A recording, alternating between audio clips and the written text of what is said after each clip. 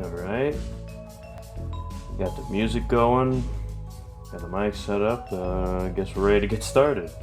Alright, so welcome, whoever's watching, to the Deltarune Rift Director's Commentary / Trivia. Been meaning to make this ever since I finished the 7th episode, and so I think now would be a good time to get started. Basically what I'm going to be doing in this video is I'm going to be going through each of the episodes of Deltarune Rift, giving a little commentary here and there, and also doing some trivia, some lore, some, just general fun little tidbits of information about the series that I didn't ever talk about in the series itself. This ain't going to be scripted. I think that might be obvious to whoever's watching this by now. And I'm going to be doing this episode by episode, and I'm also going to be pausing the video a lot just to talk about certain points, but I assume you're not watching this to watch the videos themselves, so I'm sure that's fine. I'm also going to be talking about a lot of Undertale the 12 Souls, or at least a little bit about Undertale the 12 Souls. So if you haven't watched the video What Came Before Deltarune Rift, I'd recommend watching that before you get into this video. So alright, with all that out of the way, let's begin. Let's turn the music down here. And so, quick editor's note, I'm not used to recording myself speak, so I stutter a lot in this recording, and sometimes I talk too much and end up revealing things that I don't want revealed just yet, so I have to cut those parts out of the videos. So if there's random jumps, that's why. Let's get started with not the first episode, but the pilot episode, the holiday special, as it's formerly known. So, alright, let's pause it here. I made this video, again, around Christmas time. At this point, Undertale the 12 Souls was basically dead. Like, I hadn't posted anything about it in a couple of months. And so, I sort of made this on a whim because I wanted to do something Deltarune related, because this is, around the time Chapter 2 had, just came out, and I was getting back into Deltarune, and I was watching all sorts of lore and theory videos, and I wanted to make something Deltarune related. And I thought I had a good base with Undertale the 12 Souls, and so I thought, what if our characters were in the Deltarune style, but, since it's Christmas, what if they were at a Christmas party, to fit the season? And I wanted it to be like a surprise for my friends, like, hey, look at this is cool, isn't it new?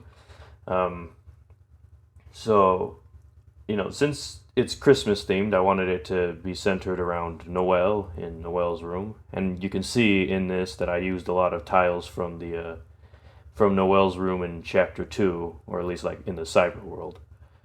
And, since this room's pretty small, I didn't want to fit all 12 characters in them, so I cut it down in half, and I decided to take the characters who, at least I thought at the time, had the best designs. Not necessarily the coolest or the most going on or the most unique, just the ones that I thought looked nice and would make for a good cast of characters. And I also cut it down based on who I thought would actually watch it, because there were a lot of people in Undertale the 12 Souls who were inactive, and so I didn't include many of their OCs in the clips a lot. So based on those two things, I chose these 6 characters: Mikkel, Brennan, Will, Saber, Maddie, and Luke. And of course, Luke's based off of me. I should get that out of the way. This whole thing's practically a self-insert fan fiction, and I'm the main character. But everyone's the main character of their own stories, and so I thought I'd get that out of the way for Chapter 1. The rest of the chapters are going to be focusing on each of the other characters, and they'll be the main character of their own chapters. So I designed little mock-ups. Literally what you see in this video were the sprites I made. I didn't have a full sprite sheet going for them. And yeah, for Brennan, I didn't even have a character design. I literally just took Rousey and made it Brennan. So I didn't even have his character design finalized at all. And also, Mikkel over there is just a mirrored image of Noel, using the same, sprites and whatever, and I literally only made those sprites and nothing else. So let's resume the video. I thought it'd be good if Noelle talked first, since like that's just like it's a better way to ease into the idea of it. And also, you know, Noelle was a popular character at the time because of Chapter 2. Oh yeah, and Birdley had to be in there, at least somewhat, because it's Birdley, he has to be.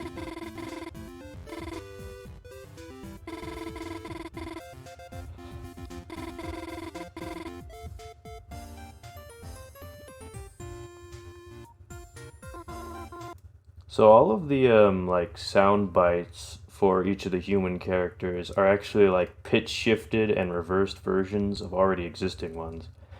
Like with Maddie, it's obvious it's using like the Toriel, like it's kind of the in between of Toriel and Asriel in terms of pitch. Yeah, you can hear that. So in terms of canon, like with this remark here, I do consider some of this canon. At least it could definitely fit within the canon. I imagine that this scene happened like right after Azriel moves out of the house for college, and this is like their first Christmas that they have to celebrate without them. So they went to celebrate Christmas at another person's house. At this point, I didn't think to include Chris because I didn't because Chris wasn't a part of this to begin with. I decided to include Chris later in the story, but yeah. So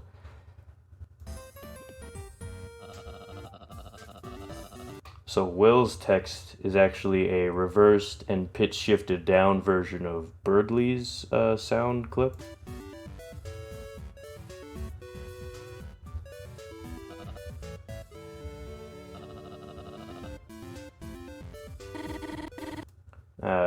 Saber's is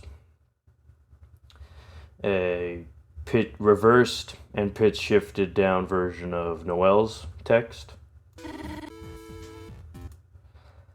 Yeah, also the text box sprites, I forgot to mention. So there's a text box sprite by, I think I'm pronouncing it correctly, Elisis. And it's pretty popular, and I like it, and so I used it as a base for each of the characters, and I took their faces from Undertale: The 12 Souls, and then just kind of like, you know, I'd make a big face, a short face, a long face, depending on what I think fit the character the most. And so instead of it all just being the same face but with different hair, now there's a lot of variety in them, and you can even see a bit of the clothes they're wearing too in the text box sprite. And I just think it's basically a straight upgrade from Undertale: The 12 Souls. At least I consider it that.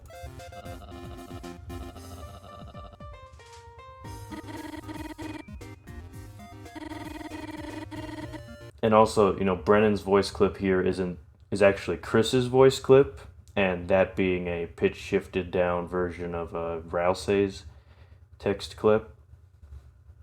I actually used this. It was basically my generic male voice for a lot of scenes. I used it whenever I had to have a male voice, but I didn't like want to make a new one. I'd use this one, the one that Brennan's using right now, the one that would eventually become Chris's text scrolling sound. Yeah.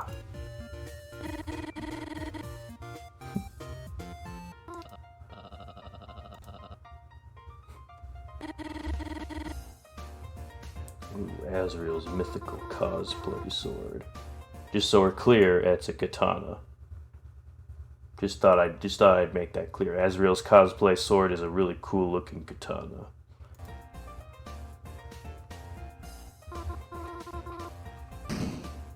There's one thing I've completely forgot to mention is that Luke's hat sprite is actually from Deltarune Repainted. Susie from Deltarune Repainted wore like a hat that looked like this, so I took that and then I stretched out. And this was when I was making the Undertale: The 12 Souls version of Luke. And so I took the hat, stretched it out a little bit, changed the colors, because I actually used to wear a hat that looked like this, and that's what the design was based off of. And so I took that hat, and I completely forgot to credit them this whole time. So thank you to the Deltarune Repainted team for making that sprite, which I remixed into Luke's hat. Ba-da-da-da. Oh, I guess I did make standing sprites for at least Maddie and Saber. 4 seconds.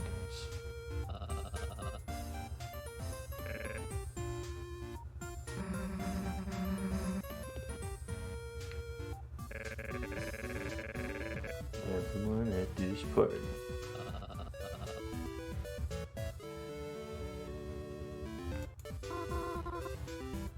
It's a video game, but not just any game. The Legendary Advanced Dungeon takes 3. Also, Luke's voice clip is just it's a sampling of my voice. I don't have the original soundbite with me. It's a sample of me saying "It's high noon," like the voice line from a Korean Overwatch. I literally was like, "It's high noon," and then I took like I think it was like the I in high, and then just like I made that the voice clip.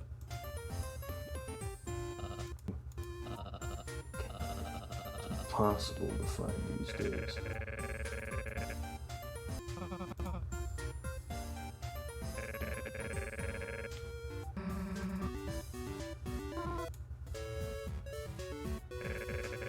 Like 4/8 of the star.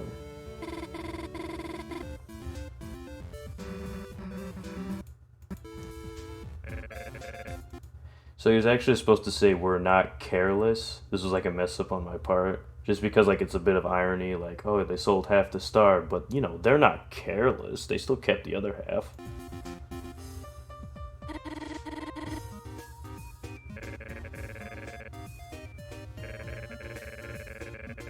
Can I offer you an egg in this trying time? Yep, the good old Eggman, who may or may not be someone important in Deltarune, but I'm sure all of you could see the obvious reference. Also, yeah, they literally just ate raw eggs.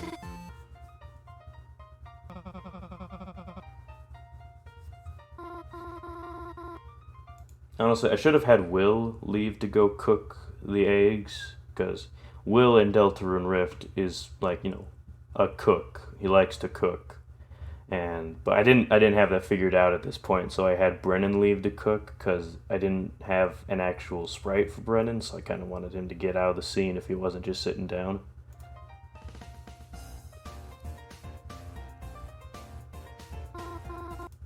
Okay, you can see here that like Mikkel's sprite is literally the same, and Will's like, look at Will.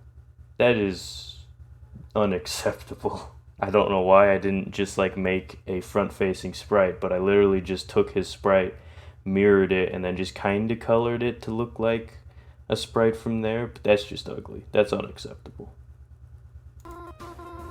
And then Mikkel, I just removed the game console, so it just looks like they're looking on the tree.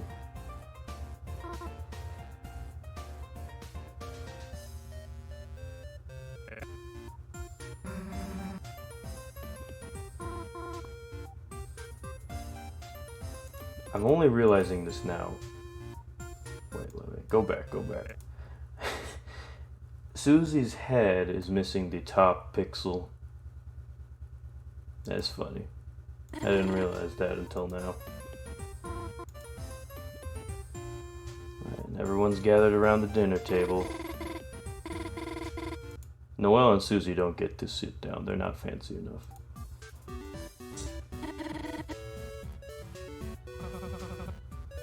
Happy Hanukkah, Merry Kwanzaa. I literally looked up other December holidays so that everyone could like have a chime in for like wonderful Omiska, however that's pronounced. Cheers.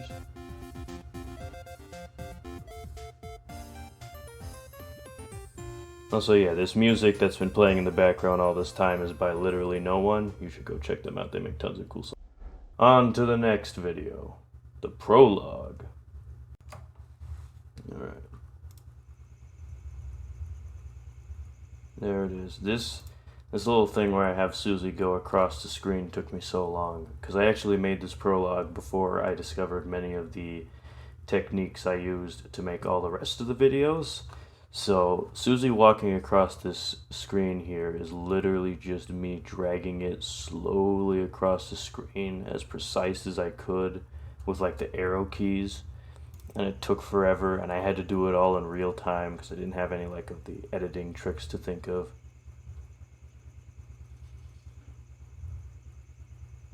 You can see like there's a bit of a rough stop there. This looks like a good place for a nap. Yeah, I didn't even have time to like animate her like going onto the bench to sleep or like sleeping on the floor or anything like that. So I literally just had it fade to black and play the Susie like snoring noises. Oh, and there he is, the knight. I don't know if anyone's noticed yet, but the knight here is actually like a redesigned version of the Riverman sprite from Undertale.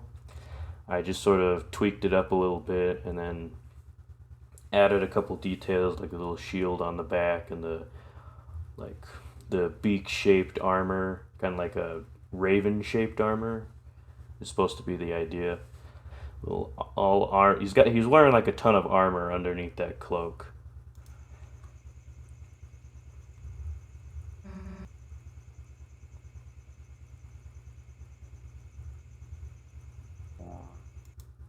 So a lot of the particles for when he like summons the hammer are actually from Undyne summoning her spear in Undertale.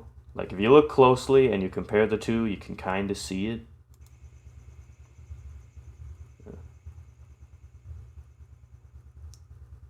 And of course, Susie noticed. Like, who are you? And bam.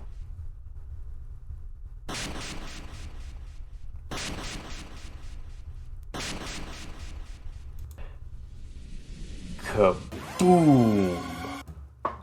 I made that fountain opening like sprite, and it was really tough. There was a version of it where like the fountain would kind of like shrink and grow like it does in the game, but it was really rough and it looked really bad, so I'd scrapped it and just had it be stationary. And I say this was probably the hardest shot to do since like I had to make it fade to this high contrast thing that you see. And of course, I still didn't have many of the techniques I use now. So, like, there's tons of compression to hide all the imperfections and stuff. And then you can see his cloak kind of swimming in the wind. And you can also hear Susie scream for help when, like, the fountain's opening if you listen.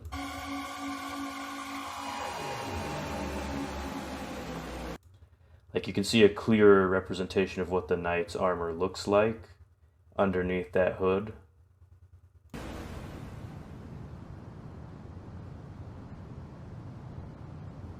And then we're back to there.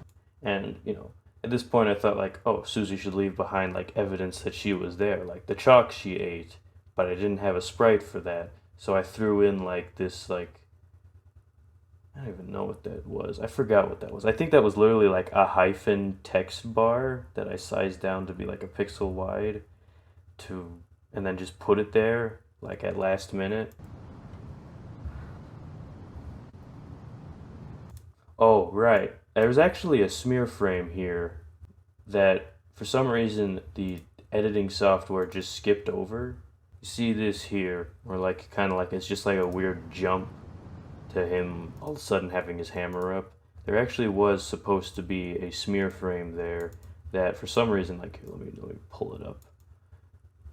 Yeah, right there. That was supposed to be like in the in between. It's the smear frame, and there we go. This is also pretty rough to do. Like I made the walk sprite, and he could only move when he has the walk sprite open, kind of like a limp. That's kind of what I was trying to get at. And of course the vampire reveal here.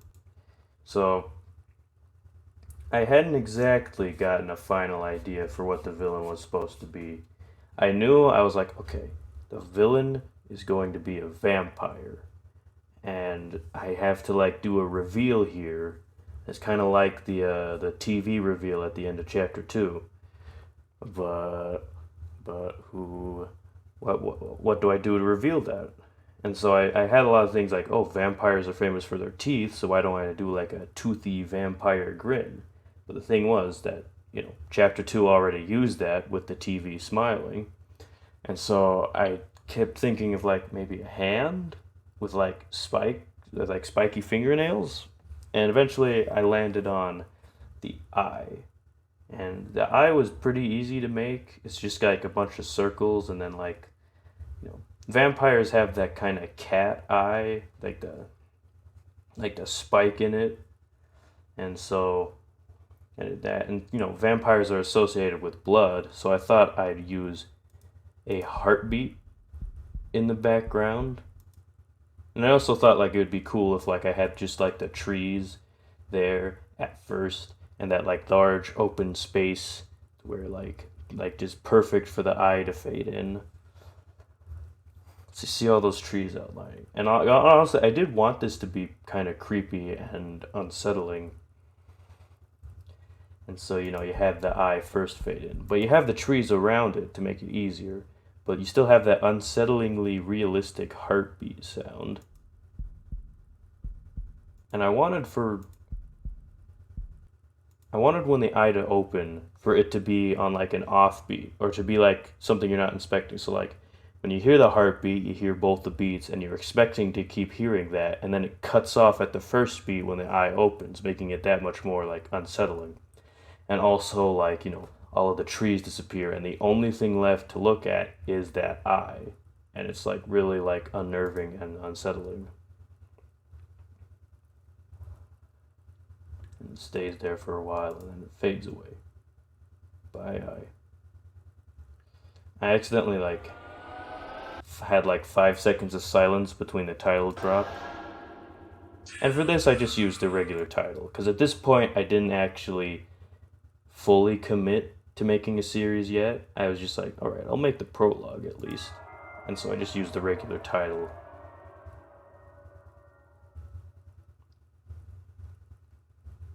And yeah, this is a part that actually wasn't shown in the regular clip or like the regular video. I cut this part out because it did turn into a series, but I left this at the end just because it's like, I might make this a series, I might not.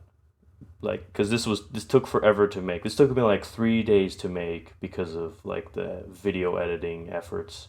Once I finished the video, I had to like, okay, well, I've now made an Undertale alternate universe. I should give it a name.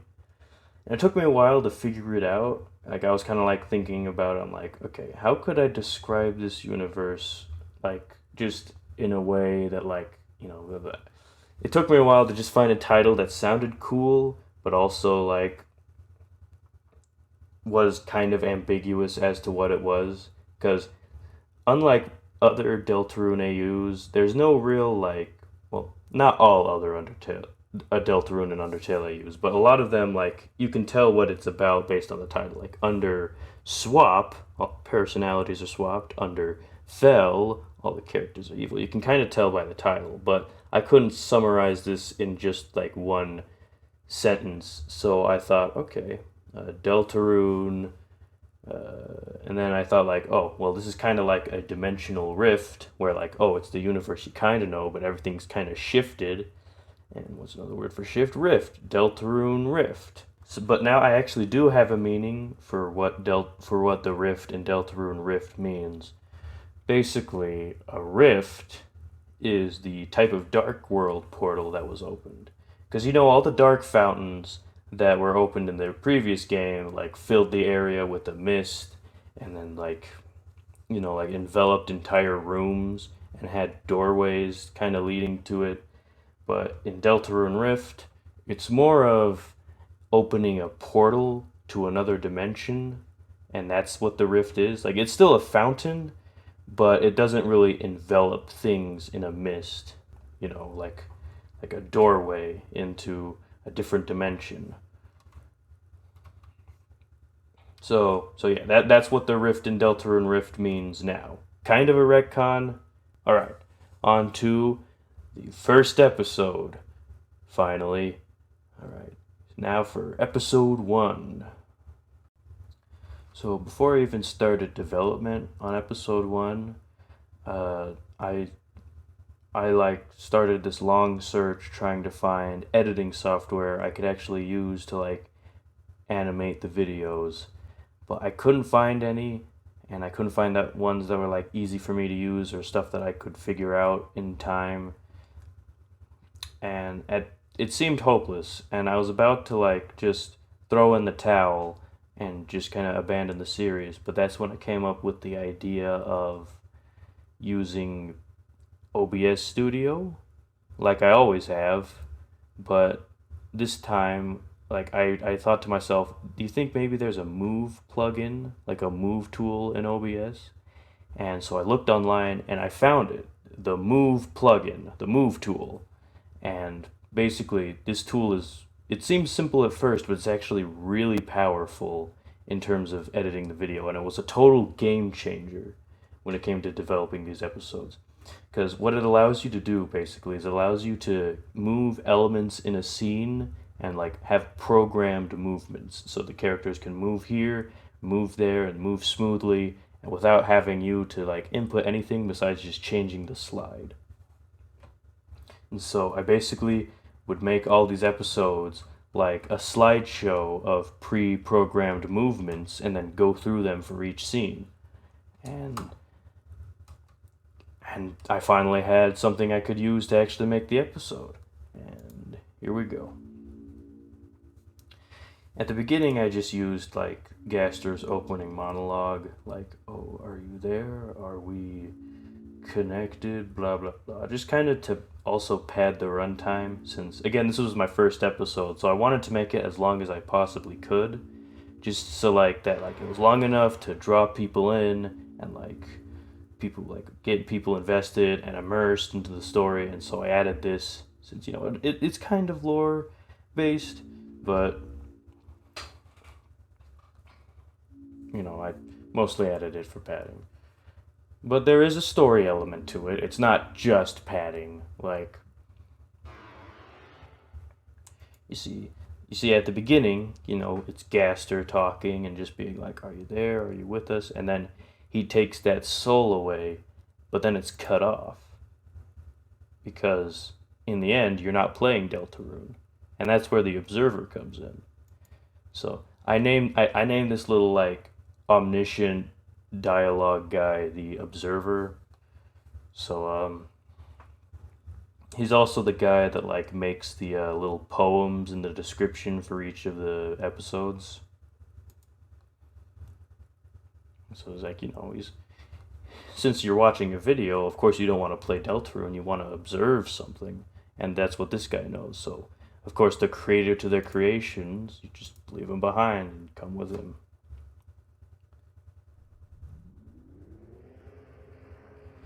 I listened to specifically this, another hymn, but like slowed down with a little bit of extra reverb, and it felt so like different, and it felt kind of like a little dark, ominous, but also like intriguing. It felt,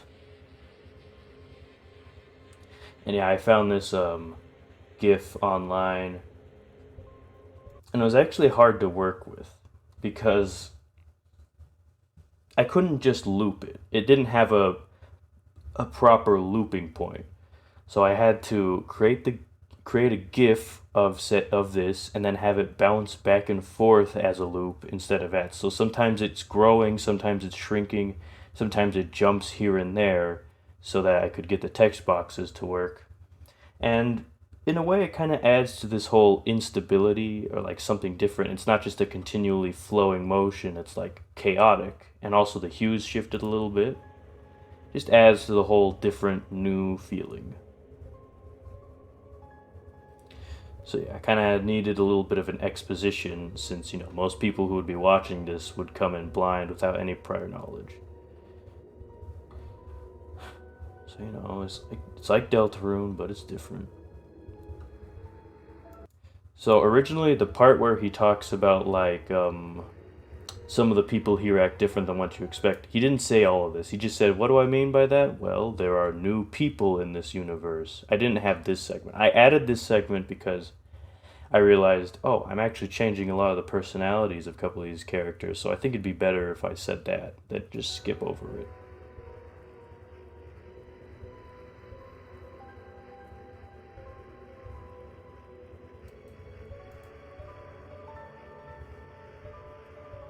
This scene was actually hard to make because I had the move tool when I made this scene, but I didn't know how to use it yet. So a lot of it was like carefully timed, like button presses, keybinds that I had to press on the computer in order to get the scene to transition and the scene to move. All right, let's address this. So, after I made the pilot, I had all the character designs, and at first I was like, okay, well, let's add the rest. But then I realized like that was the main folly of Undertale: The 12 Souls, was the fact that there was too many characters and it was really hard to balance out scenes and stuff like that. And I still felt like it was too much with the 6 humans that I included, but I did keep them around and it kept Chris because it's like I didn't have to focus on all of them. Again, this story is told in chapters. I could focus on each character, or at least some of each character for each chapter, and then do that. And, with Chris, that makes for 7 humans, 7 human souls. So that's what made me want to keep the rest of the human characters. But then I still wanted to at least include the other 6 in spirit, at least. So I made these guys. All the monster characters. And it's mostly just in spirit. None of these like monster characters are actually going to play a significant major role in Deltarune. They're mostly going to be background characters or like supporting characters for the main cast. I don't really have many plan with them. So like he says, we'll get to meet all of them eventually, but that doesn't really make them main characters.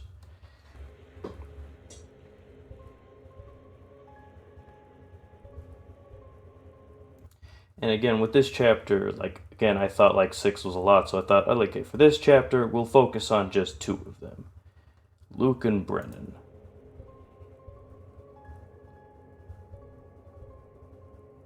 And so yeah, I actually had a finalized version of Brennan's character design here.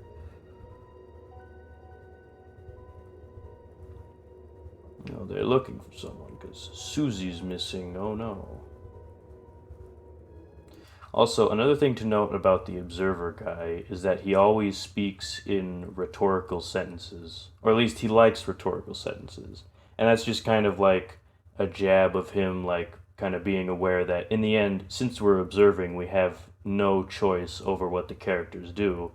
Much like how you're not supposed to answer a rhetorical question, it's the answer's already decided.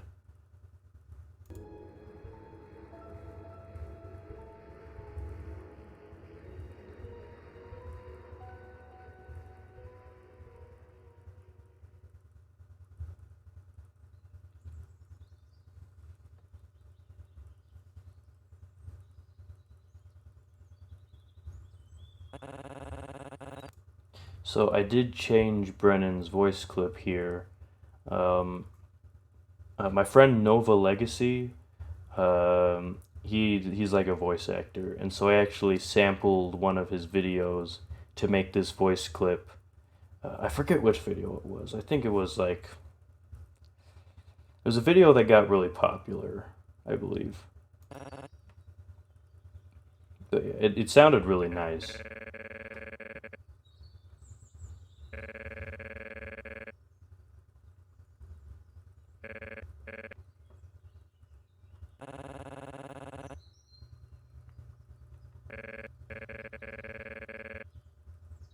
So yeah, establishing some character personalities here and less like quirks.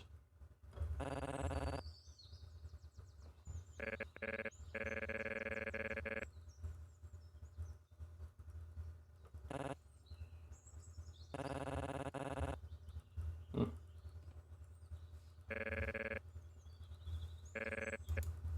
I knew once I said that like QC's Diners bit, I'm like, okay, once we get to the final episode of this chapter, they have to eat there. Like Chekhov's gun, you know.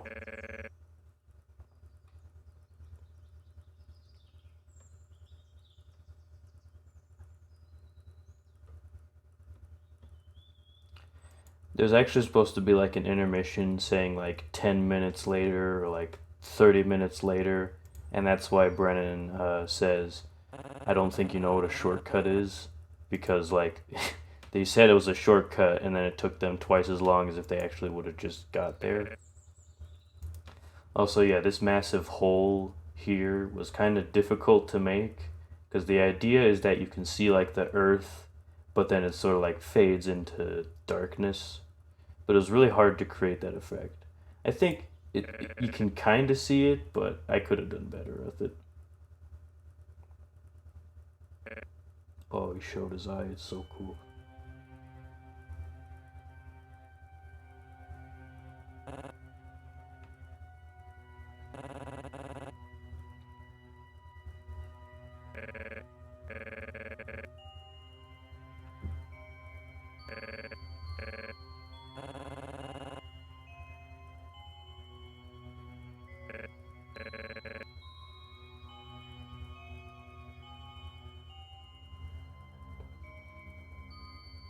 Having the characters move at like to different places at the same time was really difficult, and I didn't really do it a lot past this scene because of how like frustrating it was to work with.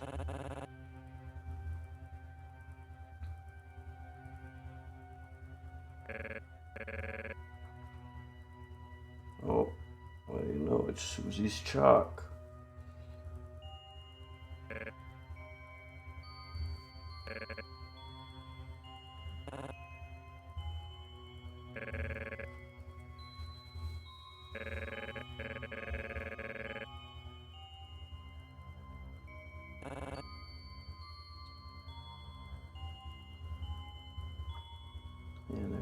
Also, like I made like a separate layer for like the tree tops so that the characters' heads would be underneath it, so it wasn't like, you know, I just thought it was a fun little effect that you can see.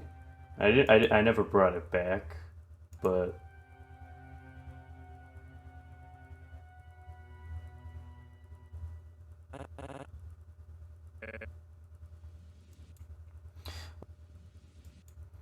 so yeah, this little effect for the darkness creeping in, I made a mistake. It was supposed to like move. Not, it wasn't supposed to just like cut into there. It was supposed to like move with it, like kind of slowly creeping inwards. But I made a cut instead of like adding keyframes, so now it just kind of looks bad. Because that's why the teeth are kind of like staying in, because like it gives the illusion that it's always creeping in no matter what. But because it jumps, it kind of loses that illusion.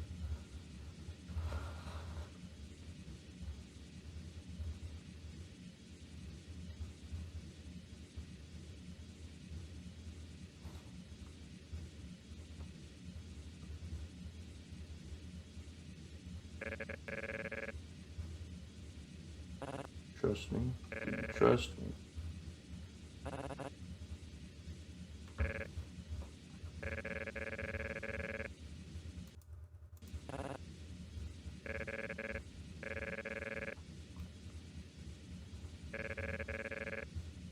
You know. So this scene here, I think I gave the characters contemplating their stuff a little bit too much time. So yeah, here you see his hands out of his pocket for once. You can see through the text box he's actually beginning to regret it, but like, just be 1, 2, 3. That effect was really hard to make. It took me like 2 hours to make that like 5 second effect. So let's play it twice, just to appreciate it a little bit more. Except you can still see that like, okay, 1, 2, 3. So basically how this effect was made was that it was 5 different versions of this circle sprite, and then 5 different, and then like a giant like black version of these little circles that would fill the screen. And they all sort of tried. I tried to get it to time it to the sound effect, like bing, bing, bing, bing, bing, bing, bing. And but you can also see that like you weren't supposed to see like the tiny version of the circle for each of them. So unfortunately, the ripple kind of like lost its effect because you're supposed to like it was supposed to grow from nothing to that, but then you just see all the circles just kind of sitting there. But this scene was fun to make. I basically took so Luke's jumping sprite is based off of Susie's, like when she's turning, and then they got the cape thing, and then Brennan's is based off of Chris, and like that's how his hair like kind of flows in the wind. And then you got Luke's mullet just kind of like waving there. And so these lines on the side were ripped directly from footage of Chapter 2, and then I just put each of them on the sides as like GIFs. And then there was this fade transition, which I wanted to do it like how they do it in the Chapter 2, but I hadn't figured out how to do it. I'm sure I could do it now with the tools and like the skills I have now. I could probably create the effect they have in Chapter 2. And there's their designs. Boom. When I was first designing like what I wanted the forest to look like, I was like shooting up ideas, and so eventually I decided to mess around with the Scarlet Forest from the original Deltarune and just kind of mess around with it with like a hue shift. And that's where I ended up with the Cyan Forest because it kind of fits like I just liked how it looked. Really, there's no real meaning behind it besides I just liked how it looked. I thought it looked like, oh, it's Deltarune, but just a little different. And then there was this meanwhile thing. I wasn't actually going to have this scene in here to begin with, but when I realized, like, I wanted them to, like, kind of pass out, like, when they hit the floor, and I didn't want it to just be like, oh, they pass out, but then they immediately get up. I wanted it to be like there was some semblance of time passing, seeing them passing out. And I thought, oh, this is a perfect time to kind of expand on some of the other characters. And so this is where we get the scene where Maddie and Will talk for a little bit. And you can see, all the 3 desks are empty.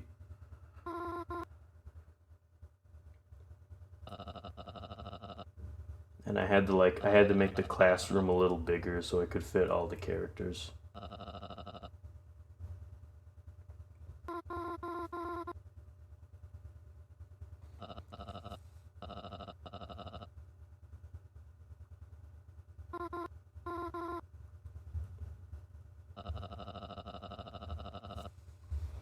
So Will was originally going to say monster who eats school kids, and then I realized, oh right, in this world, monster is like an actual term for people. So spirit is the next best thing.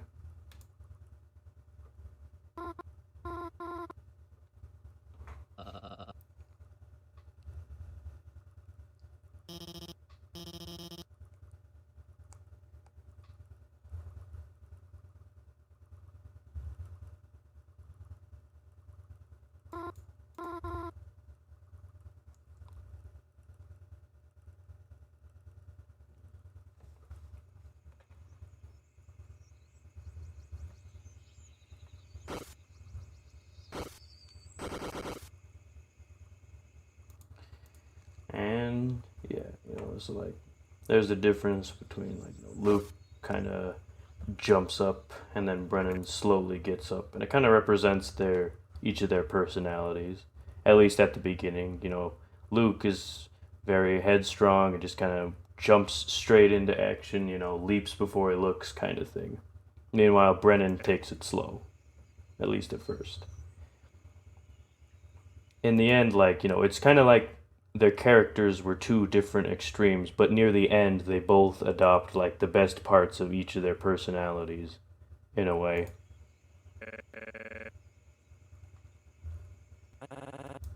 Alright, so I think now would be a good time to discuss the character designs.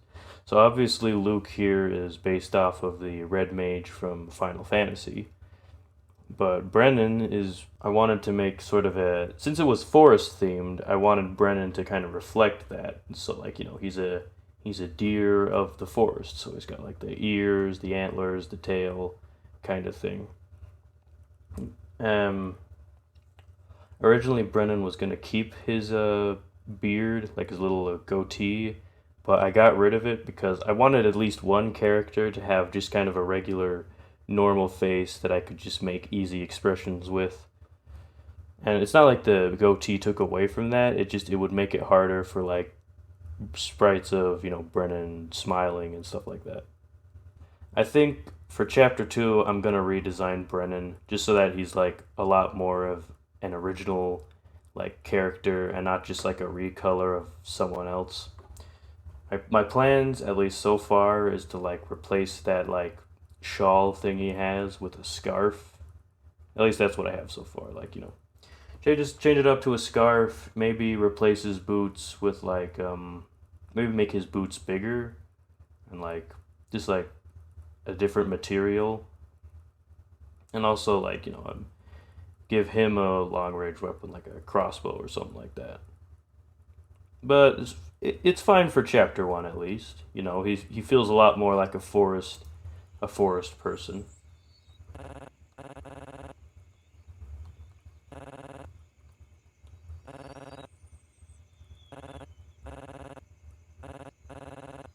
So I had to make a GIF of this text box and this sprite, get this effect right, and then, of course, the classic thing.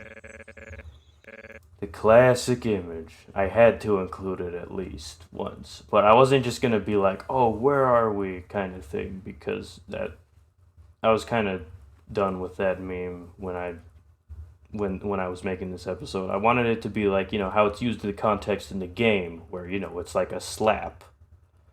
So, it's a slap again. Pull yourself together.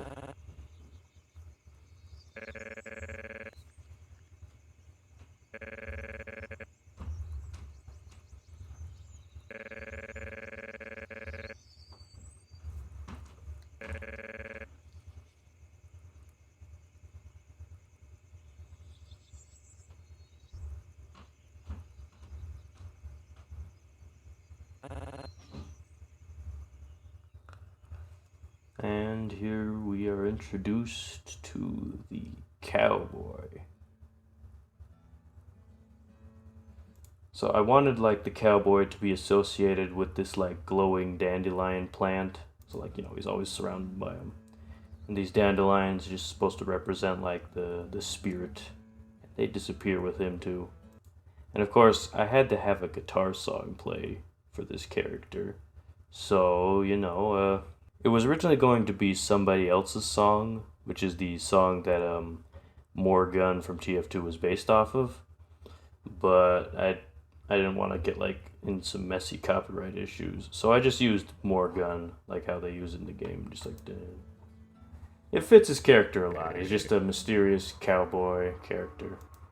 Also, this cowboy playing the guitar sprite predates Undertale the 12 Souls. I made this back in 9th grade. This little sprite of the cowboy playing the guitar.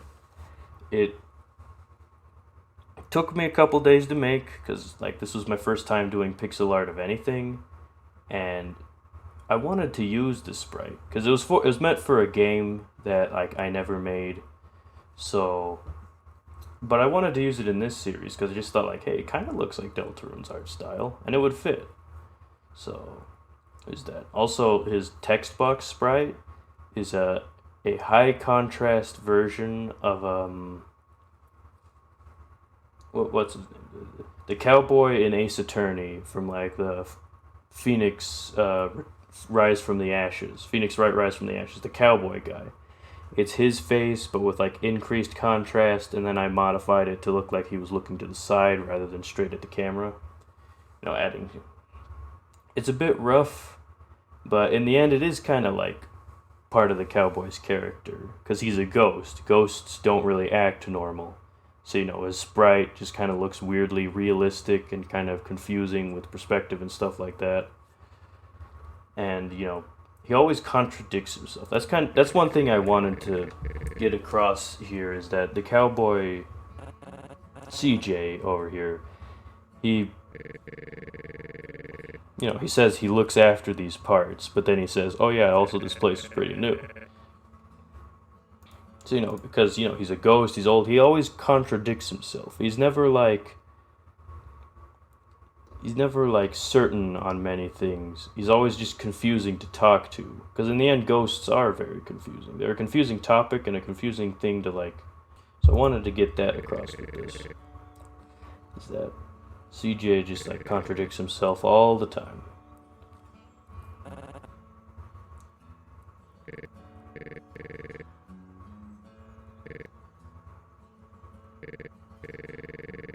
Also, yeah, CJ's voice clip is literally just Rudy's.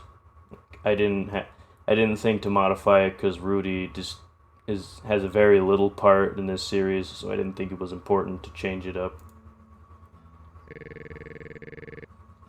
Also, it just fits the character perfectly.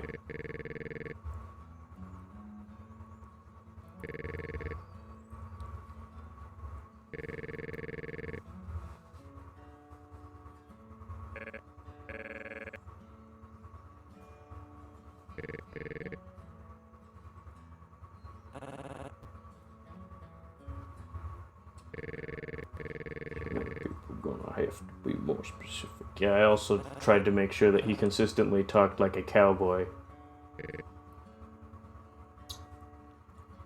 Also, that part where Brennan says "Oh yeah, Susie's purple," it actually comes from he was gonna say more than that. I had a plan for him to say more than that, but I stopped because I realized I couldn't describe Susie. How do you describe Susie's looks in words other than, okay, she's purple? Because, you can't say, oh, she's a purple monster, because that doesn't help, because monster means a different thing. She's purple, and she kind of looks like a dinosaur, but, there's a lot of dinosaurs, so you can't say that. She looks like a horse, but, does she really look like a horse? That's the problem, is that... And also, Barney doesn't really exist in this universe, so you couldn't say that either.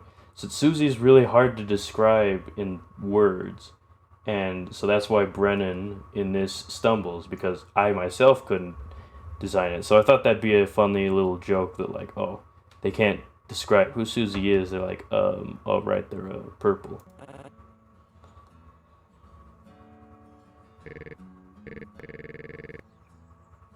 So he just kind of switches up the changes the conversation here. At least that's what it feels like at first, and then he's oh yeah. Also, when he says maybe they can help you with your issue here, that's a reference to back when Deltarune was first released, and people were saying that Susie was an anagram for issue. Just follow the dark beacon.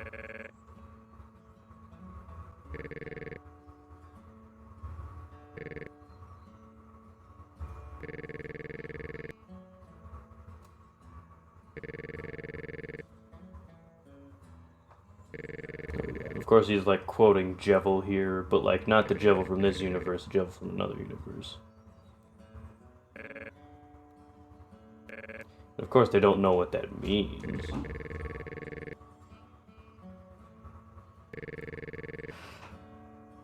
So yeah, it's an old saying he's heard, but obviously the Jevil in this universe isn't deranged and says weird stuff, so where did he hear that?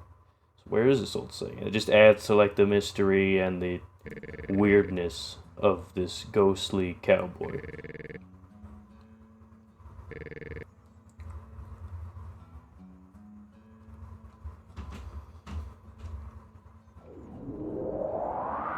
I made a mistake. I shouldn't have used this sound effect. That was not the right sound effect to use. I should have had him disappear with the strum of a guitar like he does in the 7th episode.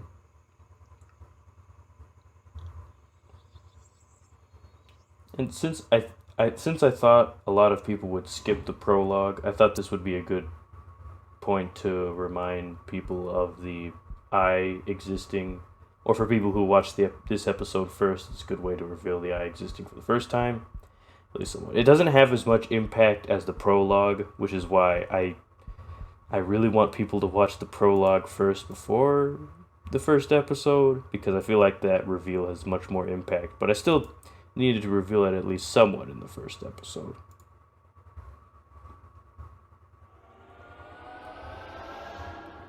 So I got the idea at this point to be like, hey, what if, like, I just kind of, for each title drop, what if I just sort of add something to it for each episode until at the end we have just, like, the final title. And so it started with just a simple hue shift, and then, to be continued.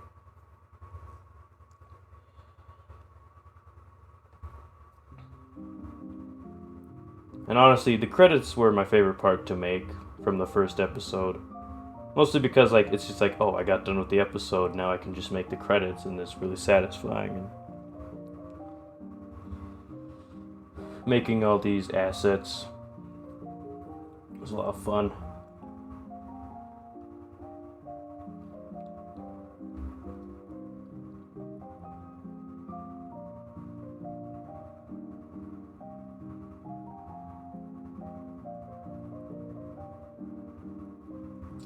Deltarune by Toby Fox.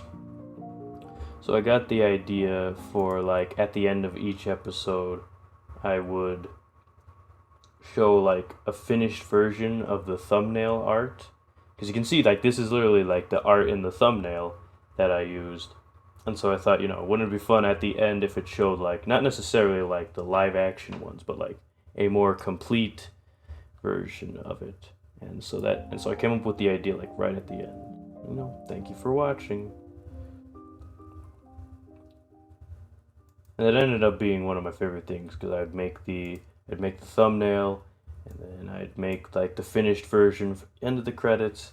I just had a lot of fun with it. Alright. That took a while.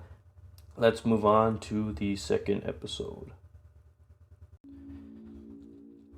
Actually, I wasn't going to have the Observer come back for, like, the beginning of each episode. I was just like, oh, hey, the Observer, I remember him. Let's bring him back for the beginning of the second episode. And then I decided, why don't we just make that a consistent thing? I don't think I'm going to do that for chapter 2, or, like, any chapters going on. I don't think I'm going to have, like, every episode begin with just, like, some random interlude from the Observer. He'll probably come back for at least the beginning of the second chapter, but I'm not going to do this for the rest of it. I've spoken rhetorical questions again.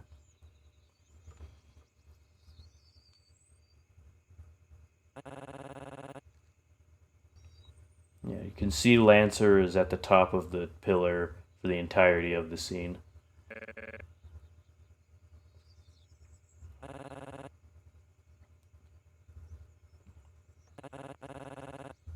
So, I was going to have a drawing here where, like, that still art thing at the end of chapter 7 that, like, we'll get there when we get there, but, like, I was gonna have more of those throughout the entire series. And one of them was gonna be here, where it was going to, like, cut to, like, just, like, the backs of the characters, and they're looking up at this grand ruined castle, and that's what they said, what is this? But since I couldn't do that, I'm just like, okay, well, now the castle's just blocked by trees. So they only acknowledge the gate, like the destroyed gate of the castle. Where there's a gate, there's a building it guards. Yeah, you can see, like, Brennan kind of, like, stops moving once he sees Lancer. And this is a slow pan up there, and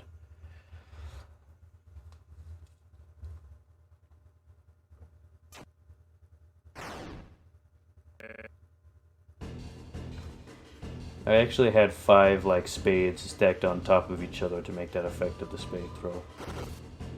And you can see those were diamonds that were thrown.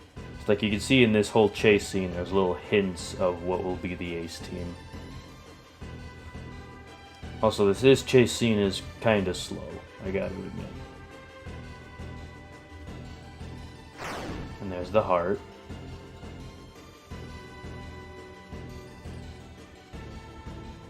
There's the clovers. As you can see, those are like Undyne's armor, but ruined, and you can also see the 4 symbols of the cards. Just the one last hint. Oh, and there's Ralsei. Honestly, I wish I did more with this castle, because, like, the idea of a ruined castle is just really cool, and I didn't expand on it much.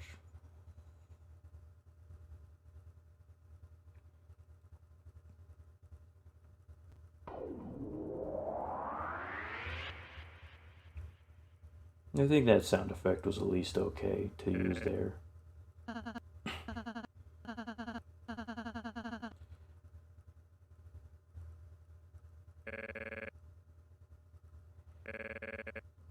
So my goal with creating this Ralsei, like this version of Ralsei, is I wanted to create like the opposite of Ralsei. And not like Ralsei but evil, but you know, Ralsei, but you know, it's just their personalities like the opposite of who they are. Like Ralsei in the game's like very friendly and nice, and this one's more, you know, it's not like they're mean, but they're more sarcastic. They're just like, you know, like Ralsei in the game uses healing magic, while this one uses like elemental aggressive magic. You know, just what I imagine the opposite of Ralsei would be. And I also, you know, they're the black mage because, you know, there's a Final Fantasy motif going on here with the characters. So yeah, there's like a little hint of Ralsei's sassiness.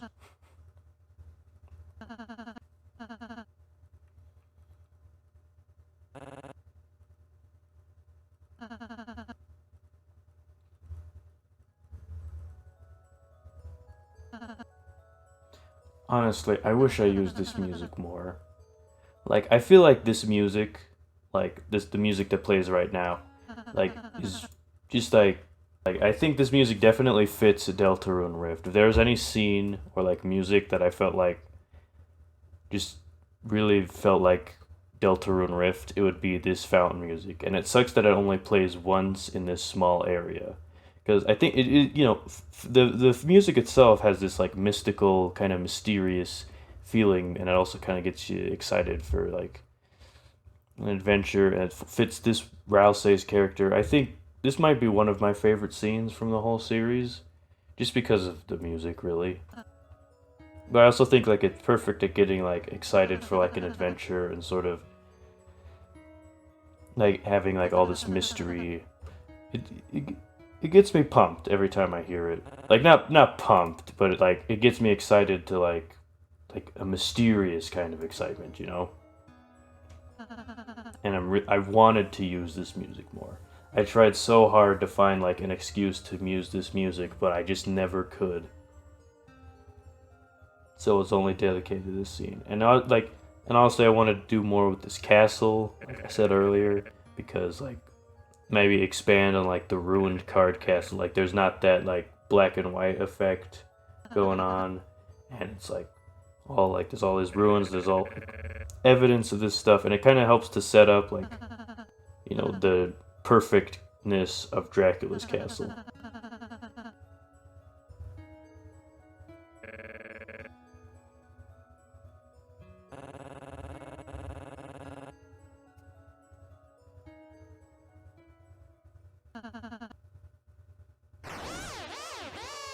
And there he is.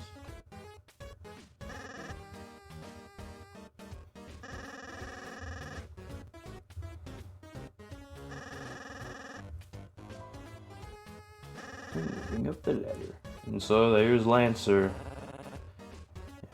I wanted Lancer to be a part of this because Lancer's really fun. He's not my favorite character, but he's definitely up there.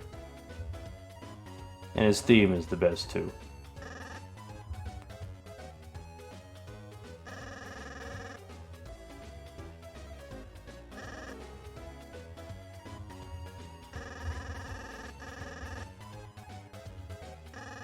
And clowns. I forgot to add colored text a lot to this story. Like, I forget that, like, in the game they use colored text to emphasize a lot of things, but I forgot to use that a lot here. I used it at least in Lancer's thing, because that makes sense.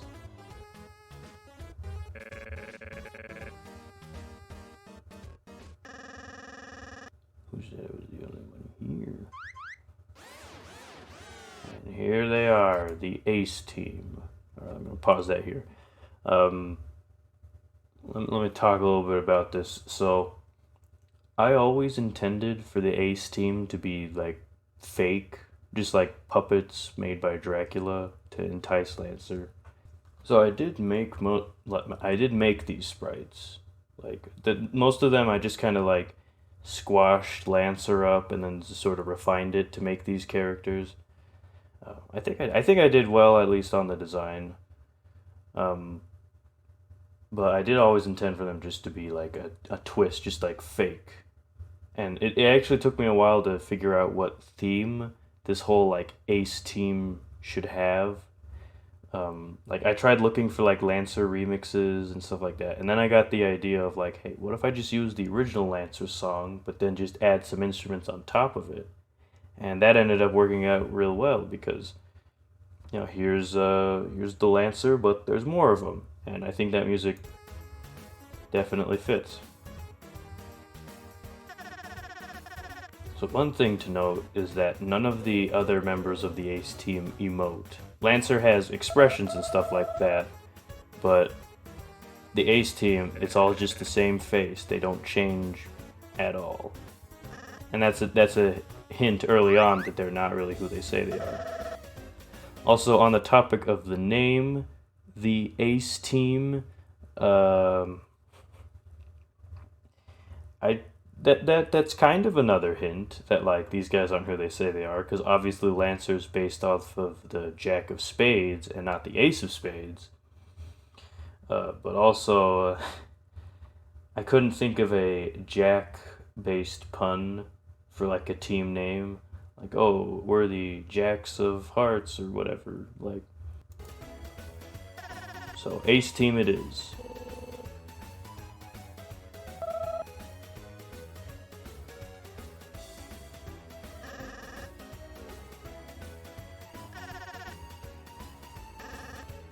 Klaus was originally going to be named Clyde, but that was already taken.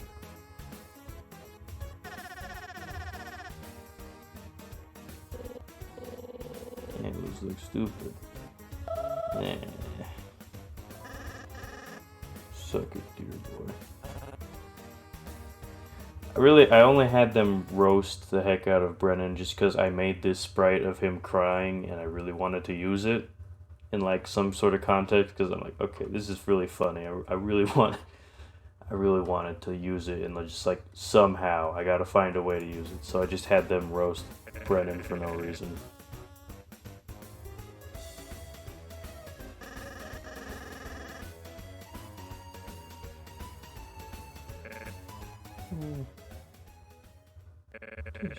Ugh.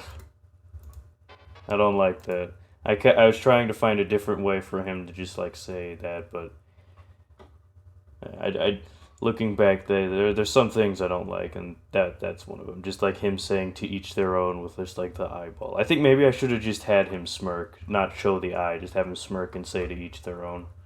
I don't know why I needed to show the eyeball.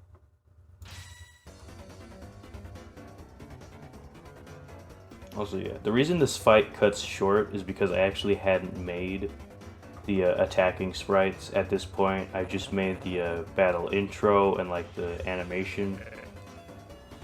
So I was like, okay, well, I don't want to make the fighting sprites yet, so why don't we just have it cut off like a joke, because they don't really know how to fight, and so...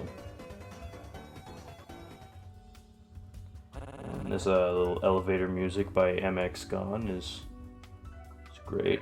Really like it, so I wanted to use it as like an awkward situation.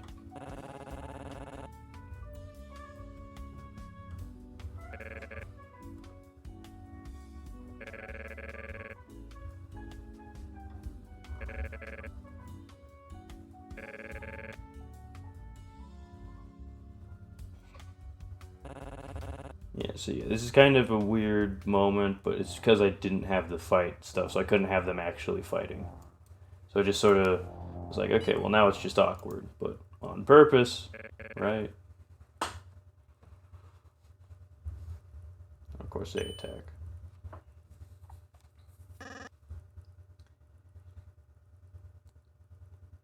Yeah. It's like I wanted to establish, oh, this Rouse uses dark magic instead of well, like in Final Fantasy, elemental magic, I guess would be the correct term.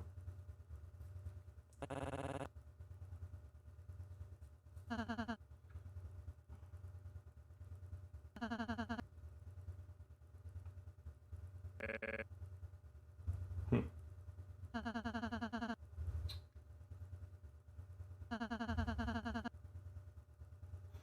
So yeah, Rouse is pretty sassy, a little rude. And in the end, I kind of toned it down for the next couple episodes because I'm like, they wouldn't want to hang out with this guy if he was just constantly being rude with them. So I didn't be like, yeah, he's a bit rude, bit sarcastic, but in the end, his heart's still in the right place.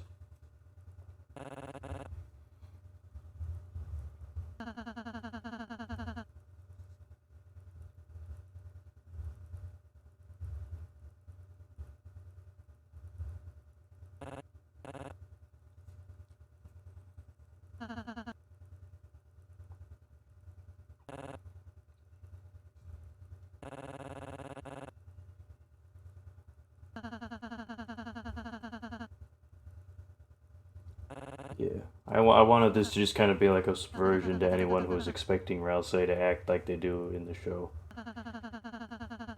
I thought it'd be just a nice fun, and also Brennan goes completely black and white.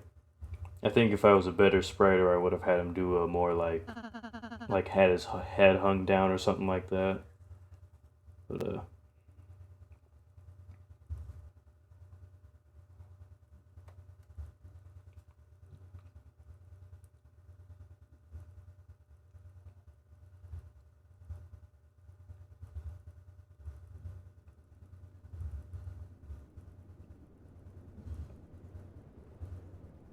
this shot was pretty hard to make. Originally, Dracula's castle was gonna be blue because all the castles in the last two chapters of Deltarune were also blue. So why shouldn't this one? But then I realized that they just went through a blue castle that was destroyed, and this one stands perfectly and it's got this really harsh red color.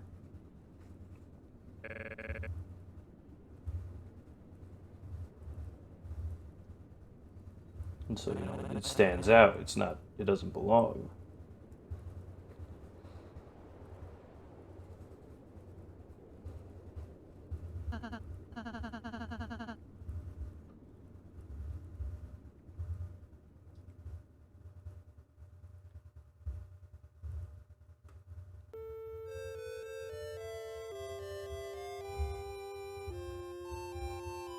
Legend of Caution. So yeah, it starts off like the original one, and like I messed around with the original track in Audacity, and when I found that like tool that makes it so that you can like shift the pitch down, I'm like, oh, this is perfect. I'm good. I'm totally using this. And of course, I found the unused Deltarune soundtrack, and that's where like half of the songs used here are from. This was like this and Fountain were my favorite of the unused Deltarune tracks, so of course I wanted to use them in this episode.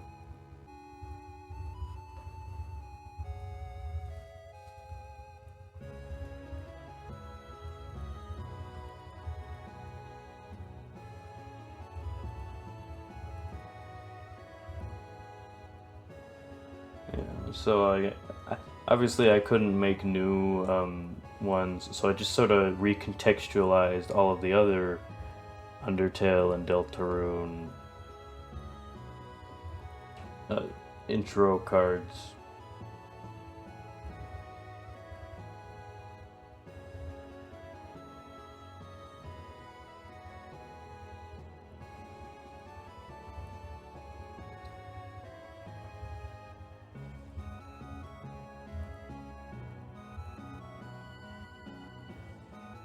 Final Fountain was open.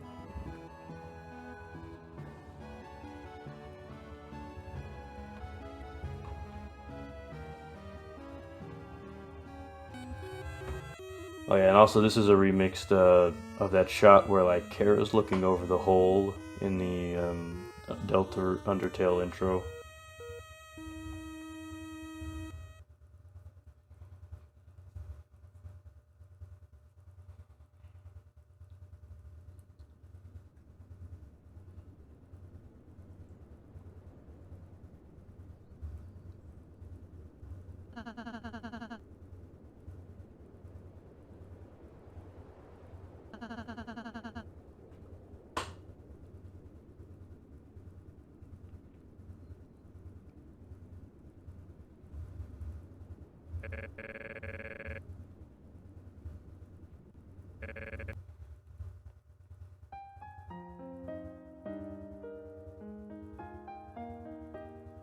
I had to slow down this text box to get it to time with the music better.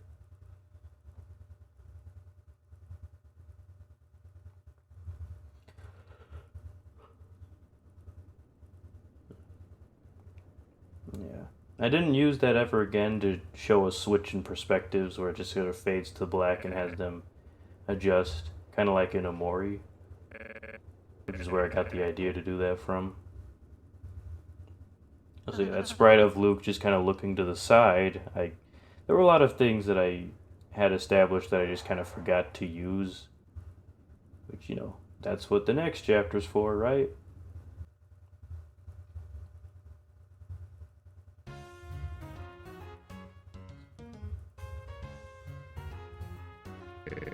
Yeah, so I wanted to reintroduce Rudy since CJ wasn't in this episode, so no one would. So, it's not them just using the voice clip back to back. And also, show the rest of the characters. These are all the characters I introduced in the original thing, and here they are, going to school. And Chris is here, too. This is like casually confirming that, oh yeah, Chris is still here. Yeah. Forklift certified, baby. So yeah, here's another hint of like who the main villain's gonna be, like gothic fantasy, and like obviously it was Dracula's castle, like that sprite for the castle. I'm just sort of like giving people an idea of who the villain's gonna be. And yeah, this scene kind of just like, it feels like just like a happy-go-lucky, oh look at that, everyone's having fun, blah blah blah, and then it just sort of like fades out, and then all of a sudden it's just like, oh, it's a book, but then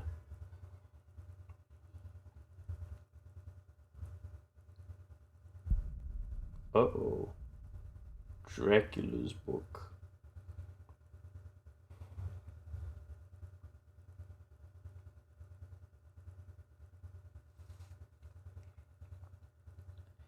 And then for this title drop, I decided to just add the title. And I wanted the heart to turn red specifically when they said Deltarune in the hue shift thing.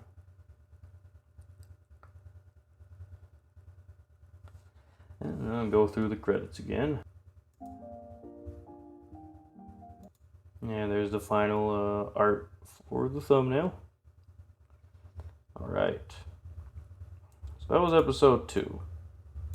Very nice. Good setup. But now let's move on to episode 3. So episode 3 was originally going to be called Checkerboard Memories.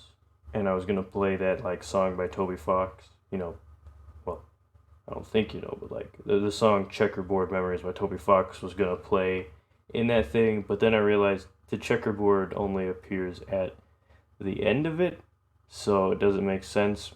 So I came up with the idea of the Moonlight Forest, and that ended up being the name for the entire chapter. Because I kind of consider this episode to be like, if you were to show one episode of Deltarune Rift to someone to give them the idea of what Deltarune Rift's all about, I think it'd be the 3rd episode. It was also the most difficult to make for reasons I'll get into when we actually watch the video, but let's begin. I legit had no idea what I'd want this guy to say. Like, here. So I just made something up like right off the spot. Once I had everything else done, I'm like, oh crap! All right, the observer's got to make it some weird interlude. So here's this.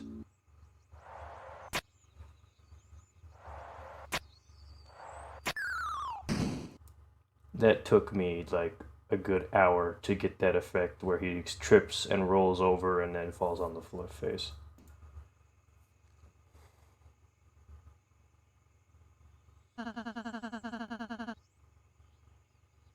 Yeah, it was around this episode where I had the idea to have the characters move while they were talking, just to kind of make the scenes seem less static. But it's honestly pretty hard to actually pull off, so I use it very sparingly.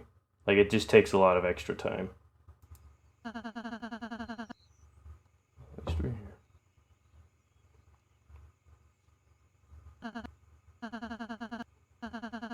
See, like, Ralsei's kind of being rude here, but mostly it's just a misunderstanding. He's not just, like, being mean to them and not giving them a chance to rest. He just actually thinks they're just laying around and doing nothing. But he's still kind of rude about it, because in the end, that's part of this Ralsei's personality.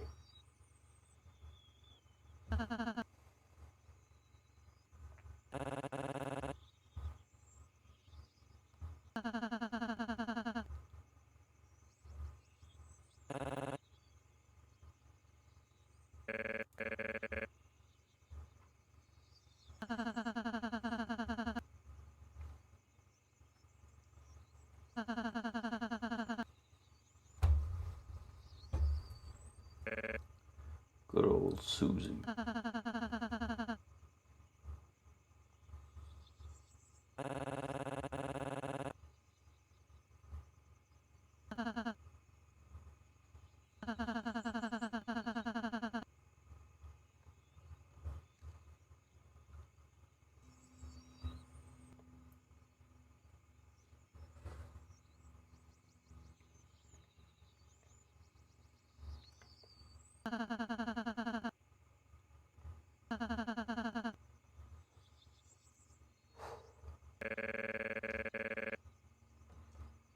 Yeah, that little tree there is the only time I used sprites from the Field of Hopes and Dreams. If you haven't noticed, all of the sprite sheets here come from the Scarlet Forest, from like the second half of Deltarune and not the Field of Hopes and Dreams, but except for that tree, that's the only time I used, well, besides like maybe doors and gates and stuff like that, but that tree there is the only time I used it.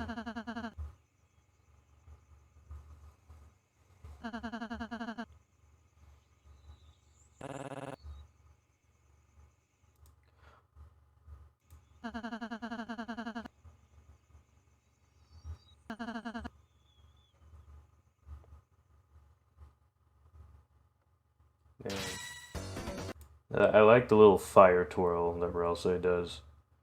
I forget what one that was. I think it was like his Ralsei's intro spray where he just kind of flips around and does a little magic things. And I thought, wouldn't it be cool if he just like did a swirl of fire since, you know, he's got black magic this time.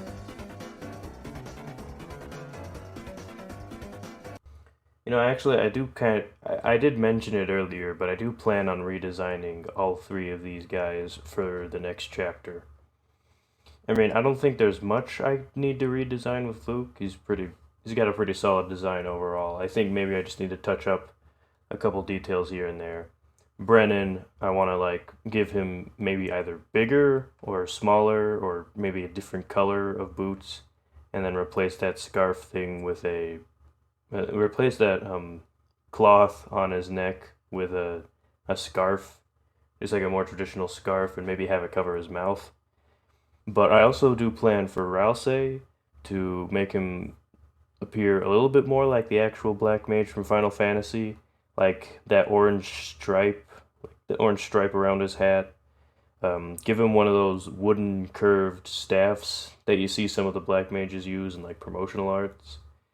And another thing that's not necessarily related to those is I want to give Ralsei like a little bandolier, like kind of wrapped around him, like a brown leather bandolier filled with like pockets, like the one Link wears in I think Majora's Mask or Ocarina of Time.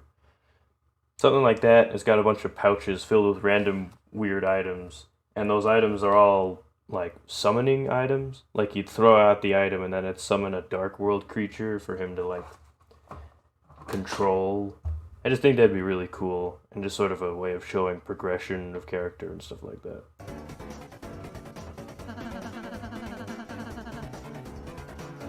I finally made combat sprites for the 3rd episode, so now I could use them. I was gonna use different music for this scene, but I thought I hadn't used Rude Buster in its full glory yet, so I might. Also, yeah, the striking sprites were animated at this point. I think it was around, well, it had to have been episode 5, where I added their capes like fluttering in the wind when they strike. But at this point, I didn't have that.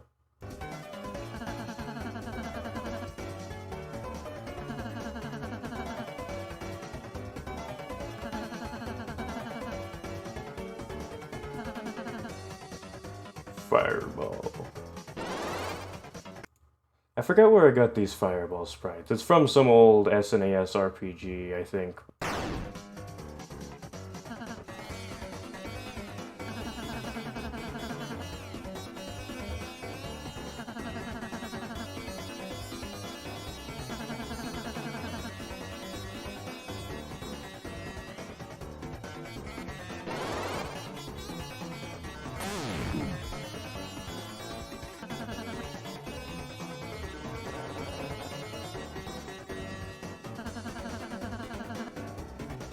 I forgot to use healing magic a lot in this series.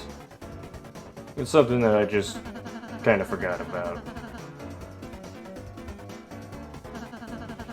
Like, Brennan has healing magic, but he never uses it, because I forgot to, have situations where they actually get hurt and, like, need healing.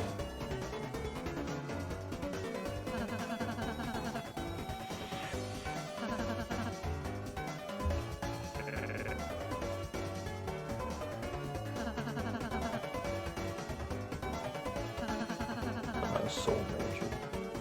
I was kind of sad when, like, human souls didn't seem to play a bigger part in Deltarune than it appeared. Maybe it'll be expanded on in future chapters, but I really wanted to do something, like, with that, and so I came up with the idea for Soul Arcana.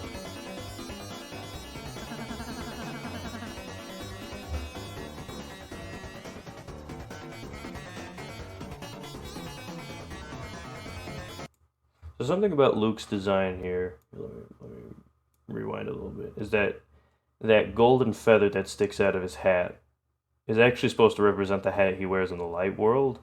Because you see, everything else here is red and gold and stuff, but the feather has a black outline and also is like gold. And you can see that's the same kind of color scheme as the hat he wears in the light world. And I was going to have this thing where that feather was going to get damaged, and then when he went back to the light world, you could see the hat was still damaged, but I forgot to do that.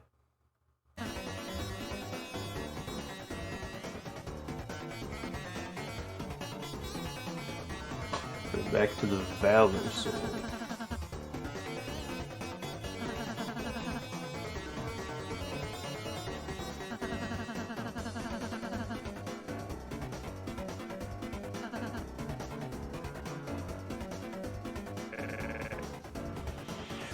I'm pretty sure the word Gunman C comes from a game called Cosmic Star Heroine.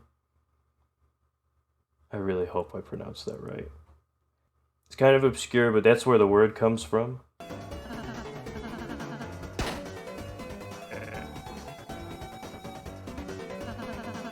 Also, I forgot to add, like, you could see there was a little flash in Luke's gun when he shoots it.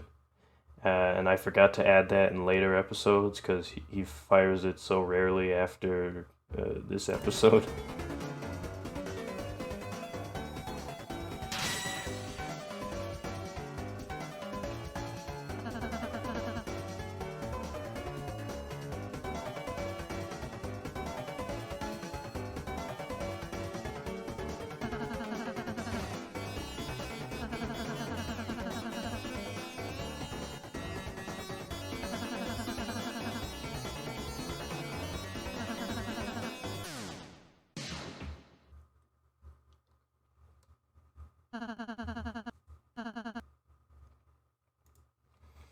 So the idea that Brennan would use healing magic for offense comes from Naruto.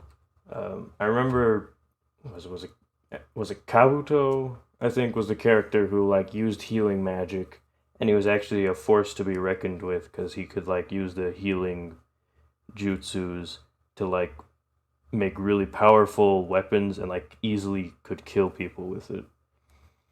And so I really like the idea of using something that's used for healing, but then using it for offense to make it really unstable. So I think that Brennan's little heal buster, that's what I called it internally. I think there's a better name for it than heal buster, but if it were into a game, I'd say Brennan's heal buster spell would do like very random damage. Like sometimes it could do 1,000, or other times it just do like 50. Just very chaotic and kind of destructive and unstable.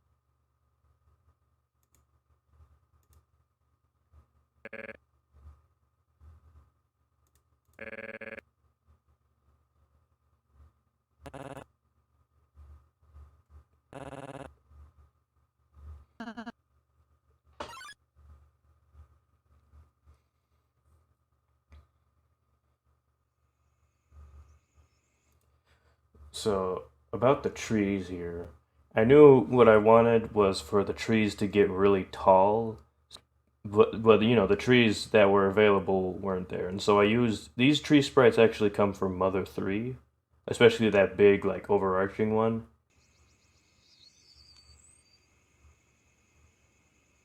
This area was originally going to be used for like the thumbnail art, but it was just too big and it couldn't fit in the little space below the Deltarune Rift title.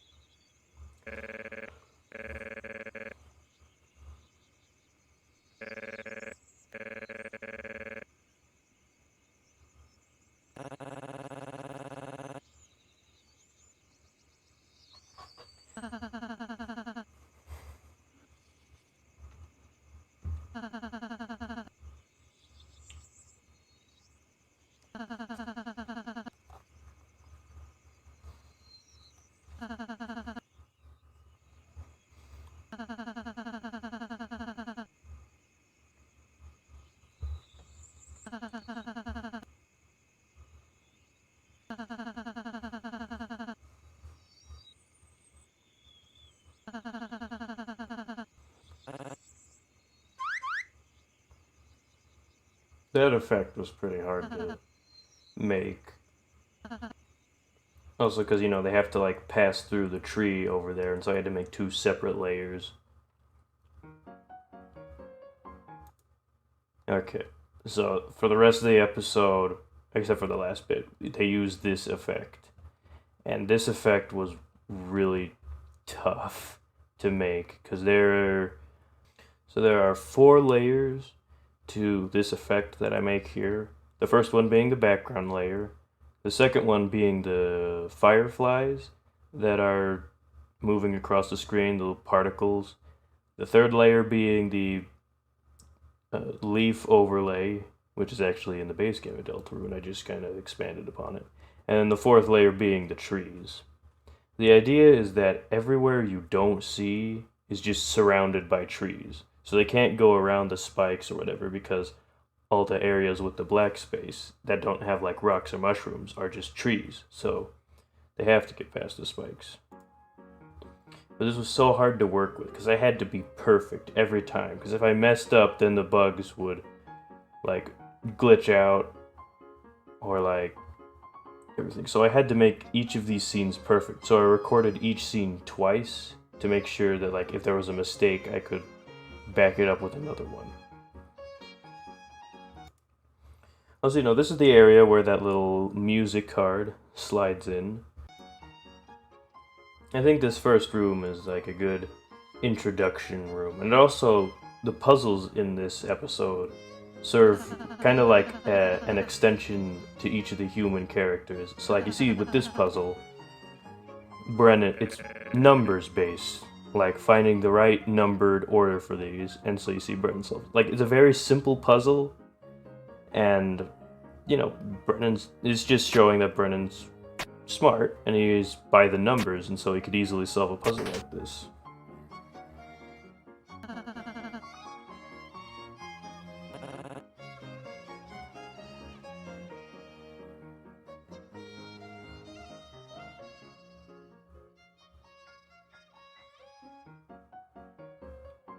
Also, yeah, I had to shorten the loop for Moonsetter, because there's an entire second half that I didn't use until the 4th episode.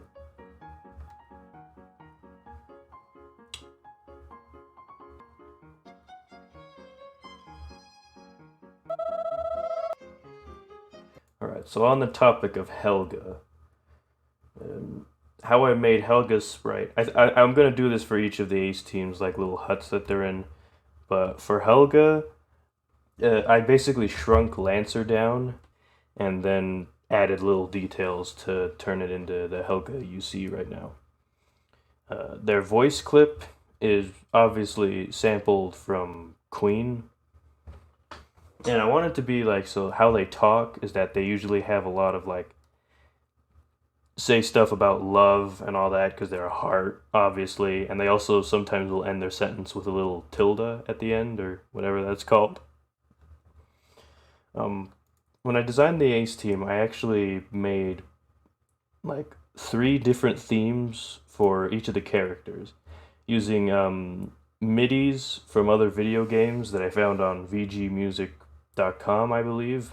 And it's been so long since I made these themes, I forgot who made the original MIDIs, but I know they were from vgmusic.com. So if you can find the original creators, let me know. If you can recognize the MIDI, that is. I did edit it a little bit. So here is Helga's unused theme. If you can guess what video game it comes from, you get nerd points, I guess. I don't know. But here's Helga's theme.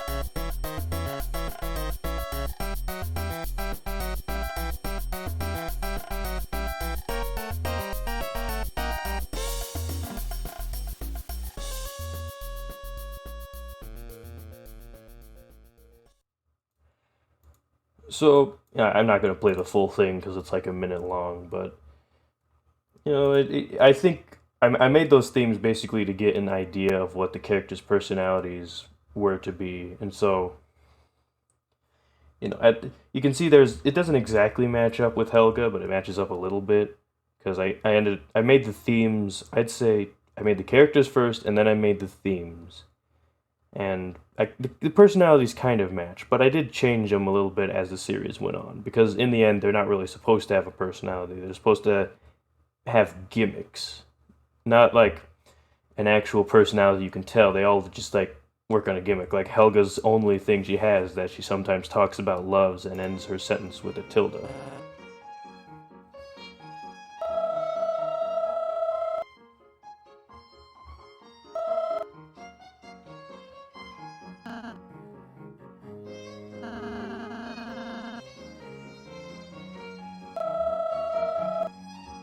He was originally going to say read the sign sweaty, like the misspelled version of sweetie. But That was too meta. It didn't fit, and everyone would think it's just a spelling error.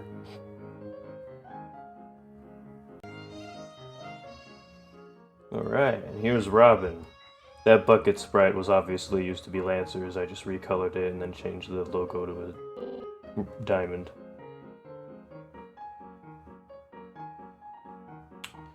So here is Robin. So I imagine Robin to have like a thick, like kind of mafia-esque accent. And so, when you're typing those out on like, text, you usually will replace some of them with apostrophe. And I thought, what would be a funny way of doing this? Like, just kind of like, what would be a fun twist with that? And so I had the idea to just like place random apostrophes just everywhere. Sometimes replacing letters, sometimes just in the middle of it. So, not that understandable. And so, another thing about Robin is his voice clip is so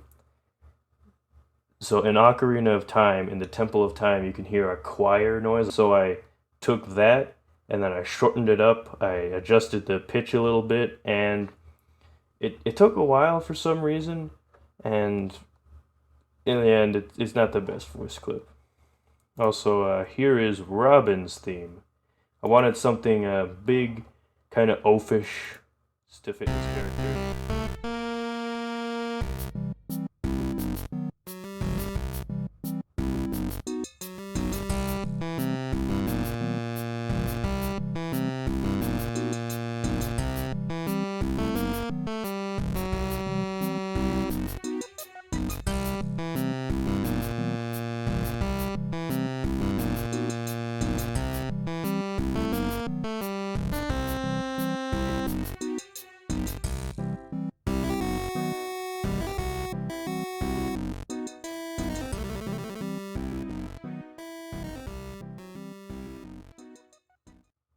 Alright, so there's that little preview of his theme there.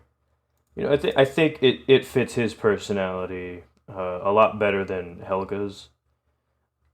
But also, Robin's sprite was it wasn't too tough to make. I think I made his last, and it's just like Klaus's sprite, but just a little bit bigger and more bulky. He's kind of looks like the muscle of the group, but in the end, he doesn't have a personality. All he has is the gimmick of speaking like an absolute idiot.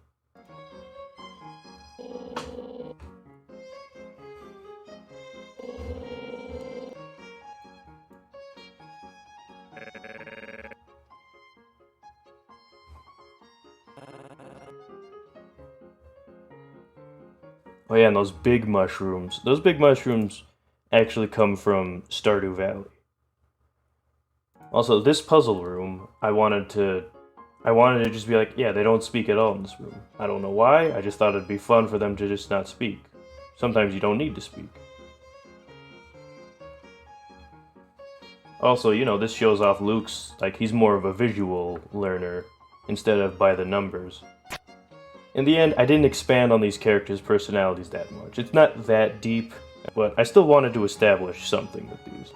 And yeah, Ralsei fell asleep in the middle of that because he doesn't care.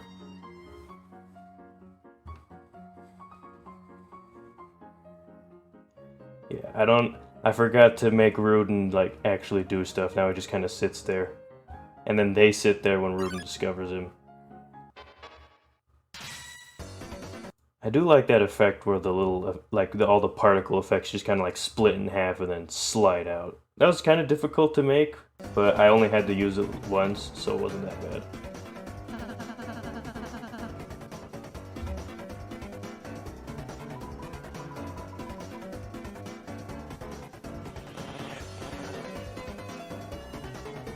So later in the episode, when you see the Rudin riding the bulldozer, it was this Rudin. Or at least, I had the idea that it was that Rudin. But yeah.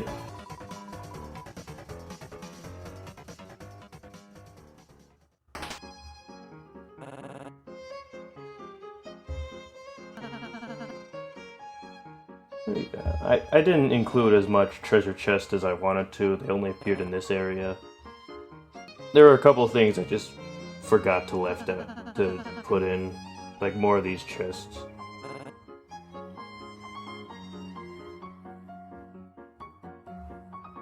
This effect right here, I forgot to add the fade effect after I finished the video, so I had to go back in and re-add it and re-render the whole thing.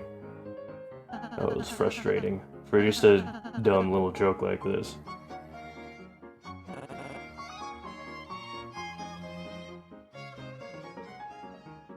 So as you could tell, the little buildings get bigger and bigger, kind of building up to the last building.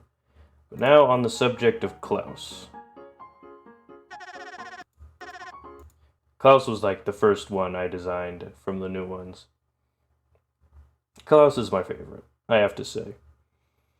I like the purple, I like the clover design, and he looks like the mischievous leader of the group. His voice clip is sampled from Captain Falcon from Super Smash Bros. Yeah, his gimmick is that he talks about luck a lot, and that's pretty much it. And here is his theme.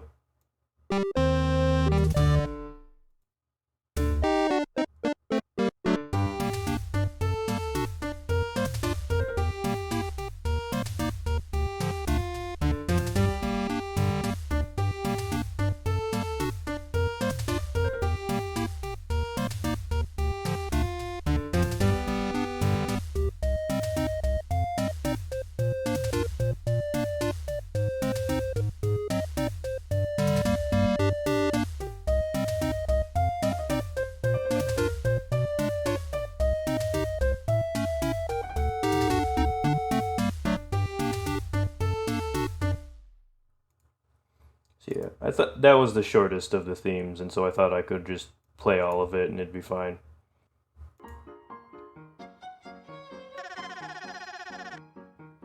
Yeah, obviously, like, Klaus was too tall to fit within that window, but, you know, I wanted Robin to at least be, like, blocked out by the eyes, but I didn't want Klaus to do that, so I just made the joke about him just doing the splits.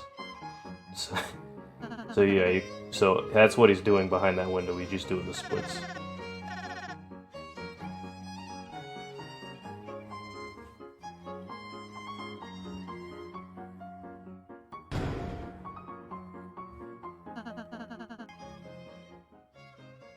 And so then, oh, it's the final big one, but it's destroyed. So where's Lancer?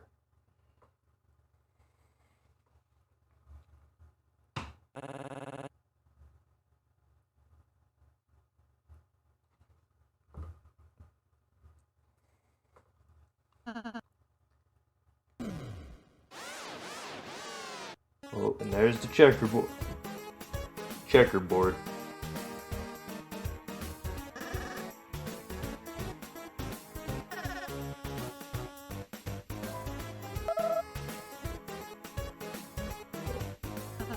This is the only time I got to use MS Paint, Rousey. I'm so ashamed of myself for not using it more. Perfectly okay shrines.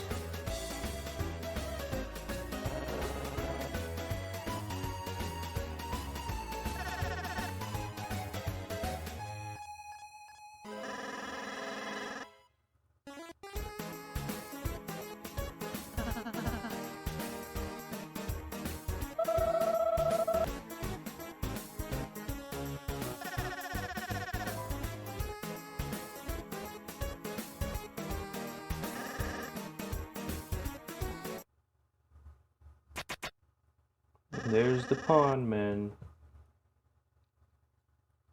This section with them playing chess was going to be way longer, but it took me forever just to make what you see here, so I ended up not using it. Like, I even made a full-on, like, MIDI remix. Well, I didn't make it. I got the MIDI from ShingoNet, but I still, like, kind of made a full theme for this one section, and I didn't get to use it all that much. That effect with, like, the little cursor arrow going up and down is pretty tough to make and tough to get right.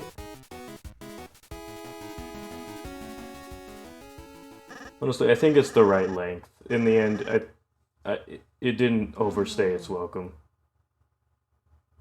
And they even grabbed the UI element there.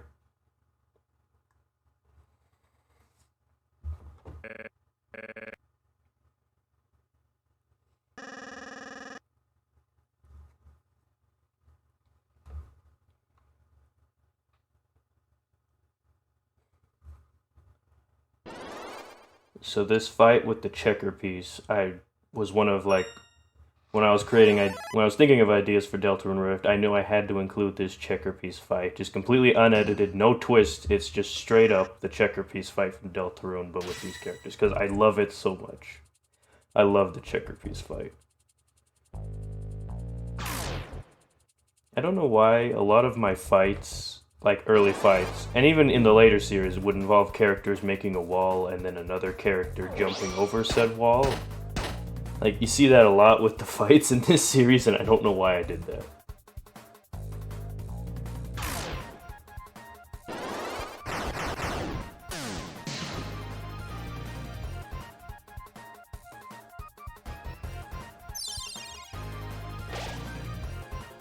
Yeah, that's the only time you're gonna see any semblance of damage numbers. And honestly, it fits that it is in King Round's fight, because he's already in a weird character.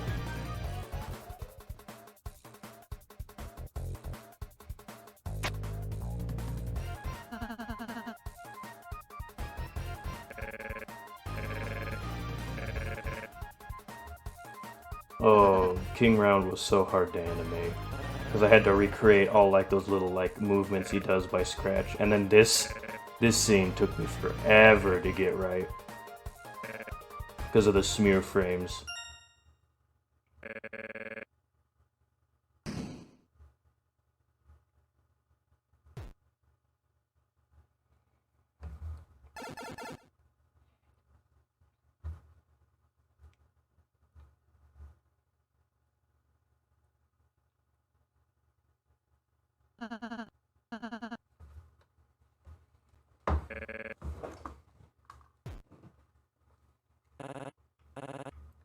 So originally this scene of him getting back up and passing out again and getting back up and passing out again was just going to fade to black. But I think it's a lot funnier to just have this harsh cut. And then it's like, oh, the Observer again. What does he say?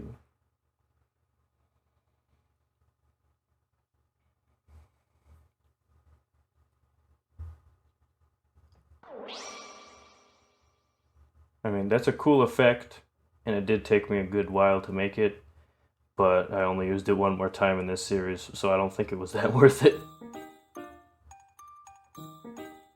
So yay, Chris is here. I also wanted to establish a friendship between Noelle and Maddie here.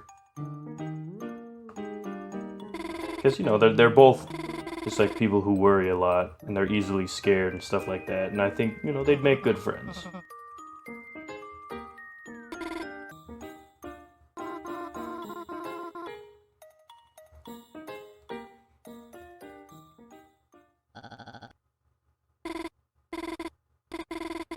Oh, I completely forgot to include Birdly in this series.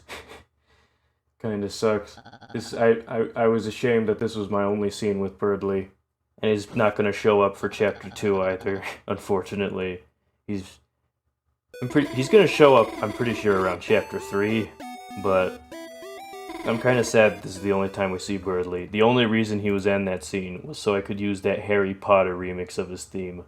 That's the only reason he's there, because I really wanted to make a joke with that music. But he could definitely make an appearance in, not Chapter 2, but Chapter 3.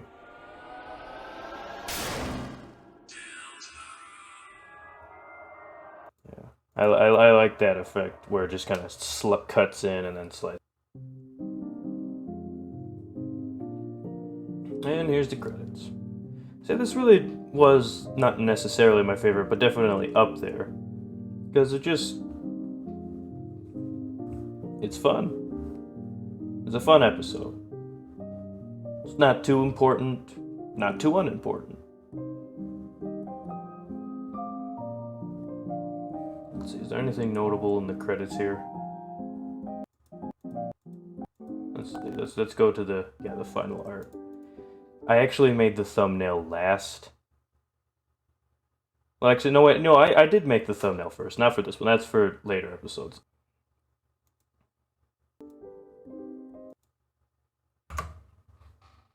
Originally, episode 3 and 4 were going to be one episode. But when I realized how long episode 3 was, I decided to split it into two. But I do have a leftover from when that was a thing. So how I was going to combine episodes 3 and 4 to one episode was in the middle of that single episode, I would have an intermission where the three main casts kind of like were getting tired and they wanted to take a rest in, like a hot springs or something like that. And so they're walking down the forest and then they find this like kind of pool, like a hot springs, just like in this nice, beautiful little forest area. And so they all decided to take a rest there. And then it would like cut to an art still of them all just sitting in there, like just you could just see their heads popping out of the water, just like really relaxing. And then it would like fade with the words intermission. I actually did make, as you can see here, I made a mock-up of what that looked like. I drew this. This is basically concept art. And I also made a little tiny music theme that would have played in the background. I found the MIDI for it. Found the MIDI for this. This comes from the SNES game Flight Club. And I found the MIDI for it on vgmusic.com again, but again, this went unused, so I forgot who to credit for it. So here is what I imagine that scene would have looked like with the right music.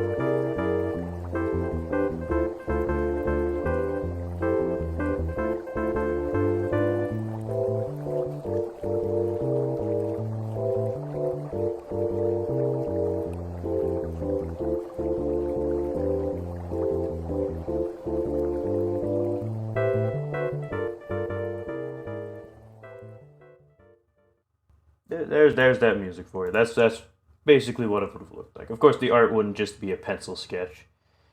But in the end, I had to split the episodes in two, and this entire idea for this scene was just cut. Now, on to the fourth episode. I consider episode 4 to be the sweatiest episode I ever worked on, and by that I mean that I wouldn't recommend ever doing this if you're looking to make videos, but I would literally wake up at like 8 in the morning and then just work on this all day, sometimes until like 3 o'clock in the morning. So like I'd be up for like 14 hours just working on this. I wouldn't shower, I wouldn't eat, I wouldn't do anything like that, and I'd sometimes get pretty sweaty. Luckily, my roommate was very understanding, and they were usually out of the apartment at the time, so I didn't have to deal with them complaining about the smell. And I knew what I was doing was bad. So as soon as I got out of that, I did that for like, I'd say 3 days in a row. And after that, I cleaned myself up. I took a shower. I like ate food. I was healthy again. But yeah, I went to some extreme lengths to make this episode. And so that's why episode 4 earns the title of sweatiest episode I've ever made.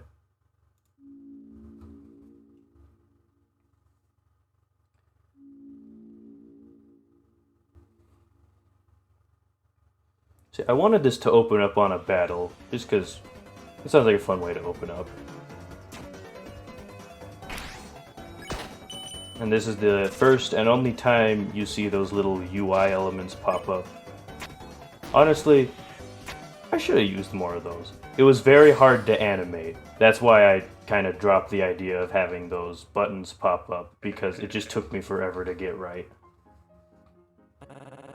Also, since the forest appears for just a tiny bit here, I wanted to use the latter half of Moonsetter, because I didn't get to use that in the last episode because it just didn't fit and it didn't loop correctly, so I thought, alright, this is my only chance I get to use the other half of Moonsetter, I'm gonna take it.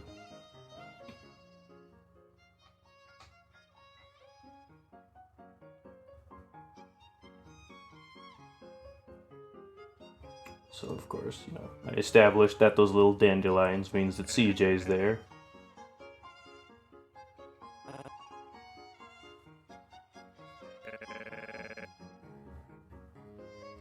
I was so glad to be done with this little effect, because it just made every scene 10 times harder to work with. Like, gone were the 3 layers above where everyone was at. All I had to focus on was the background layer after this. So yeah, Relsei's now not just rude to their face, he's just kind of rude to himself and his inner monologue. Which is, just a little progression of character.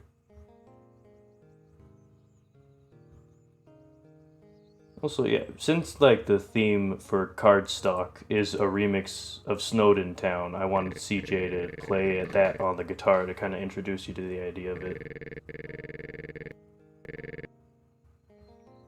And again, we see the cowboy contradicting himself, being confusing as usual. And, implying things. Maybe some of it's true, maybe some of it isn't, but who knows? He's a confusing man. And nothing wrong with that. Just old. He doesn't understand things, right?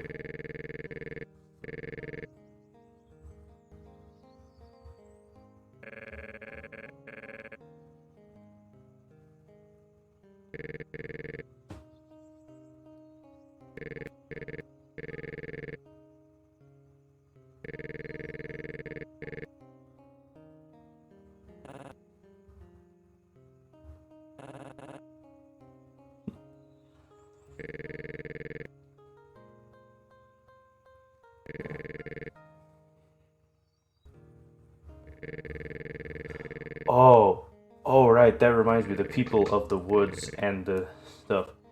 There was, I'll mention this here, there was an entire subplot that I made where, so there's a lot of Undertale characters I noticed that didn't get shown in Deltarune. Like, at first I thought the Froggets weren't part of it, and then I played Chapter 2 and noticed that the Froggets were there, and I'm like, oh, crap, I can't include those guys because they actually are part of Undertale.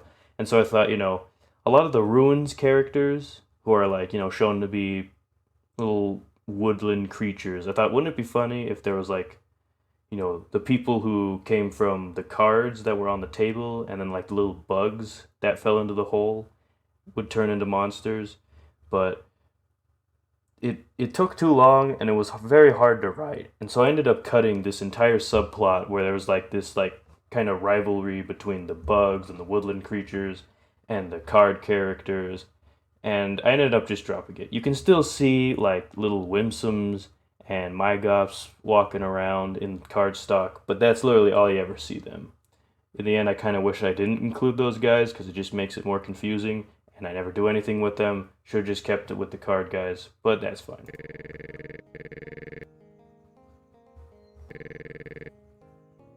Also, yeah, Cardstock. It's very obvious that Rules came up with that name.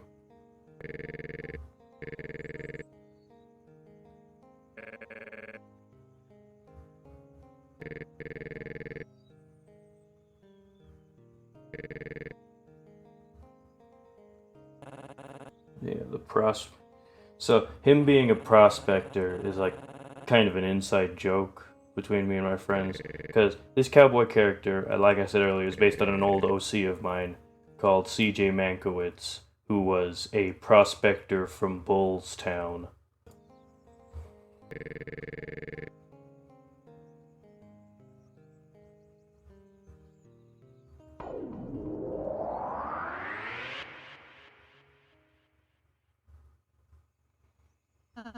I had to recreate this scene once because those plants, they leave the stems behind, and I accidentally had it so that the stems were on top of everyone. Like I made the layers wrong, so I had to recreate this whole scene with the with the little dandelion plants being on the bottom.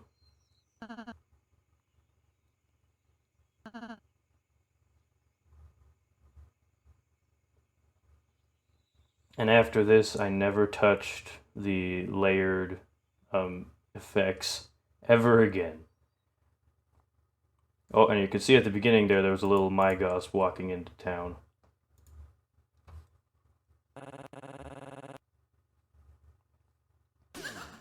Oh boy. Here they are. So, I had the idea of like, well, when I was in the early stages of creating this show, I wanted Jeffel to be a part of it, of course, because Jeffel's a fun character. And I thought, wouldn't it be fun if like Jeffel summoned like two magics to be his sidekick? And then I thought, well, that doesn't really make much sense. But then I still wanted to include like a Jevil and Magic team duo.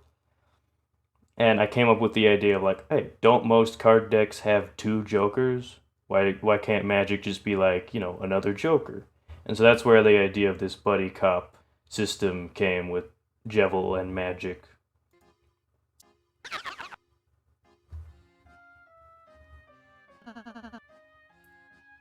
And I didn't know how Magic should talk, so I thought, wouldn't it be, he's got a snake list, like not just anyone can come into town.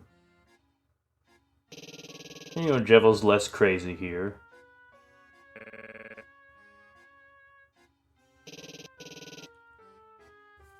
Also, yeah, I love TF2, and I thought like I noticed that the circus and heart to heart kind of fit if you put them side by side, and so that's where this theme came from.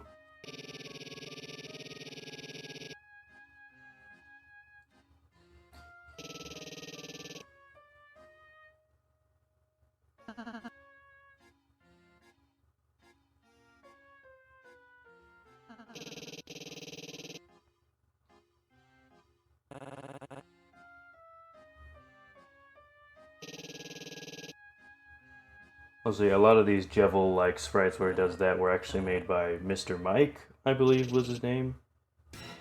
Of course, wide Jevil there.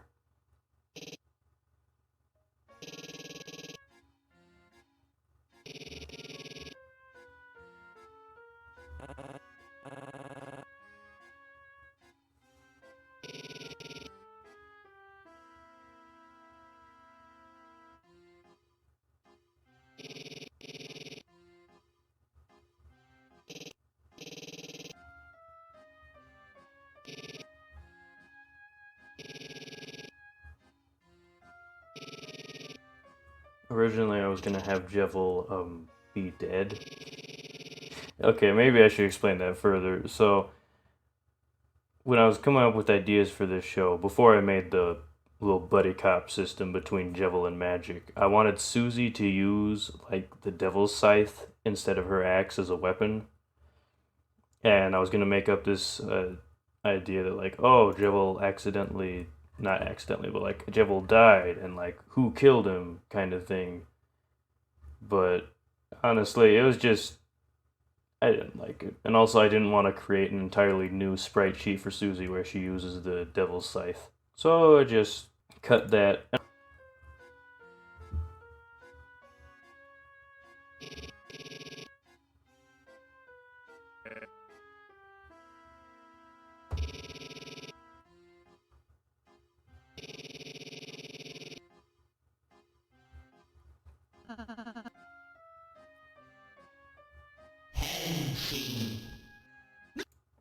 Yeah, I was looking through Deltarune's sound files because I needed the Deltarune sound effects to make this in the first place, and I was like, let's get some Jevil sound clips. And I think I clicked the wrong one, and he said like, I'm pretty sure it's Japanese. Like it had to have been for like the Japanese version of Deltarune where he says that, and I was like, sounds like he's saying Henshin, and so I thought that'd be fun. And just like, oh yeah, that's the secret password.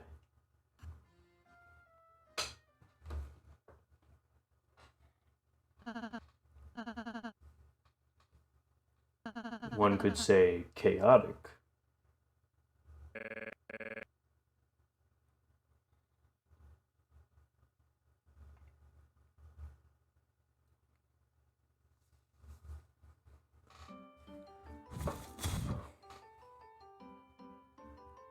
So I found this remix of if you remember the Undertale 5th anniversary performance where Toby Fox did that like piano performance of Snowden Town, and then I heard Civic Gunner's remix of it, and I thought, wow, this is perfect for like a fun, vibrant town. And that's where I got the idea for Cardstock.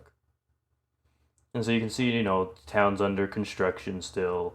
There's boxes everywhere, and there's a box full of bananas, if you couldn't tell what that was. Because, of course, bananas at this point had become a real popular meme with the Deltarune fan base for obvious reasons. Also, these box and rocks and log sprites all come from Mother 3. In fact, that giant building is from Mother 3. It's literally from the Tazmily town.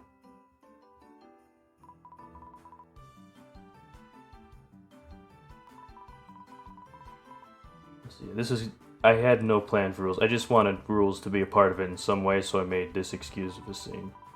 And like, I planned for this to just be the only time we're gonna see rules because I didn't have a plan for his character, and I'm glad that it isn't the only time we saw rules because it was just confusing why he's there. Like if that was the only time we seen him, like what was the purpose of that? Also, that little turn they do to face the guy is like part-time to the music. I should have replaced that leaf with like a hammer. Like, he's supposed to be a construction worker, but I don't know why he's using a leaf.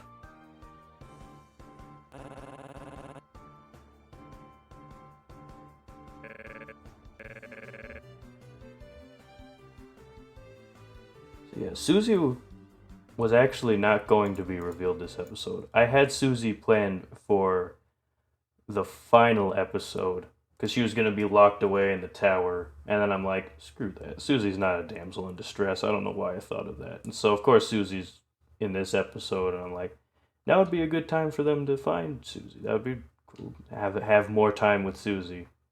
Because I wanted Susie to be a part of this. Also, there's a weird layering thing with Brennan and Luke. So you can see Brennan's actually in front of Luke in terms of layers. And here's the big split up.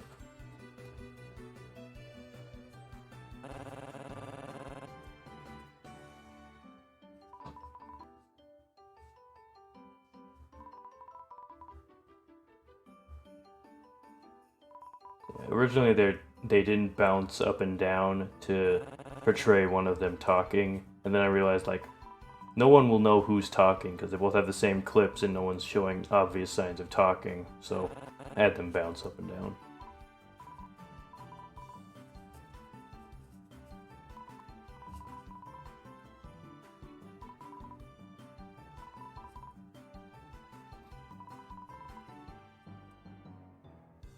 And here's Muffet. Again, to fit with the theme of, like, there's bugs in the forest, so there would be spiders in the forest. And I didn't, again, much like Rules, I didn't plan to include Muffet other than in this area. And also, I wanted to use, like, that big final shrine that was used in, like, the Undertale PS4 demo.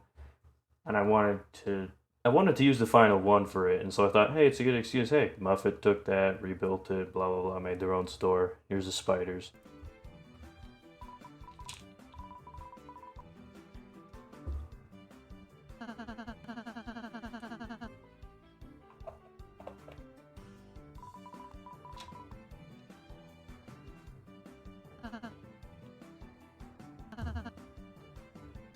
So yeah, again, the ongoing joke that Susie's only physical trait to remember is that she's purple.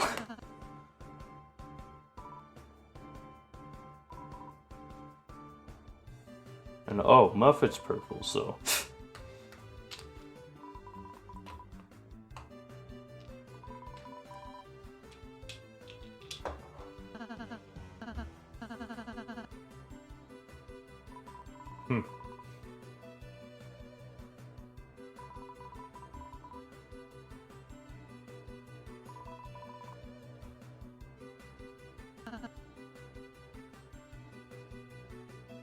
None of that.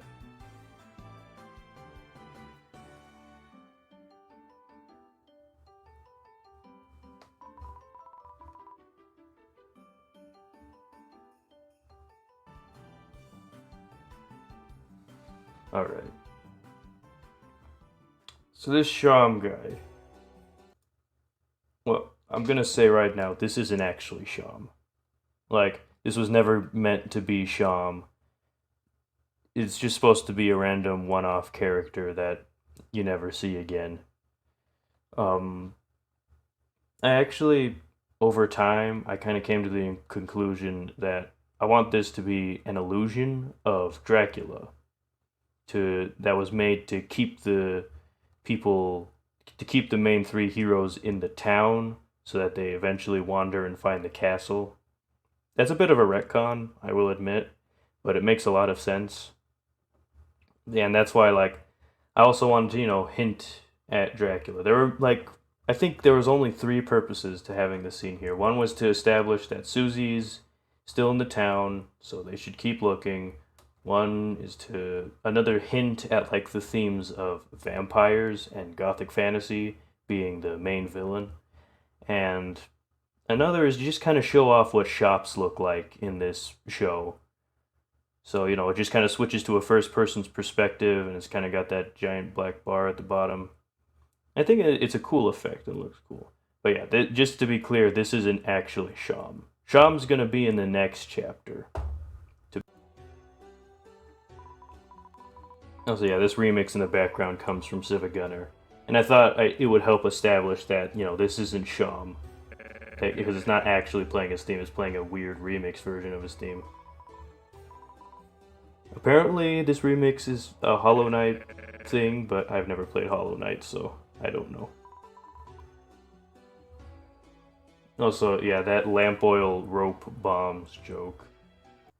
I should explain that too. So, before I upload Deltarune, if there's this meme I made of like Morshu, like if he was a Deltarune shop vendor, and I showed it to my friends, they're like, "Oh, you've got to include this, okay? You got to make Morshu a canon character." And obviously, I didn't want to do that because that would be weird, but I kind of did in the back of my head. So I thought like, "Oh, maybe I'll just make Morshu like kind of a vampire-esque, like just kind of redraw it to look like a vampire." But I hated it. It just felt so out of place and felt kind of dumb. So I just thought it'd be a fun little reference if he just said lamp oil, rope, and bombs.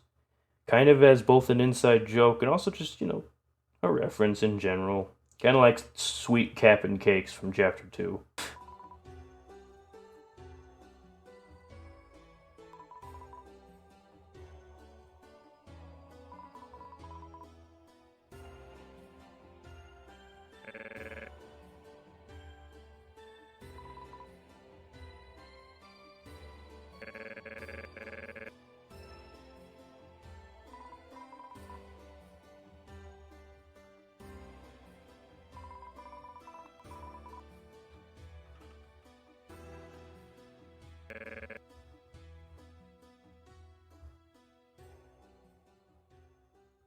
So, goodbye, Dracula. For now.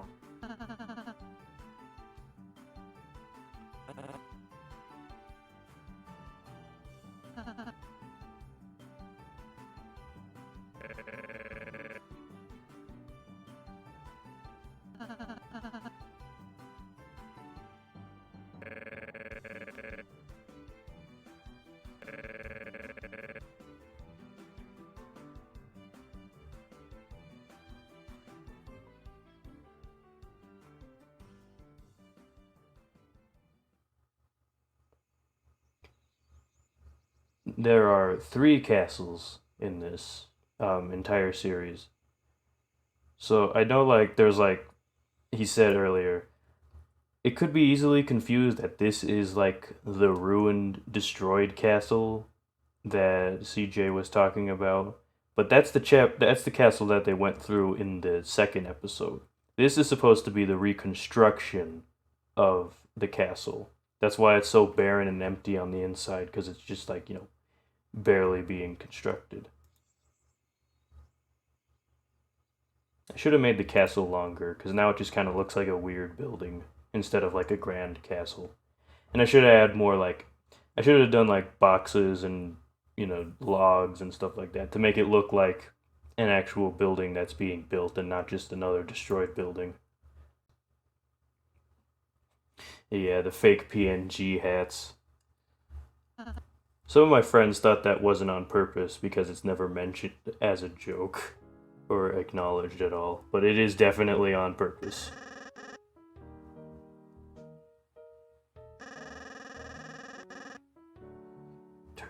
Also, Mustache Lancer, mysterious guy, wanted to include him in the series.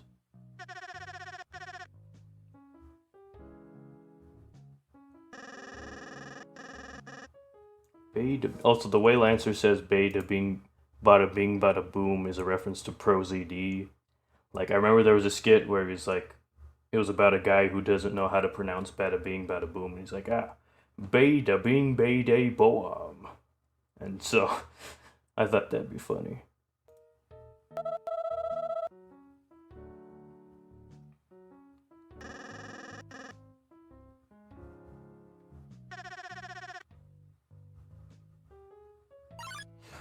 Oh yeah, also this song that plays in the background is actually handmade by me. Like, I made it like during computer class back in high school when I was bored. And I decided to reuse it here because, it's Mafia Lancer.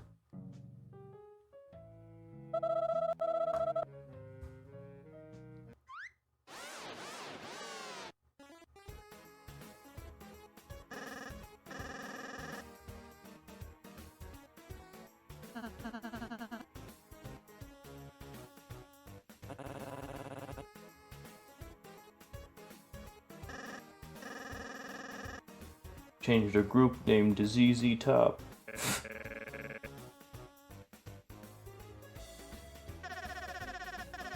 I think this might be the actually last time you hear the Ace Team theme.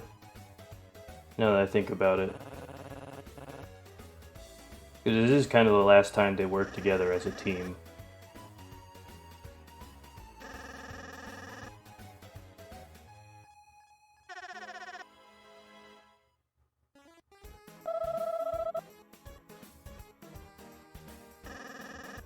Also, now since they're all side by side, you can see that the color schemes for each of the characters actually matches up with the color schemes of the Order of Deltarune here. Because, you got the red from Helga and the red from Luke, green from Brennan, green from Robin, purple from Ralsei, blue from Ralsei, blue from Lancer, and then, of course, the purple from Susie and the purple from Klaus. It wasn't necessarily on purpose, but it's definitely a fun detail.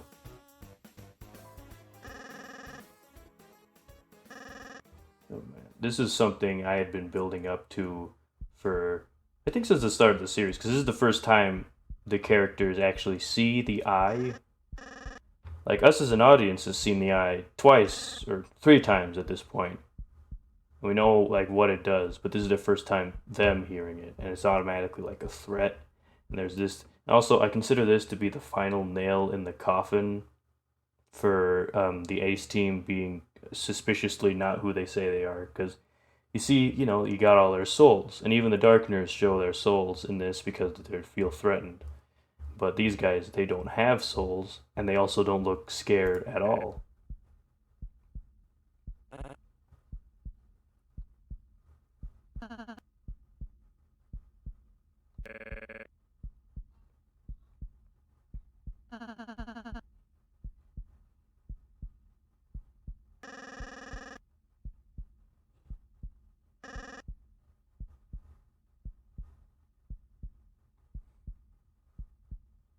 And there he is.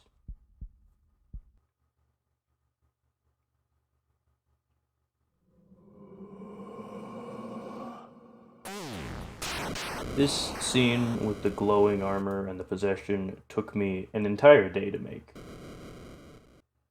because of getting like the effects right, and then lining up the shots, and then like they tremble a little bit. But it was so much worth it because this is like one of my favorite scenes from the whole episode. So yeah, they're possessed with this power. They crush the spears they're carrying.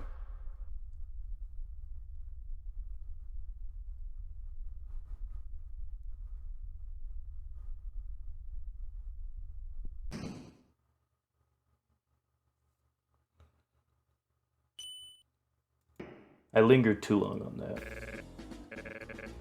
So here's the unused Undying battle theme, which I think fits this because, you know, it's not Undying, but it's like Undying.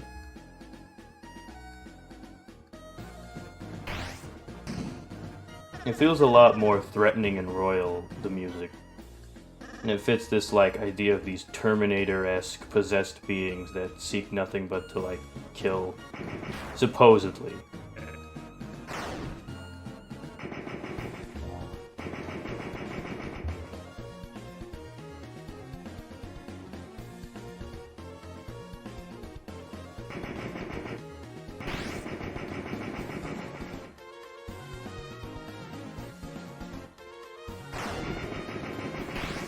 This scene was pretty hard to do because everyone's constantly moving, and so you can see there's like a bunch of jumps in there, and I didn't even try to include them in that scene.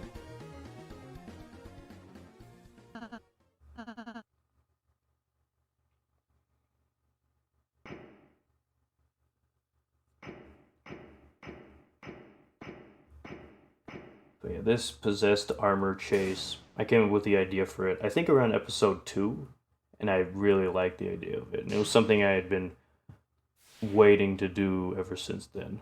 It was something I loved making this scene. And then of course I brought Susie back. Kind of on a whim, but also because, you know, I didn't like where my current plans for Susie, so I changed it up a little bit. I didn't like think to use Lost Girl at first in the scene. Like I wanted to, but I was like, no, Lost Girl's Noelle's theme. Why would I use it here? But then I remember a tweet where Toby Fox said that Lost Girl wasn't just Noelle's theme, it also played like in other important moments in the game. And so I thought, you know, it's also like Susie was kind of a lost girl, so it fits. And you can see it's a very nice, fun little scene. It's like, oh, friends coming back together. This is nice. And I tried my best to match Susie's personality to like how she is in game, with a little bit of a change here and there. Nothing too big, because I like Susie's personality. Like if it ain't broke, don't fix it. I think I could have done better in some cases, but yeah, I think I did okay.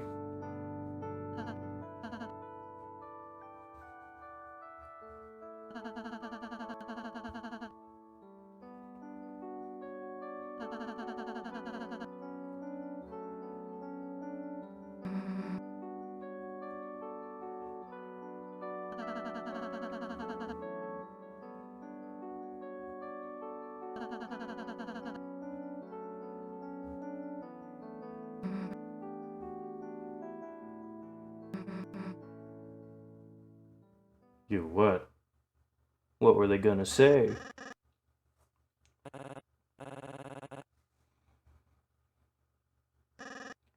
So, you know, this is the beginning of Lancer's little character arc.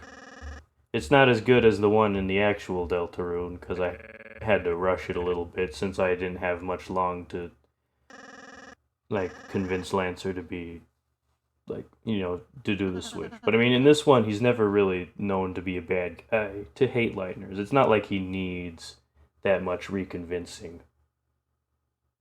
Oh yeah, and so whose magic was it? And then we see these guys.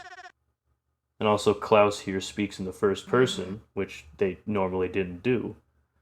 And like you'd think it'd be, they say we were worried sick about you, but he just says I, and that's another hint.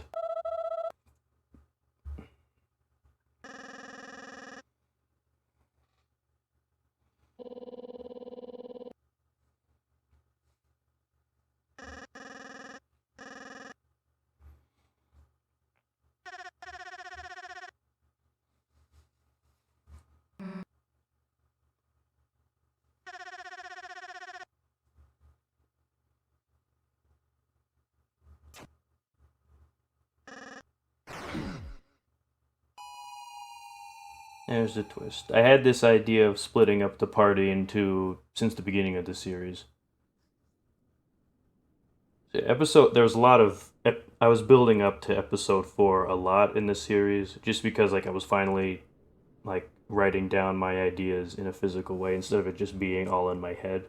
I finally had a was finally able to actually make them into videos. And so episode 4 definitely is one of my favorites. Not necessarily my favorite, but definitely up there.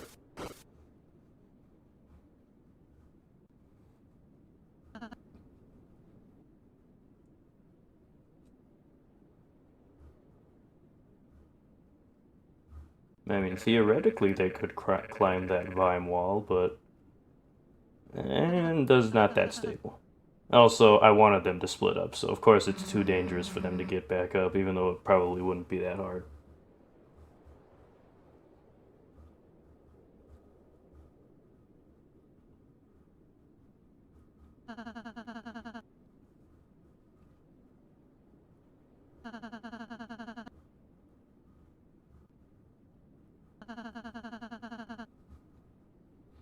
If you go back in episode 2, you can actually see those 3 rivers in the large pan out part in the second episode where they're looking at the castle.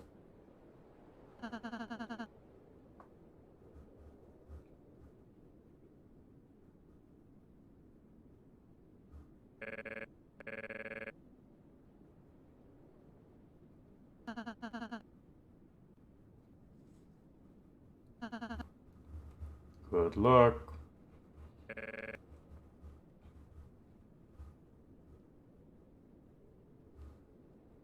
And so begins the 2 separate journeys.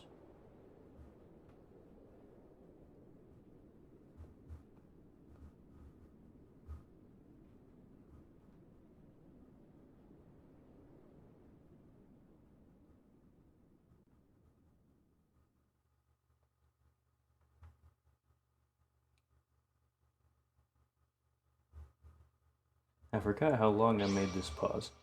Should have cut down that to like maybe 1 second instead of like 5. And here you can see a lot of the characters that were shown in the preview. Like you got the 2 little goat kids.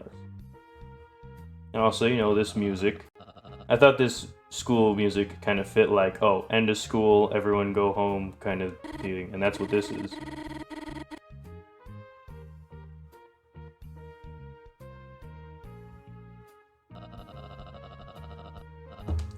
This kind of ends this like whole subplot of like Maddie trying to find them. Like it kind of begins here, and this is the last we see of the Light World until the final episode. I think it's a good way to end off this little subplot. Because you want to establish some character traits, character flaws, stuff to be expanded upon in later chapters.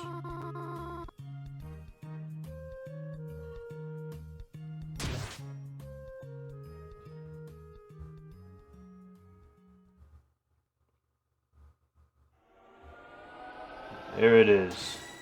This is the first time we see the Rift Heart too in the title screen. Let's play that again. And I also used a less harsh sound effect for the cutting sound. And yeah, the Rift Heart, which like I call it the Gem Heart because it kind of looks like it's like a rainbow gem kind of glistening in the sunlight.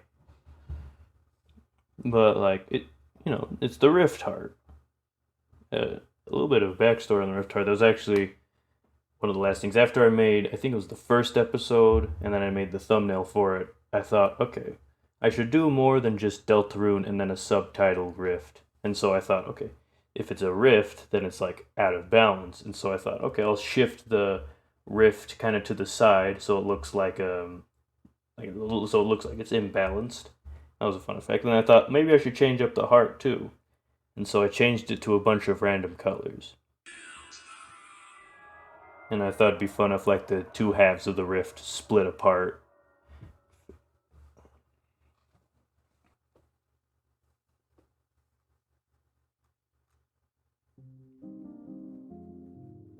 And here are the credits again.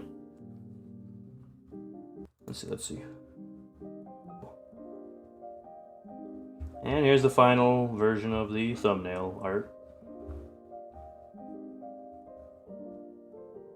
Of course, sometimes in the thumbnail art, these like situations never happened in the actual thing, but it leaves enough, like, before you see the episode, it's like, oh, what's this? And after you see the episode, it's like, oh, I get what this is referencing. It's not necessarily from the actual episode itself. All right. Now we're on to episode 5. Episode 5 might be my favorite episode, actually, because, well, I didn't really have a plan for it. Not really an overarching plan until I got to the episode. My basic idea was, okay, Brennan and Rouse go through the forest, find the river, go to the castle, and then get captured by the Ace team. And that was pretty much it. That was all I really planned for it. And so I didn't really have any plot things. I didn't have to focus on like plots or like anything like that. I could just focus on the characters, and I could even like throw in some other characters that I didn't get a chance to fully utilize.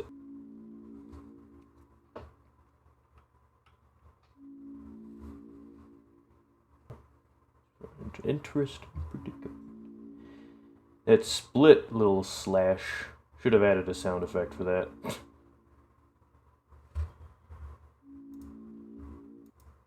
I did have kind of a plan at the beginning of the series to be like, okay, well, when they split up, maybe I should have this little choice where people can like choose which story to see first, which story to see later. But I realized that one episode doesn't have much going on in terms of plot, and the other is like a lot of exposition and like backstory.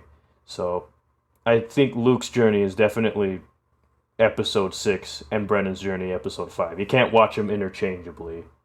So I decided to create kind of the illusion of choice, since, you know, that's kind of a theme of Deltarune and a theme of this story in general, that, you know, in the end you're observing, you don't really get to choose what happens first and what happens second. But this is just a remnant of that early idea that I decided to bring back for this.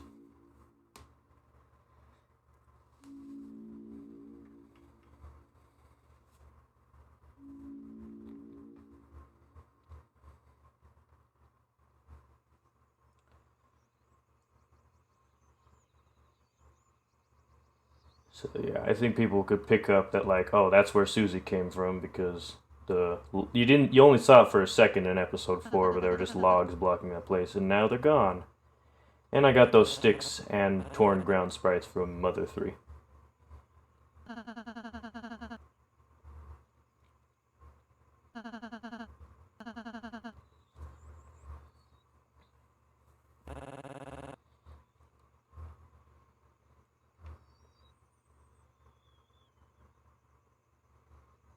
I think this is a good way to start off with just a little light humor. It's a good first scene. Alright. So, originally, they weren't going to go to a purple forest. It was just going to be more of the same blue-green cyan forest.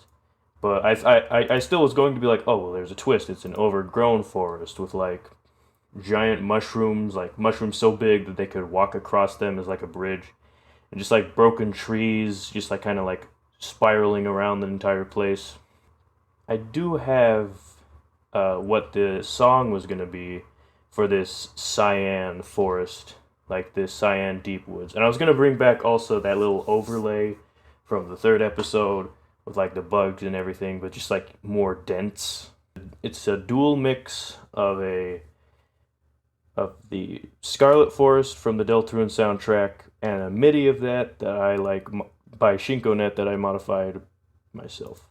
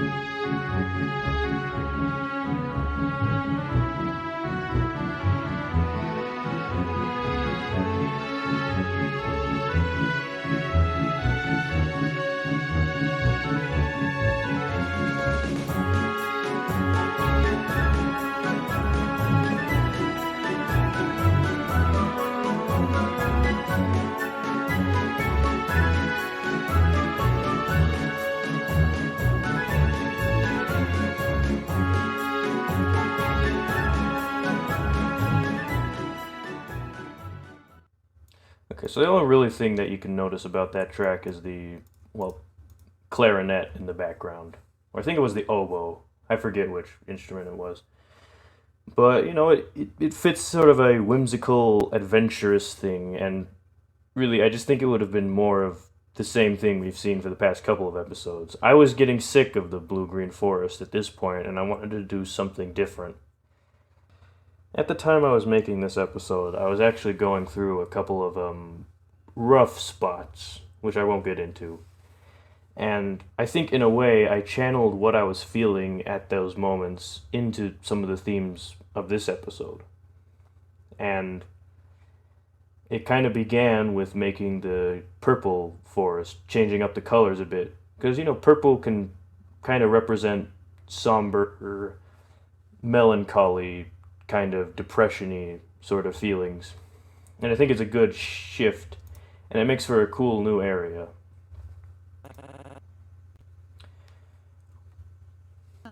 This is the episode where I decided to explore, where Rousey... I wanted to expand a little bit more on Rousey's character. It's funny, this episode's titled Brennan's Journey, because in the end that's the theme of the two episodes. But really, I'd say in this episode Brennan's already had his character arc. Not that it was a big character arc, but he's, less scared and more outgoing, more... he's still himself, but he's just a lot more confident. But Rousey, who's been the leader, is now being challenged, and so that sets up a small character arc for Rousey, where we find out more about them. So, I think this is a good area to introduce all of the themes for this area, with just like industrial crystal mine, which doesn't really fit with anything else that was established. There's no real like steampunk themed items that fell into the dark world, and so it's kind of a weird, uneasy, but sort of melancholy feeling. That's what I describe this episode. I describe it as melancholy, and I don't know. I wanted a fun little industrial theme because I do like, this idea of a crystal mine that's completely abandoned, but everything still works. It's a mysterious thing. What is it? What is this? And the reason why it's so mysterious is because this is actually a teaser for one of the themes for Chapter 2, or at least one of the area themes. Also, yeah, they follow the path, and the path ends there. And that kind of marks the beginning of Rousey's character arc. Besides Brennan confronting Rousey about not having a plan.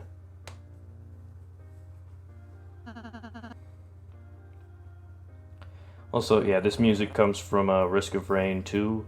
I found a MIDI by, I think it's pronounced Skullman32, and it was a recreation of, the Rain formerly known as Purple, but with like a big band theme because it was on Muse score.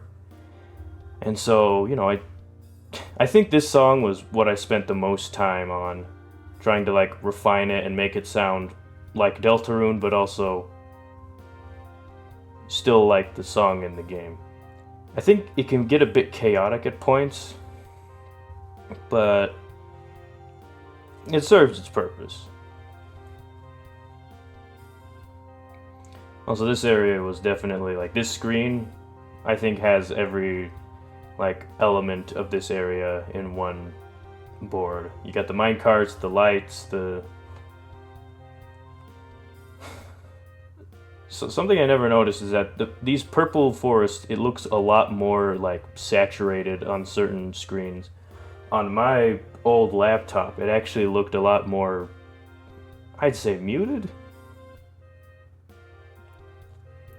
It was a lot less saturated on my computer, and I think it looked better. I mean, there are gems everywhere, so I don't understand why you need to call that out.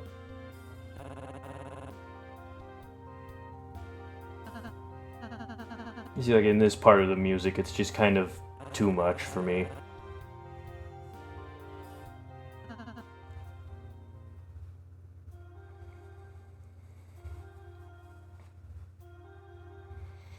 Yeah, a lot of this episode is kind of walking around silently and sort of contemplating which directions to go, which happens a lot in the series. Something I never realized is just how slow I made the characters walk and how long the text stays on screen. And that was something I didn't realize until the last episode, and that's when I decided to pick up the pace. And then, like, the reason behind it is just because I wanted more time for the music to play, and also more time just for people just kind of get immersed. Like, it's kind of a bad excuse, I'd say, but that's my reason for why everything was so slow at the beginning. So yeah, this is the only time we see the Clover Beast. I forgot what his name was in the actual game, but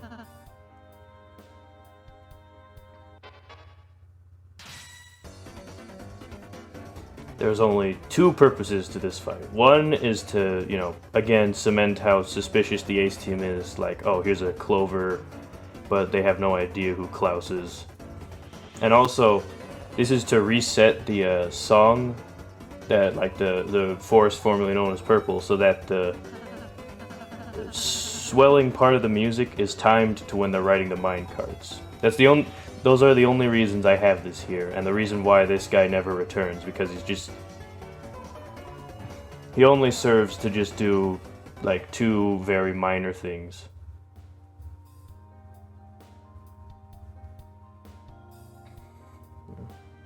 I kind of feel bad. I could have used the character a bit more, but so those cliff sprites, at least on the side, also come from Mother 3. And yeah, a lot of these sprites for the industrial stuff comes from Stardew Valley. I tried modifying it a little bit because Stardew Valley sprites are, like, really detailed. And I noticed in Deltarune, a lot of the art is usually flat, but but they sometimes have like a shade, like with Ralsei, you see that they're mostly flat, but they have basically two colors, one to represent like the highlights, one to represent the shading. And so I tried using that for a lot of these other Stardew Valley sprites, but in the end they still look like the Stardew Valley sprites, so that's fine. No one really, like, complained about it, so I'm sure it's not too big of a deal. And you can see that little gate there is Papyrus's gate from Undertale, and I thought it fit this area.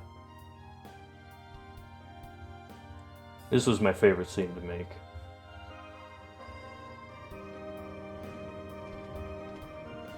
There are three, actually, let's see, 1, 2, 3, 4, 5. I think there's 5 layers. The bottom layer being the castle and the background forest. The second layer being the forest in the front, and then the mine rails as the third. And then those lamps are on a separate layer too. And I tried my best to just get them to feel like they were part of it. And then there's the Brennan and Ralsei. And it's my favorite scene, just because, like, it's timed to the music. Just, like, reminding you of, like, kind of the dread that they're going to have to go to that area. And it's like a reminder.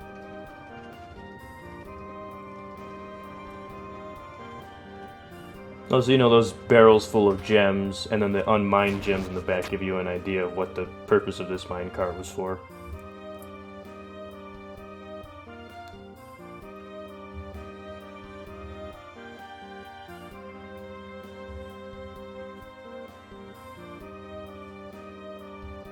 So you notice for this episode, Brennan's leading the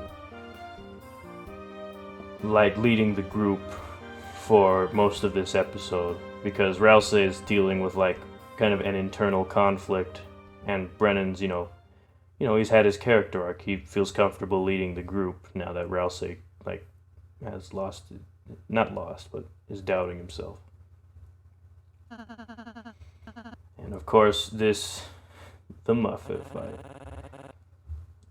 I wasn't going to include Muffet beyond just that little cameo in episode 4, but when I made episode 5 again, I was like, hey, I think I didn't do Muffet justice. I should actually expand on their character just a little bit more. They should do more than just have a little booth in a weird town.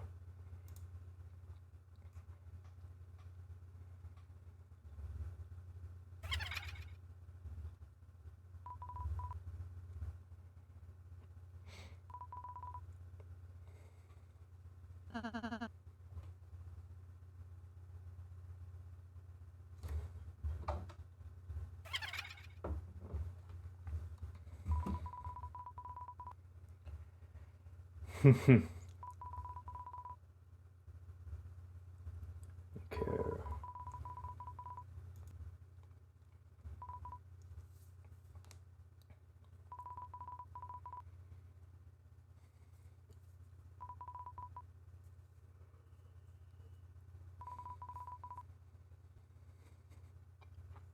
I think the problem with the Muffet fight here is that it's a lot of build-up, and the fight itself is really boring, and there's just not much going on for that fight.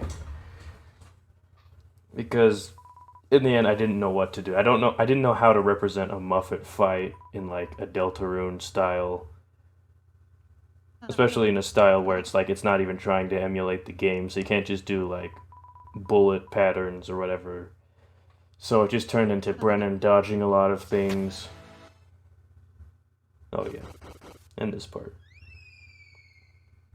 The soft yet tender scream.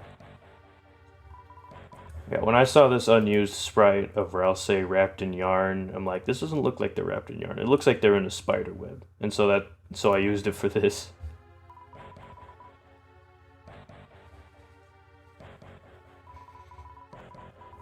Luckily, Rousey didn't suffocate in that ball.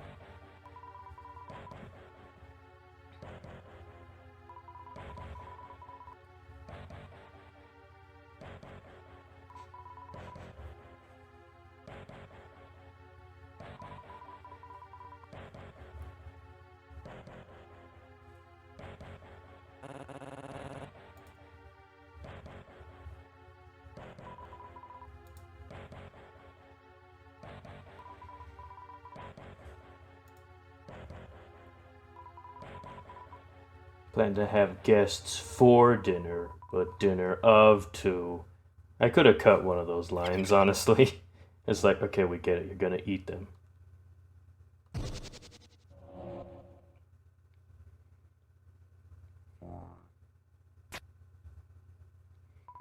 Welcome to the Spider-Verse. Muffet would be a good Spider-Man character. Just kidding. So yeah, I wanted to imply here that Muffet was a lightener.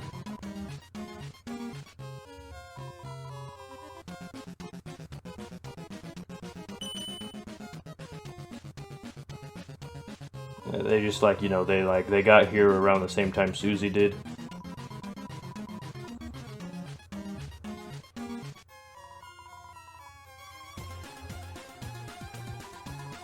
What I forgot to do was, in episode 7, when they get back to the light world, I was gonna have just like the silhouette of Muffet walking away, just like as they're waking up. But I forgot to include that because I kind of forgot about this plot when I was making episode 7.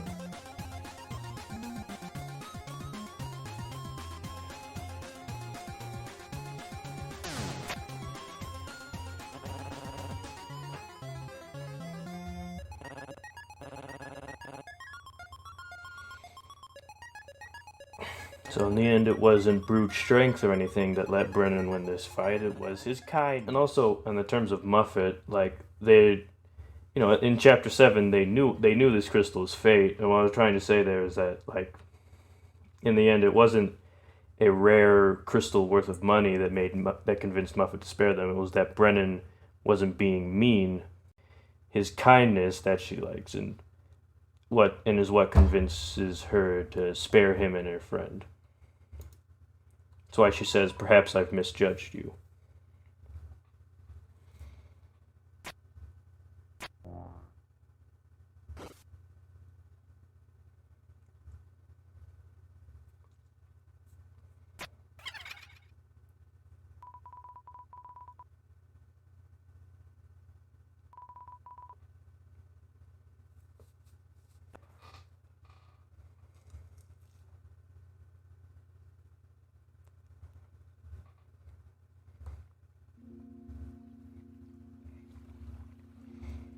And then this scene.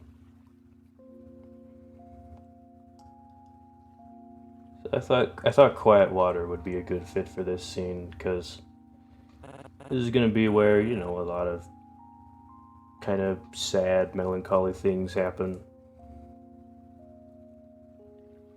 And it was like, I didn't want Rouse to talk at all. Like, back in the Purple Forest, they at least talked a little bit, but for this one, I wanted them to just be completely silent until they, like, confessed to Brennan. And I also decided to bring back Rules for this, because he only made a short appearance in episode 4, and I wanted to include him in some way and make him a little bit more than just a joke. A little bit.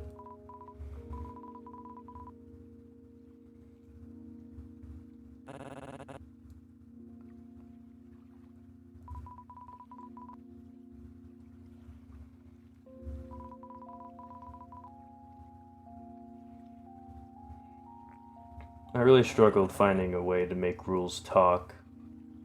And so I decided, well, he's sad, so he's just gonna drop the adding th to the end of every word. Because I really didn't understand how Rules talked, and I think it just come off really dumb, so I decided to have him drop it because he was sad. And I thought it's a little mini, like, character moment for Rules to show, like, a side of him that's sad, basically.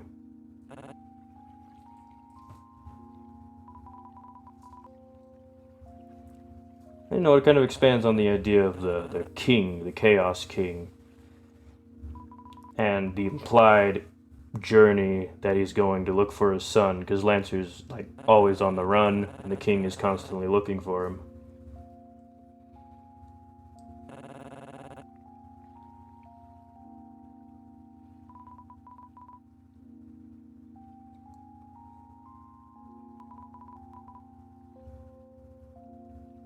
Should have had him save worms.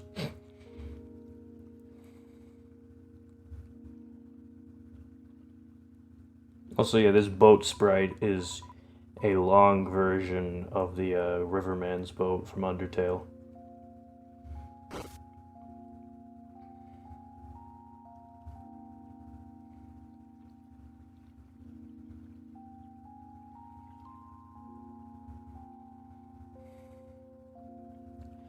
So this was really tough to do, because I couldn't get the trees to move smoothly. Because in the end, the trees are the only things that are moving in this scene. And since they're implied to be stationary, it just gives the illusion that, it's the characters that are moving. But I couldn't get the trees to move, like, in a smooth pattern, so it was very jumpy, and it took me forever to get that effect. And in the end, they still don't move smoothly. Also, yeah, Morales makes a big deal out of the souvenir, because they don't understand what a souvenir was. They just learn, and so they think it's way more important than what a souvenir actually is. But in the end, the bigger reason why Rouse is getting so worked up about the souvenir is because they're doubting themselves.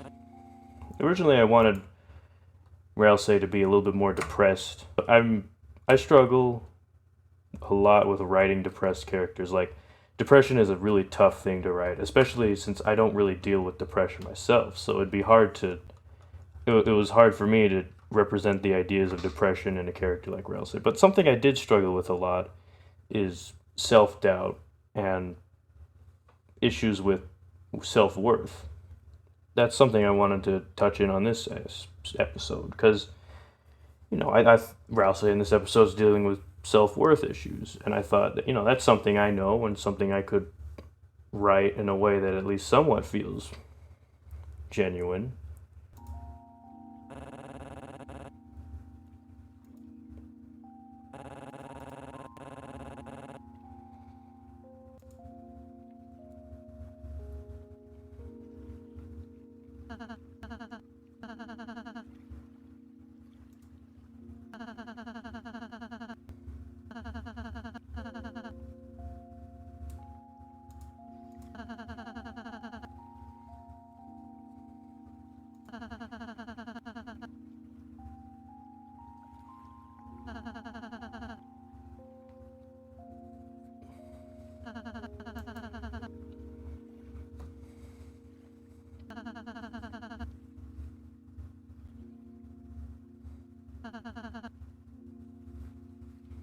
In the end, Rousey wasn't that bad of a leader. It's just him doubting himself because of something that went wrong.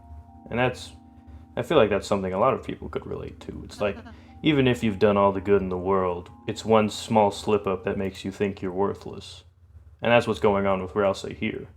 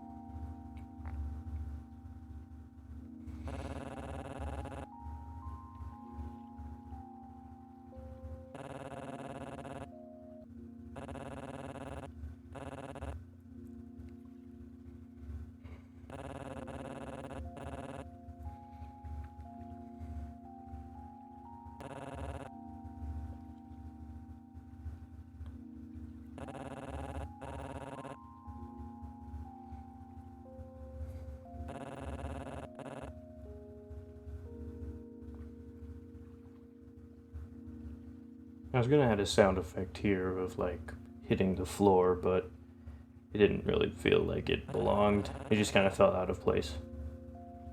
Sort of jarring.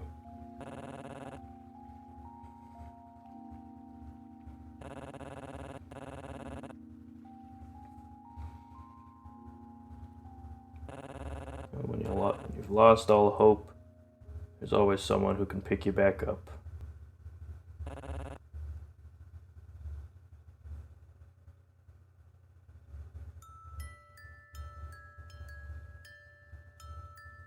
I think it's easy to tell who this is. I mean, I know there's multiple goat children in this universe, but I don't think I need to explain who this is. If you haven't figured it out by now, I don't know what to tell you.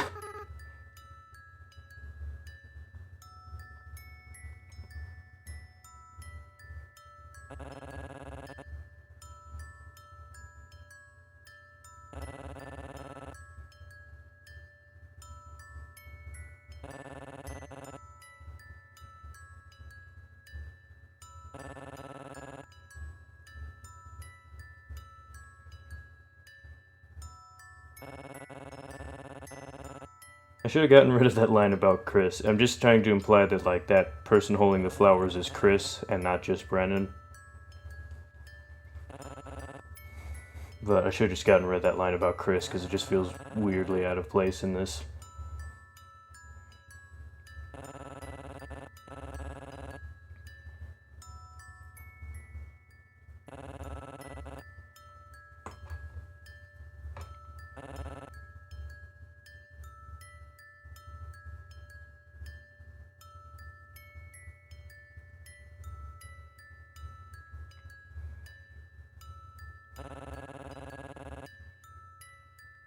Sometimes when you're doubting yourself, the best thing you need is a reminder from someone you care about and someone who cares about you, and have them remind you of the good things you've done and what you've done right. And even though sometimes that doesn't always solve the problem, it's better than nothing. It's better than just standing here.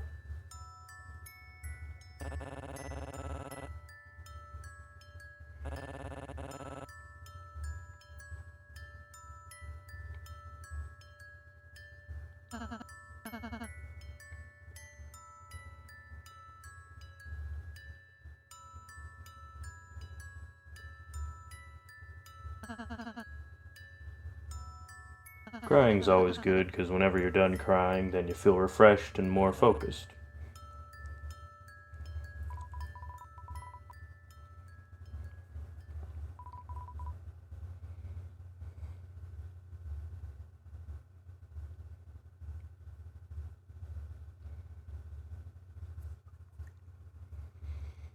So yeah, I decided to use the original Scarlet Forest color palette, since, it's the red castle. There's this little fade, like, color shift effect that was pretty tough to make. But it was so worth it. Because it looks cool. I think it looks cool.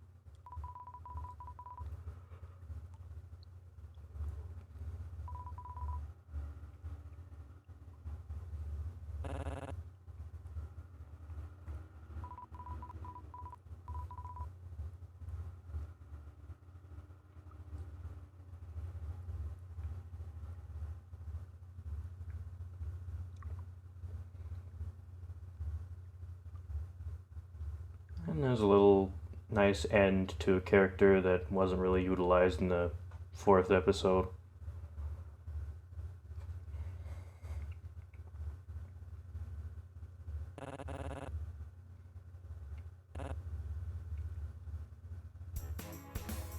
I should have had him say we're finally here as they're walking on screen.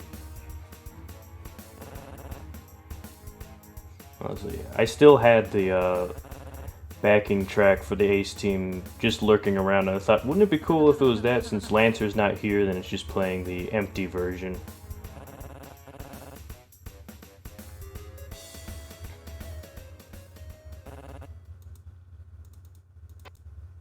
Oh.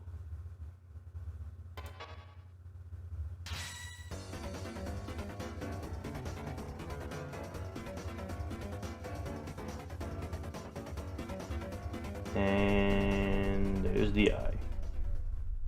I didn't really think to cut back to the light world after this, because not only is this like, a good cliffhanger, everything that we needed to see in the light world is already saw. So I didn't need to show anything for the Journey episodes. So yeah, the thing I added to this title screen was after like that flash of light from the slash, you can see it slide out of place.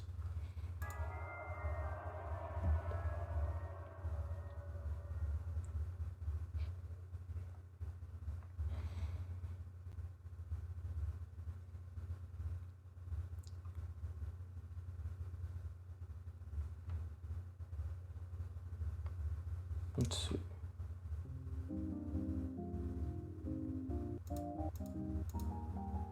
So yeah, in the thumbnail, rules isn't shown, and that's just because I didn't want to reveal any major things in the thumbnail. Like if rules was there, then everyone's just like, I wanted rules revealed to be a bit of a surprise.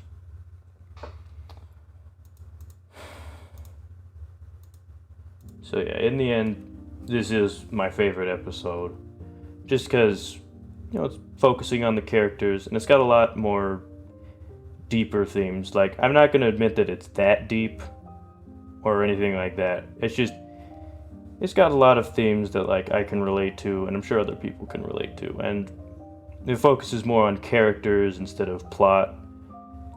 And I like the setting of the episode too. Like, the Purple Forest has got to be one of my favorite areas. Alright. Now on to episode 6. Episode 5 might be my favorite, but episode 6 might be my least favorite. Not to say that I hate it by any means, It's mostly just has to do with the stuff surrounding the episode, the production, the creation of it, and all that. I did mention that I was going through a lot of rough stuff when I was making episode 5. And while I did try and channel that into the episode, and I do think I did a good job with that, I ended up shutting myself off emotionally and just finish the episode. And doing that burned me out real bad, and I lost all motivation to even work on the series. Once I did get it back, I was really not having fun making episode 6. I don't know why. I like the area it's in and all that, but it's one of the reasons why it's not my favorite, just because of all the bad memories surrounding the creation of it. So let's start off.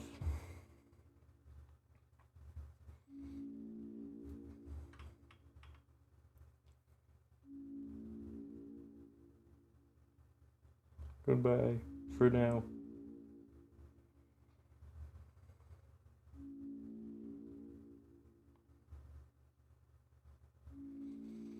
Yeah.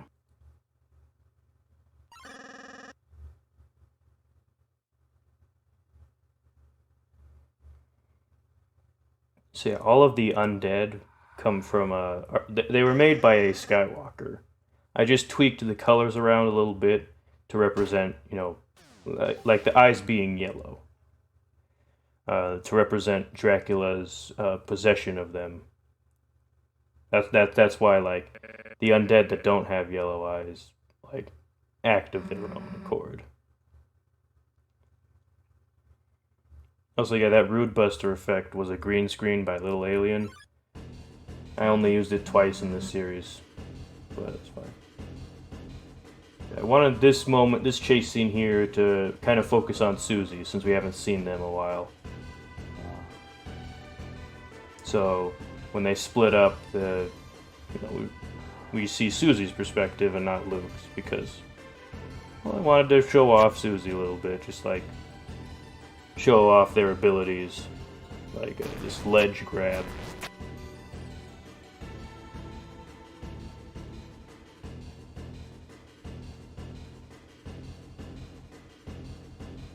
Yeah, this is a combination of the cliffs from Deltarune and waterfall from Undertale. I think it's a cool combination.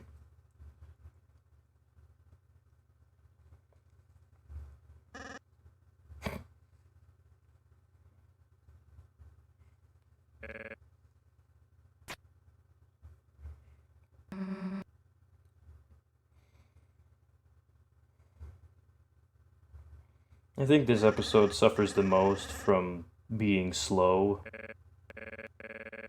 At least when it comes to, like, watching characters walk around an area. It's kind of a problem with both of the Journey episodes, but I think this one suffers the most from it. I could be wrong, but...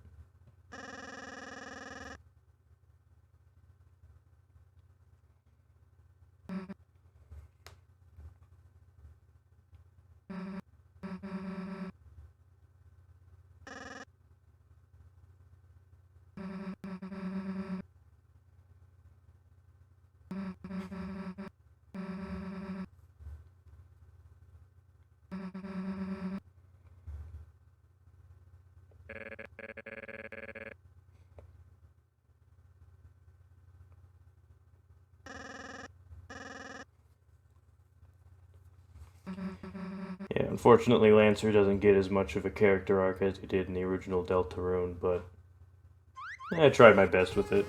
And I also had to make it go by quick, because I couldn't just have them standing around talking for an hour to make a character arc, so it's fine.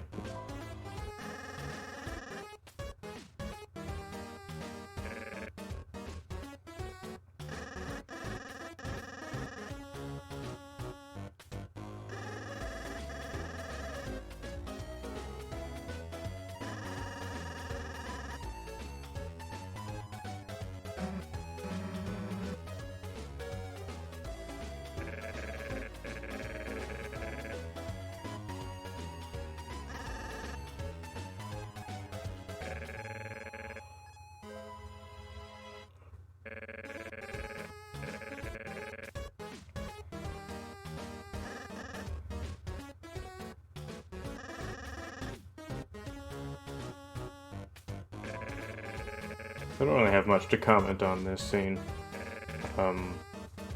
That waterfall effect was a little tough to make. It's an entirely separate layer from the background,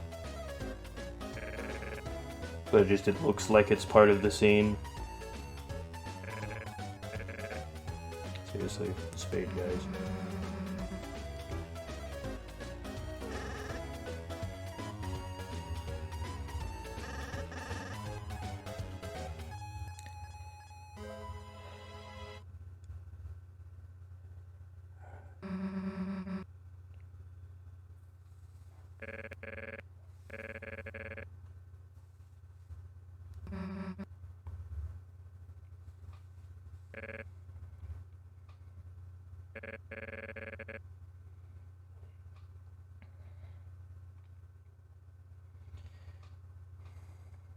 So, well, the theme for the 5th episode was kind of melancholy and depression.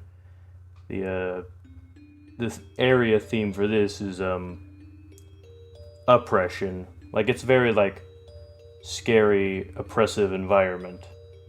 Even though but it still has a little bit of a mystical touch to it. And I think this music comes from Homestuck again. Oh yeah, and there's also, you can see shadows of undead kind of walking away, either following them or watching them. We don't know.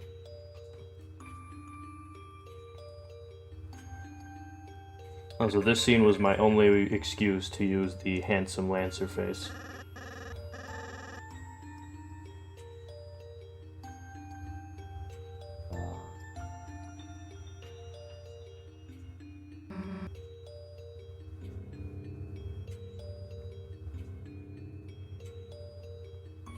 You'd think they'd use that ability more.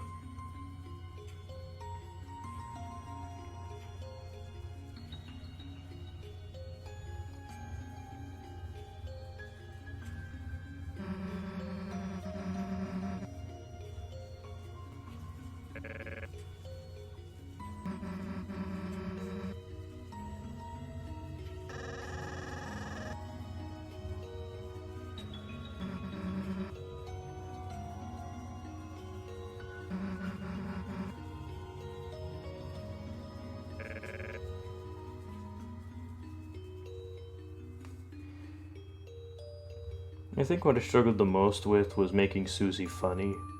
I think comedy in general is something I struggled with in this series, because I don't know, I'm not really that well experienced with Deltarune's kind of humor. I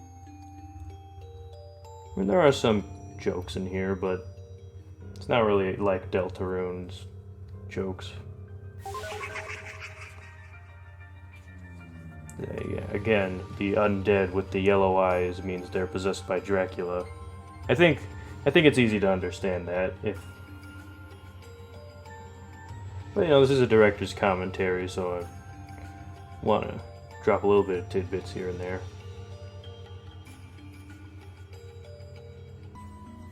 Yeah, I forgot to make them still serious and scared, and that's one. They just go back to smiling again. You can see Lancer stayed behind, probably because they could sense that these guys were coming.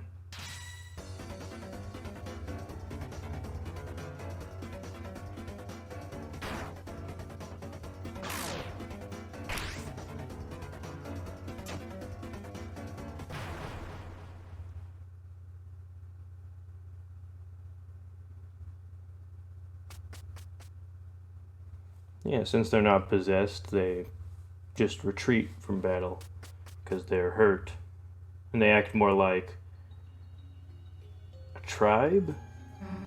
I think that might be the word. There was going to be an undead colony in this area. I mean, you just don't see it because I didn't think to show off something like that.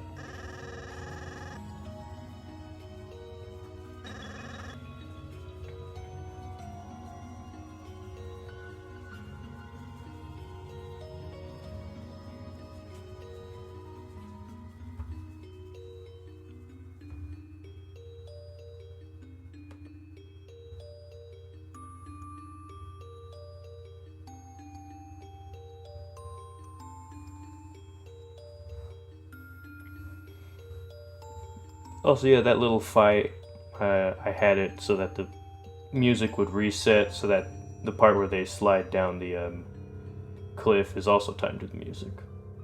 That's why it kind of lingers on this shot of them sliding down for a while.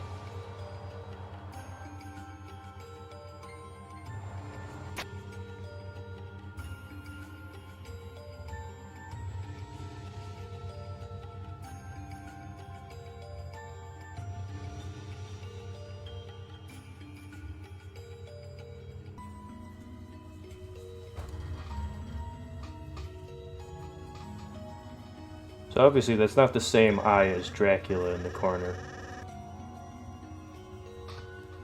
But it kind of looks like it. So that's why Lancer gets scared when he looks at it.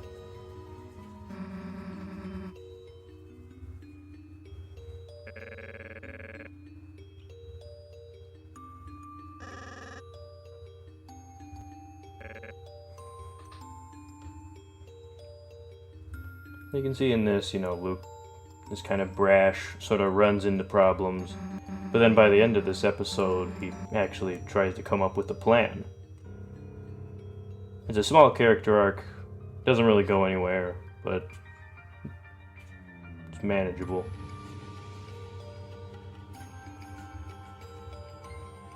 So even though that eye isn't Dracula's eye, it still reminds Lancer of it.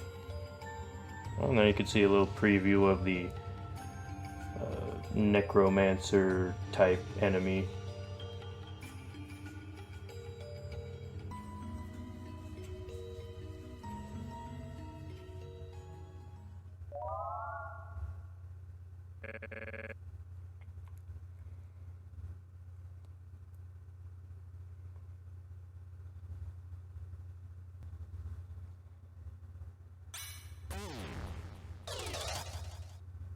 Oh, and there's the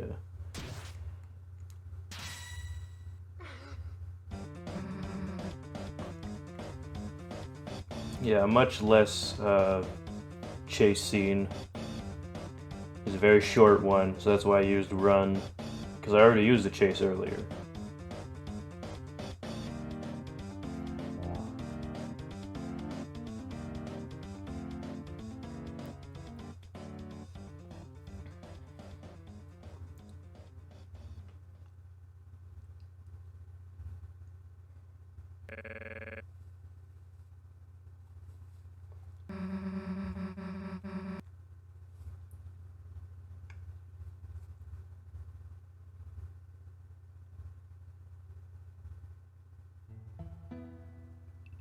This is my favorite character. So let's expand a little bit on Captain Aster here. So originally he was going to have like his text box be a different font, but there was only like 4 fonts for Demiramon's hideout, and they didn't have like Aster or a font that would work for it. They did have an Earthbound font, but it was just too small. It didn't fit. So I just had him speak Determination. But Aster's design is based off of an old sprite I made trying to make X-Tail Gaster from Underverse, like the melted one. So I made this for a cutscene in Undertale, the 12 Souls. Let's see this is a guy right here. And I repurposed like the mouth. I liked how this turned out. And so I sort of repurposed it for Captain Aster here. Because it takes away some of the creepiness factor of Gaster and just sort of replaces it with a little bit more traditional and a little bit less creepy but still kind of creepy design. So I made Captain Aster as a subversion to 2 different tropes. One of those being that, like, Gaster in the Undertale fandom has to be this weird, mysterious, ghostly, creepy abstraction figure. And another subversion, and this is a lesser one, is that, like, the ferryman of the dead is usually personified as, like, death or something like that. But this guy's just a captain of a ship. Like, he's more so the traditional captain and not like he rides a boat, because that was in the 5th episode. Less of a ferryman of the dead. But yeah, so I liked how the design turned out, and Aster kind of ended up being one of my favorite characters I made.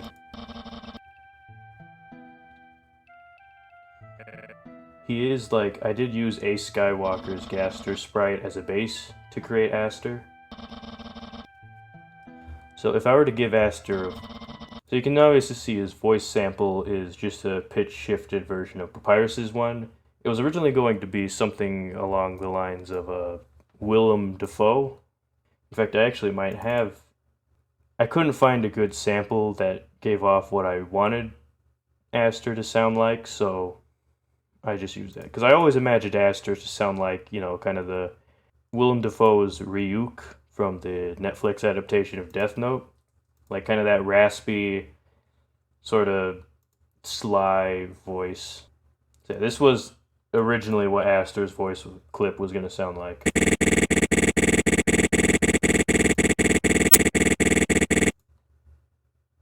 It just didn't. That was the best one I could find, and I gave up after that. I'm like, okay, we'll just use pitch shifted Papyrus. People can give him his own voice.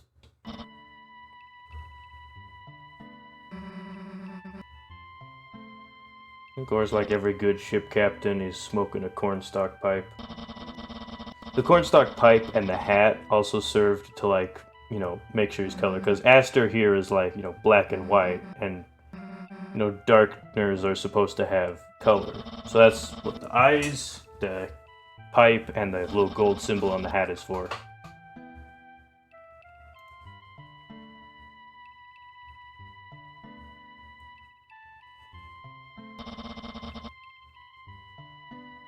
So this ship that he's riding is a combination of multiple different sprites.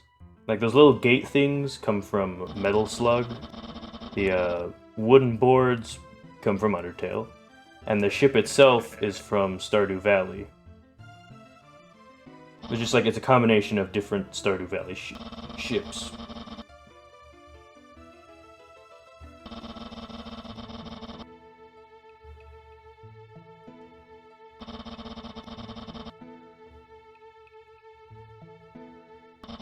Also, yeah, sailors are known for their swearing, so I kind of wanted Aster to just sort of mumble wingdings under his breath to represent swearing.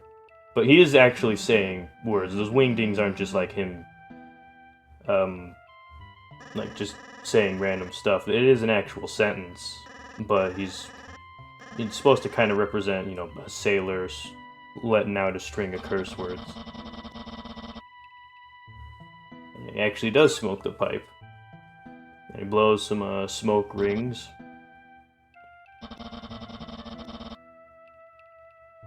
His eyes are a lot easier to see. On my laptop, you could easily see his eyes, but for some reason, on some displays, it's just really tough to see because it just blends in with the background of his eyes.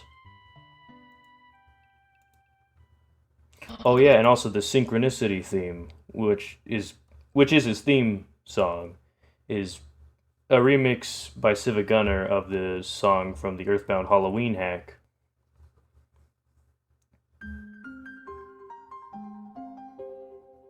Of course, I think this is a very,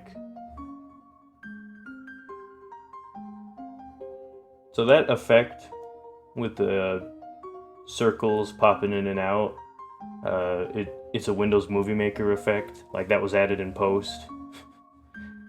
It's very easy to add. And it kind of fits this, weird luminescence emanating from this river that I got rid of after this because it was kind of polluting the scene, and I could use it for this one segment where they're sailing through the caves. So think of it like this, little water river is on a bridge, and those little supporting beams are holding it up, but everything else around them is this giant, vast cavern place.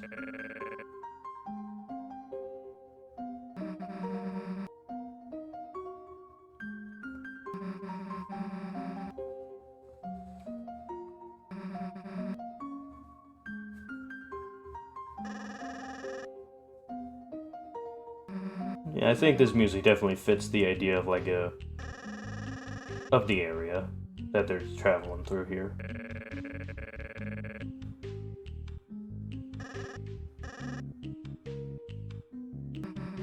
If it weren't for Lancer saying that he can survive long falls because he's bouncy, Dracula would have won.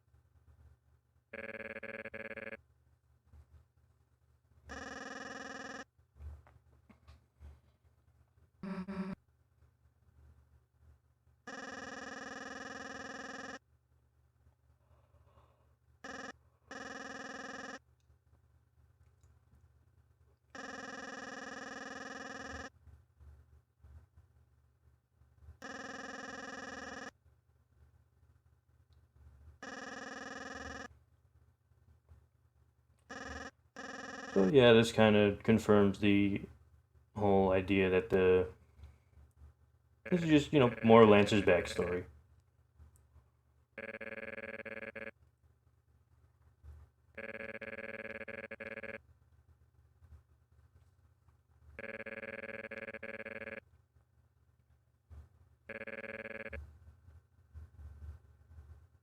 So of course, Once Upon a Time kind of starts at an awkward point in this flashback because I wanted the name reveal to be timed to the music.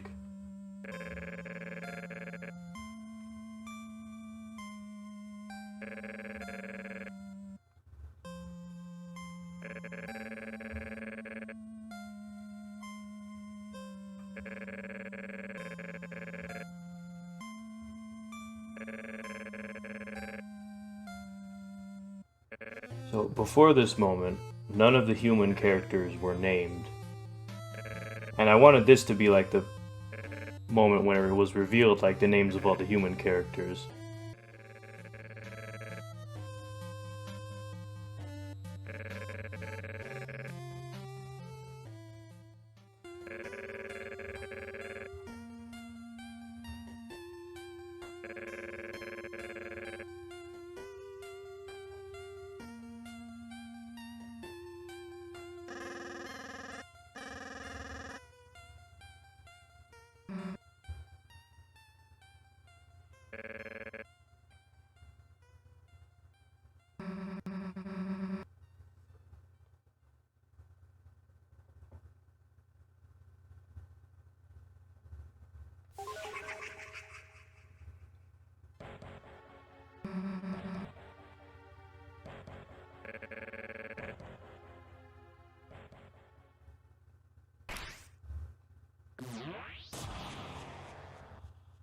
You just got obliterated.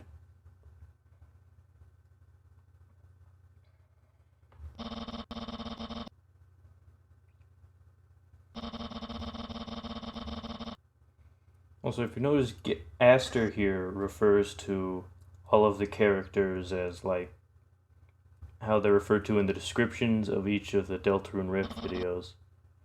It's like, internally, Luke is called the Red Mage, Lancer's called the Spade, Susie's called the Beast, Brennan's called the Deer, and Rousey's called the Black Mage. And you notice that Aster refers to them by those names instead of their actual names, or like a stranger.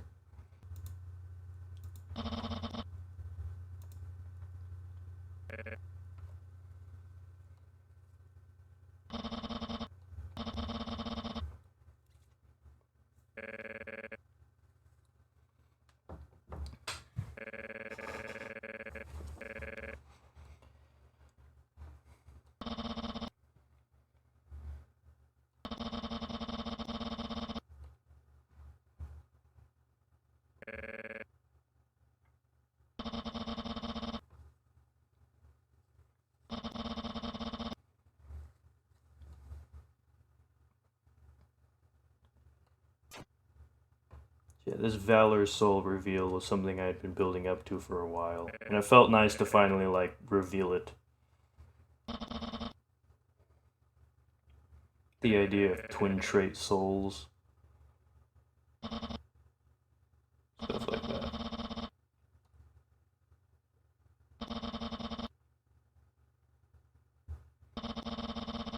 There really isn't much difference between the gold and yellow colors. It's kind of tough to make that distinction.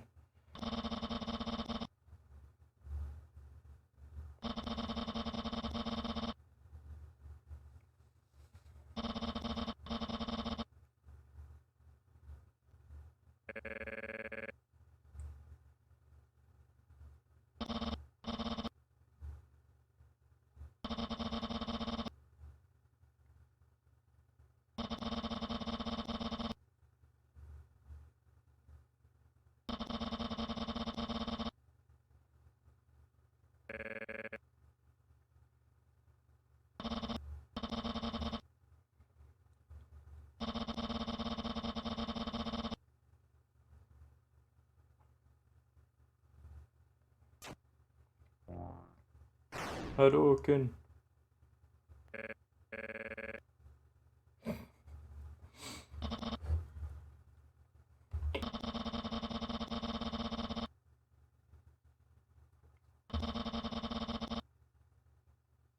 That's another thing Aster does to kind of gain their trust. Because why would he reveal a fire spell that's really effective against undead when he himself is undead?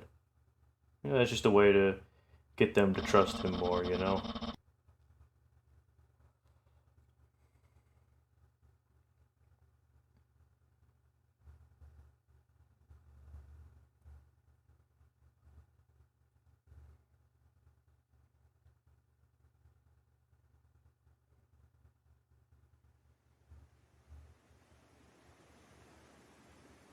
I spent way too long on this whole writing up the waterfall thing.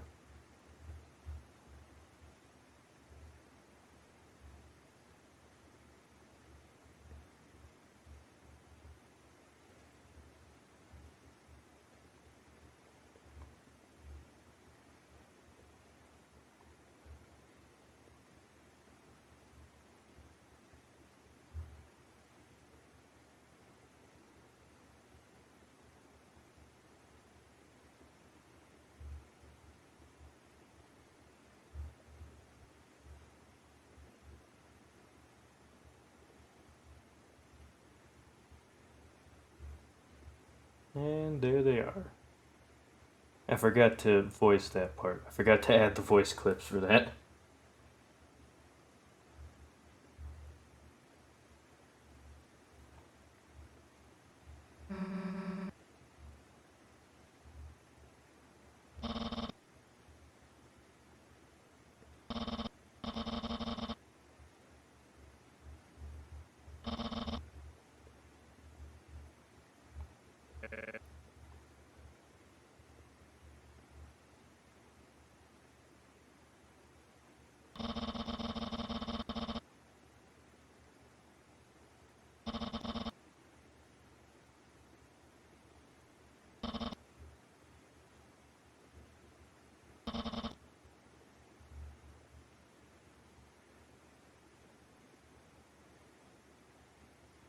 And, well, goodbye, Aster.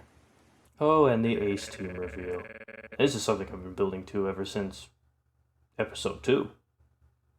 And I was really excited to finally, like... This is so many stuff gets revealed here, like the Ace Team being not there anymore. Also, it plays Lancer's theme and not the Ace theme. Because in the end, like this... Even, they realize, like, at this point, it's... The Ace Team's done. Dracula doesn't need Lancer anymore, and so he doesn't even try to join in musically.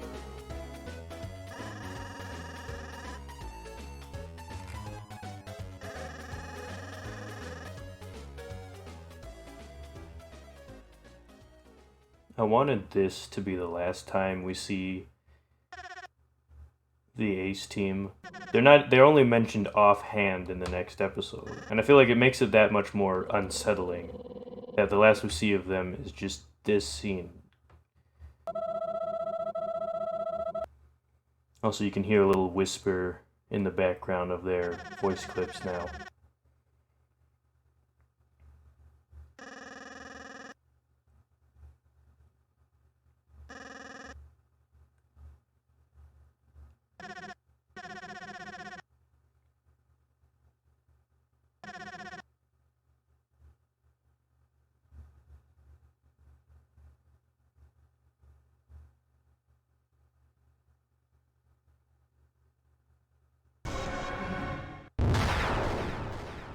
On the Dracula reveal. I wanted the music to play really loud at this point, just for it to feel like that much more like oppressive.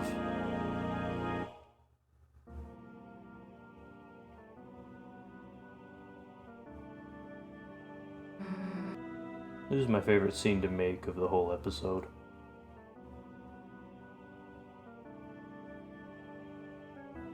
I really hope that Dracula reveal didn't just come out of nowhere.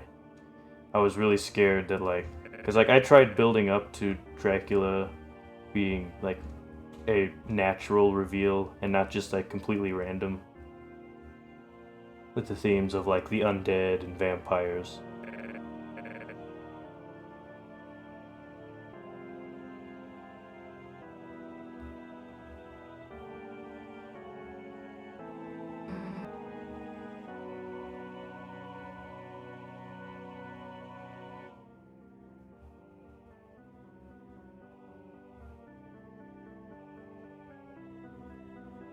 This was also the last soundtrack video that I made.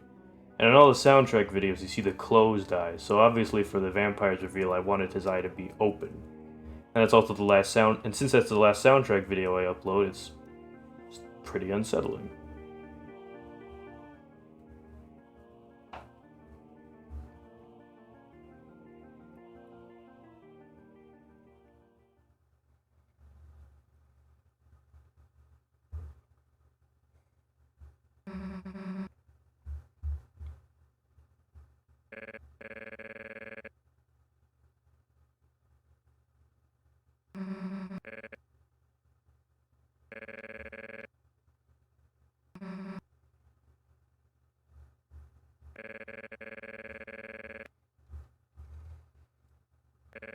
It's a nice plan.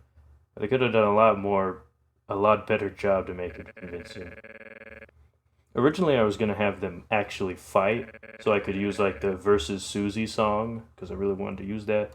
But I didn't really want to do a third act misunderstanding trope. I don't know. It's not like there isn't other tropes here. It's just I don't like that trope. So it's framed like a third act misunderstanding, but in reality, there's an actual plan. And also, this is the last time we hear the heartbeat sound effect. And in the past, it's used to represent the eye, but here it doesn't cut off or anything like that. It fades away. And so it actually represents Luke's heartbeat as he gets nervous to approach the castle.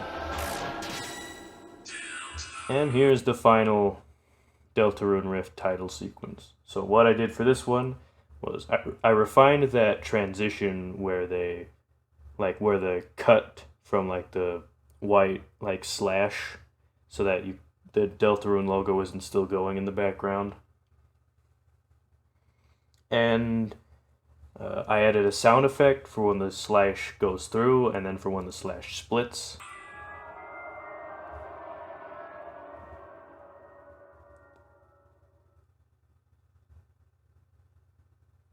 And of course, to be concluded.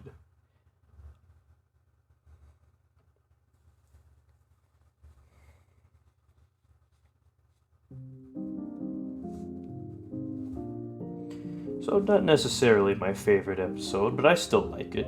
There's so many reveals I was building up to in this episode, and in the end, even though the production behind it was a bit messy, I liked the episode. I don't hate it. It's just not my favorite.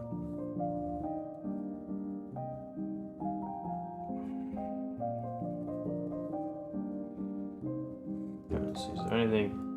Oh, yep.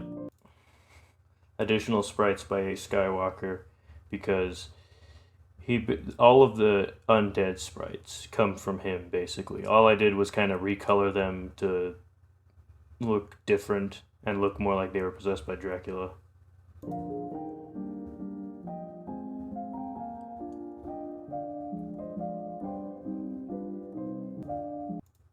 Let's see. Yep, and there's the final thumbnail art. And now Aster's there, of course, because he was revealed in the episode, didn't want him in the thumbnail.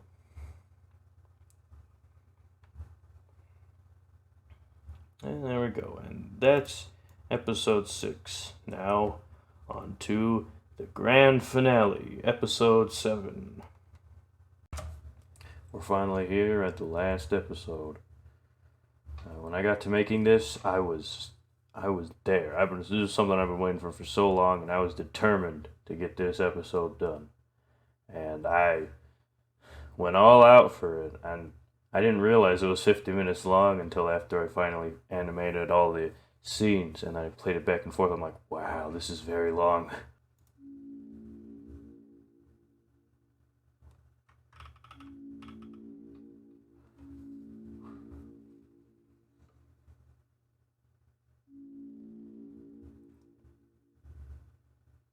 Of course, has to end with a rhetorical question.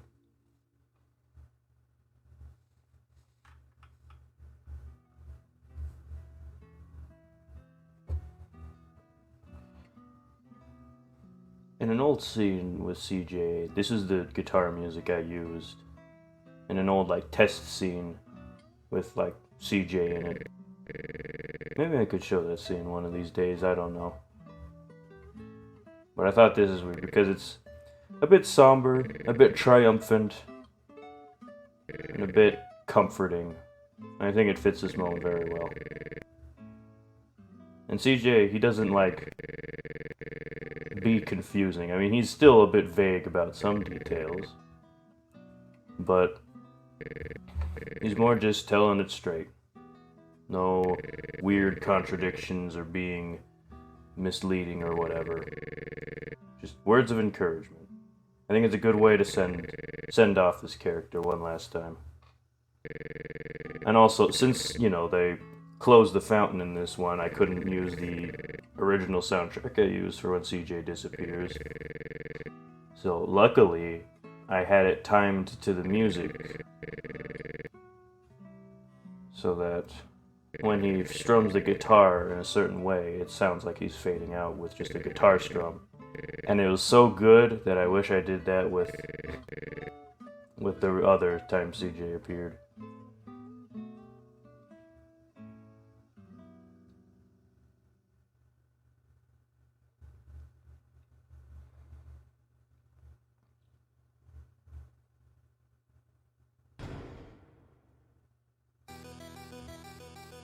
Originally, I wasn't going to use that background music, actually. I was going to use Moonlight Temptation from Bloodstained Curse of the Moon, because this is, big tribute to Castlevania here, and Mother 3. The castle sprites come from Mother 3, but I wanted Castlevania music, or at least Castlevania-like music, to play here. But then I saw a bunch of unused Toby Fox songs, and one of the songs was called Valor, and I'm like, well, now I have to use it. Because it's perfect music for this. It's triumphant, and, it's like the main character has the Valor soul. It fit very well. I'm pretty sure this is a Homestuck, unused song.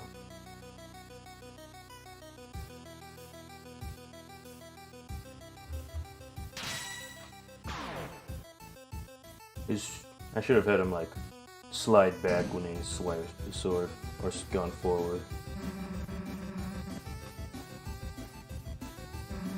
Also, I think it's easy to tell that the upper levels of the castle where Luke is going is all nice and well kept together, but Susie's is decrepit.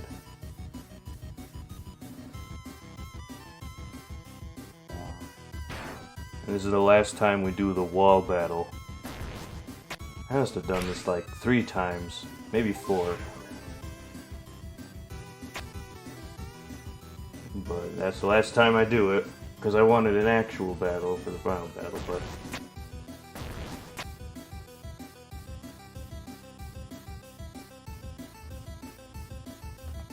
So one thing to notice here about the fires is that, you know, the fires that are being given off by the Skeletor guy are purple, and they don't give off smoke, and they disappear when he dies. But the fire that Luke made is still there, and it's giving off smoke. I mean, that's pretty obvious, but I kind of wanted to point that out.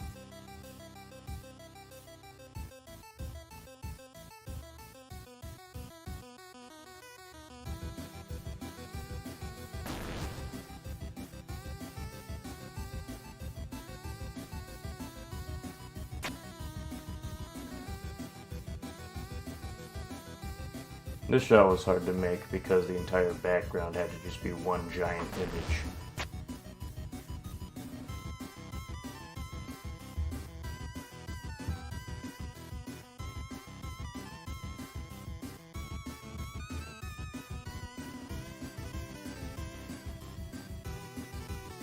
The dual wield.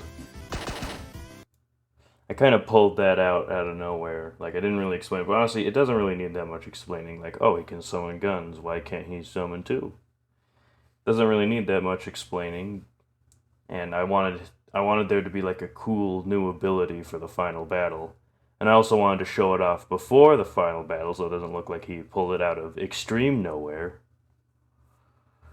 So yeah, dual wielding.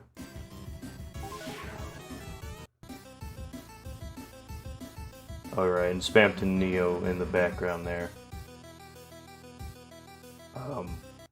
It's not really supposed to be Spamton Neo, it's just supposed to be a random prisoner. It's more so a reference than it is a hint. Like, there's no real lore behind this being here, it's just a fallen prisoner. Also, Susie was going to actually face off against the Ace team here. And that's where she'd get captured, because they'd reveal their hand and whatever. But again, I wanted the last time we see the Ace team to be that unsettling eye monster at the end of episode 6.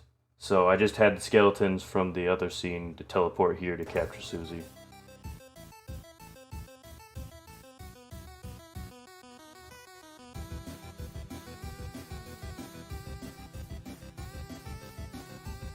Big staircase.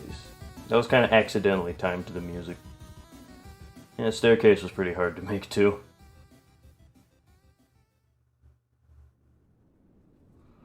Yeah. So as you can see, that big purple castle in the background was the destroyed castle they were in episode 2. And then you can see the little cardstock over there, and then the purple forest. Unfortunately, I didn't have everything planned out in episode 2, so I couldn't show these areas off besides just the castle.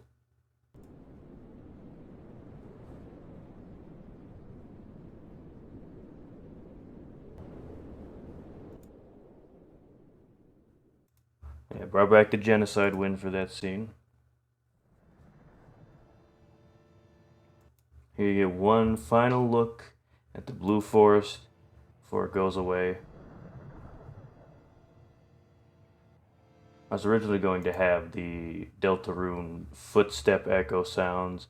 The problem is it just sort of polluted. It was like, it stacked up too much and there's too many footsteps. He's not walking slow enough for the footsteps to feel as impactful. Also, how this room is supposed to look is there's 2 columns on either side, and then above them is like a big roof. And yeah, I added the vines there for a little color contrast. And the vine pattern on the floor is from Queen's room. And then there's the big eye. Yeah, the slow faded to the Dracula. The music comes from a Mario ROM hack by the name of apostrophe the, also known as Coronation Day, and it's this mystery song is it was so intense, and it's like a build up, and you can also hear thunder, which is a hint of one of Dracula's main powers that we've seen, and I think it fits the scene really well.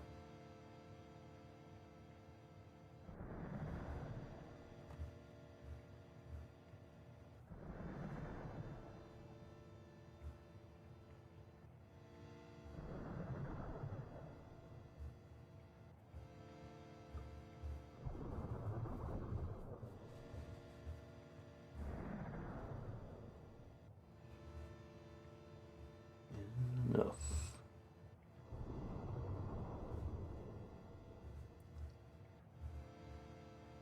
I was not made for this world.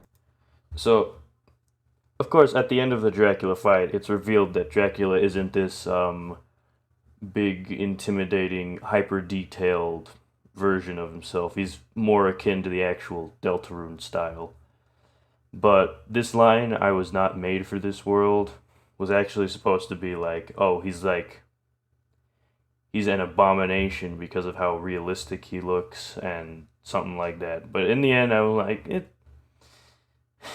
didn't work out that well, and I thought it'd be better if he was just disguised as some realistic, intimidating villain instead of just everyone thinks I'm ugly kind of thing.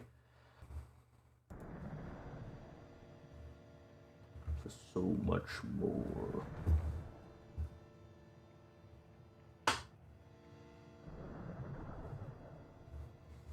So obviously Dracula is alluding to making Luke a vampire by having him join him.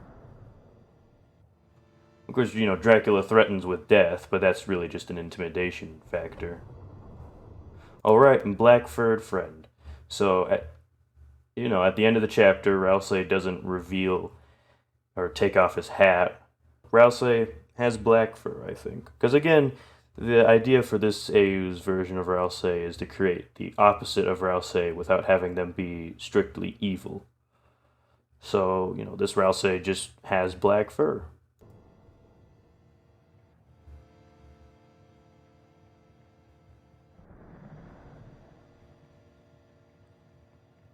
And, of course, Rousey knows how the fountains work and such. Give you the gift of my blood. I think I heard that in Skyrim. It's been a while since I've played Skyrim, but I'm pretty sure that vampires refer to their vampirism as a gift.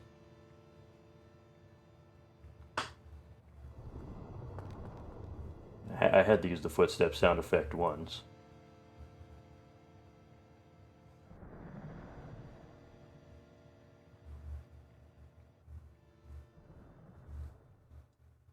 And here's the Kara reference.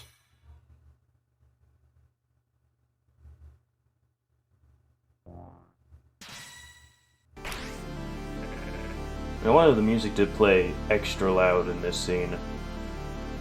Because, make it a little bit more oppressive.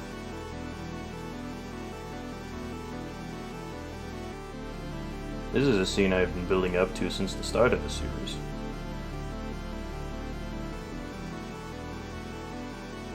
Including the purple one.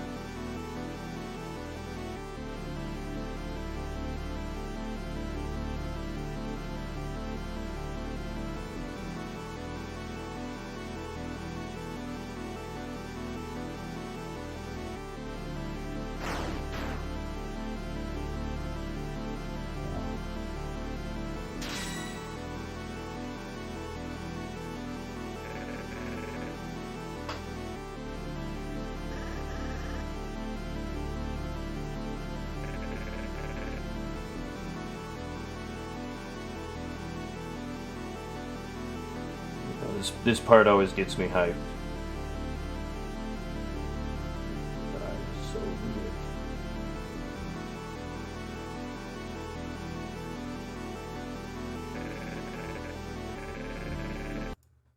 I was gonna have Luke say, "Die, monster, you don't belong in this world," but it's a bit too on the nose. I mean, I'm already really on the nose when it comes to Dracula's reference here, but also monster has a different meaning in this world, so I changed it up a little bit.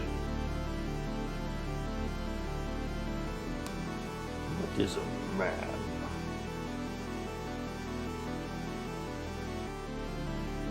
I was going to use the miserable little pile of secrets voice line here, but it just didn't fit. That fit though. Also, you can see when they don't just get up off the chair, they use a lightning bolt. And that's to signify that, he just cast a spell on himself to look more threatening. This Dracula sprite was actually a lot more detailed, so I toned it down a little bit, got rid of some reds, made the cloak entirely black. How about you? And of course, that comes from Symphony of the Night, which is what, I had to do it. I knew, oh, my main villain's Dracula. Well, time to make it.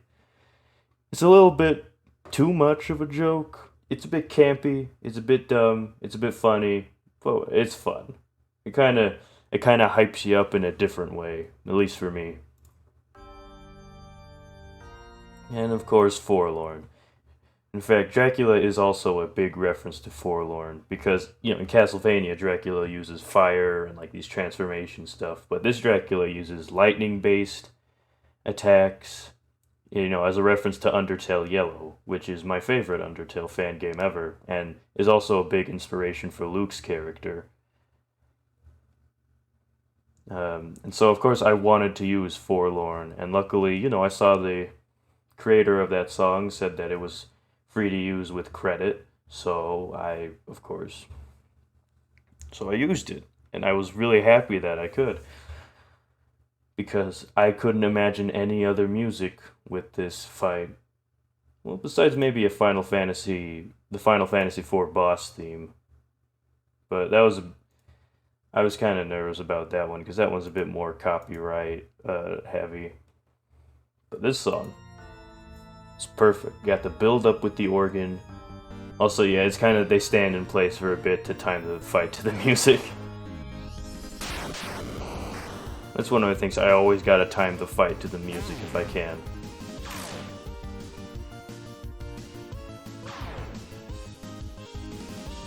So here's a showcase of all of Dracula's powers. First, he starts off with a lightning attack, and then he comes back with the eye, which, gotta give the eye a proper send-off here. And so you can see he uses a sort of summoning illusion possession magic, actually.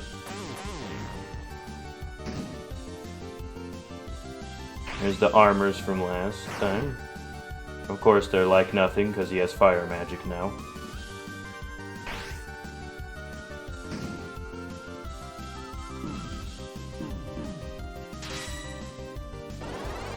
Also, here's a little fun thing to do. I've always wanted Luke to, light his sword on fire for, a fire spell thing.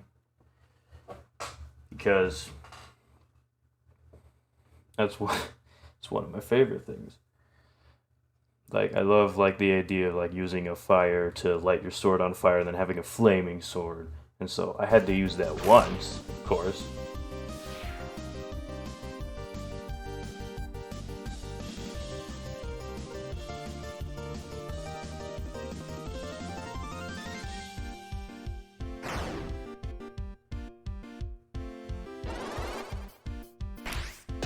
Also, with this, he's not actually shooting fire.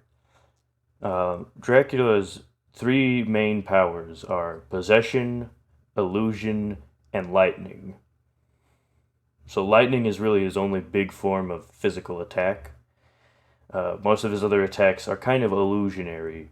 So he's not actually shooting fire at him, even though it looks like fire. It could still do damage, but mainly because he hides lightning within the attacks.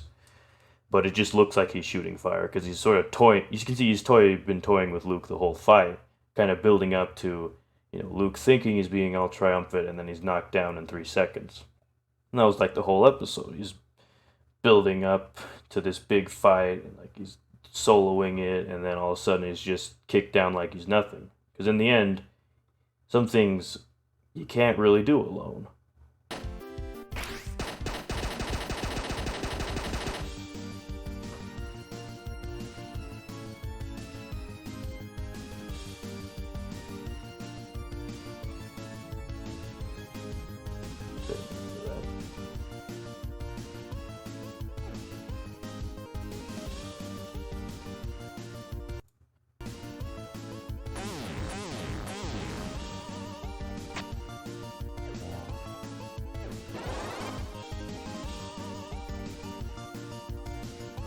I ran out of steam when making this fight, so I had it end with like a big particle effect in black space. Because I was like, okay, I need a way to end this fight. Let's just fade to black and then have a bunch of stuff fling at the screen.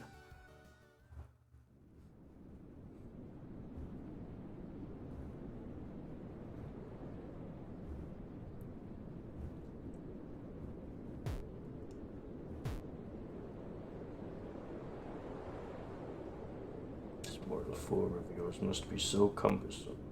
Allow me to relieve you of it.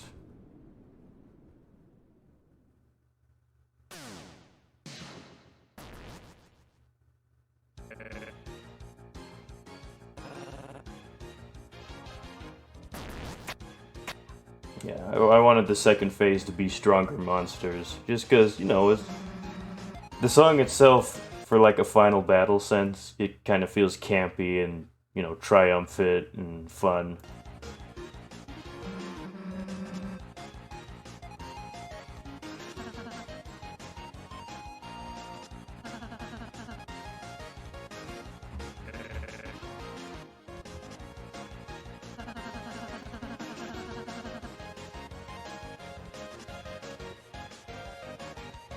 I had so much fun with this part of the fight. Perhaps the more would suit you better. As you can see, instead of toying with them, you know, Dracula actually begins doing something like that, and then he starts getting more ticked off.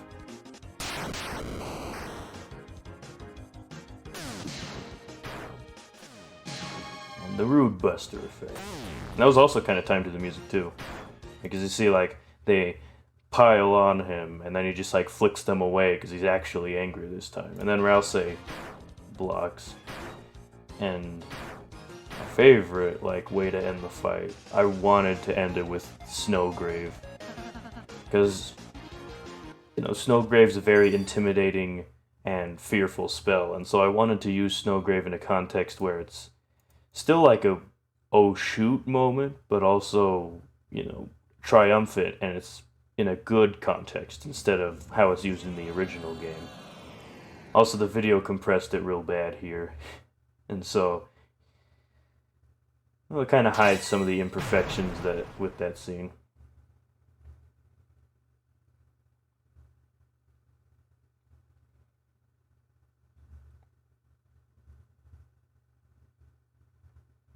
And one thing to note about the color schemes for each of the heroes here is kind of in correspondence to where they came from.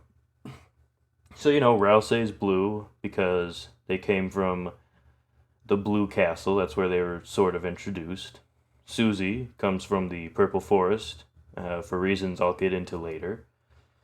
Brennan represents the Blue-Green Forest with his color palette. Also, you know, both Rousey and Brennan sort of represent the blue-green forest. And Luke's red is to represent the Red Castle, where he's, you know, he wasn't introduced there, but that's where he's, you know, shown off the most.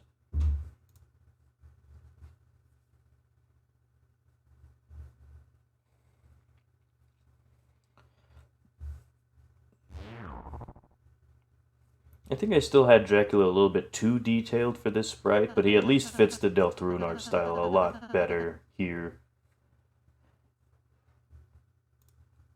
His actual, like, sprite, I used Dio from a JoJo's Bizarre Adventure fighting game as a base, because, you know, Dio, Dracula, same thing.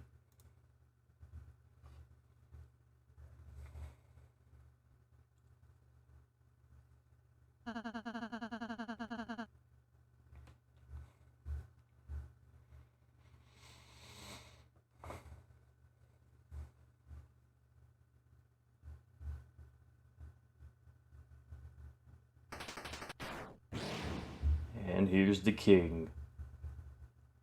I still wanted the king to be a bit intimidating. I wasn't too big on the idea of King just being a good guy, but I didn't really know any other way to write around it, other than he's good at heart, he's just not that trusting. But you know, the Lightner's earned his trust.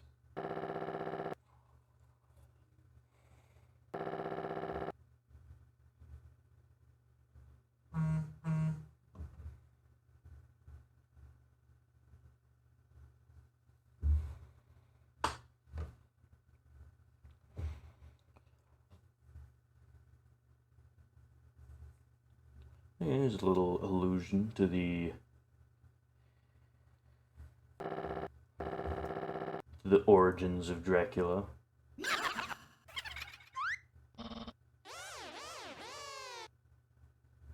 I was gonna have stomping sound effects for when the rest of the people get there. But yeah, here's all the major characters from the previous episodes. I realized that I should have had Muffet like with her pet, but there really wasn't room for that. Think of a couple of pawns, a little chess reference there.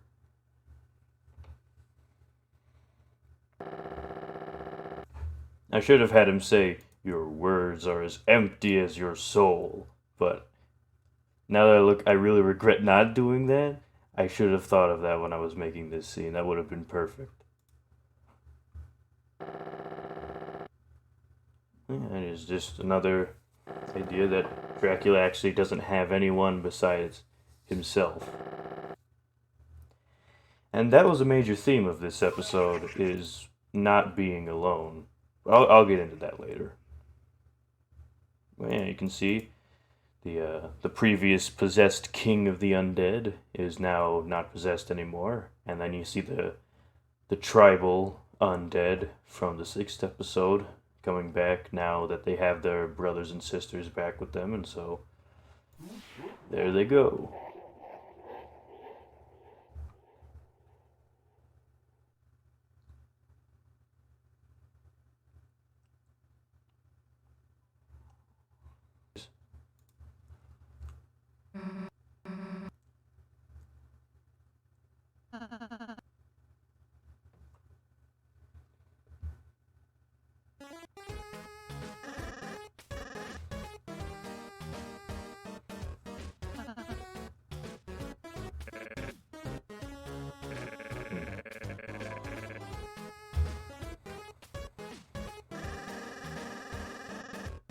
Coup d'etat.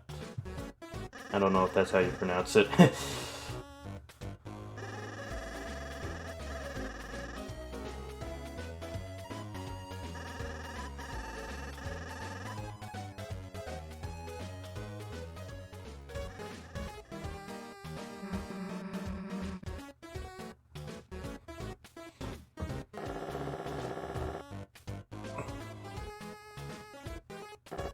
Yeah, obviously King's not like resentful or hateful here because you saw in the prologue the cards were in the park being used by people and having fun. They weren't locked away for a couple years. So King still isn't necessarily trustful of the Lightners, but he doesn't feel abandoned or resentful. But they did earn his trust by the end.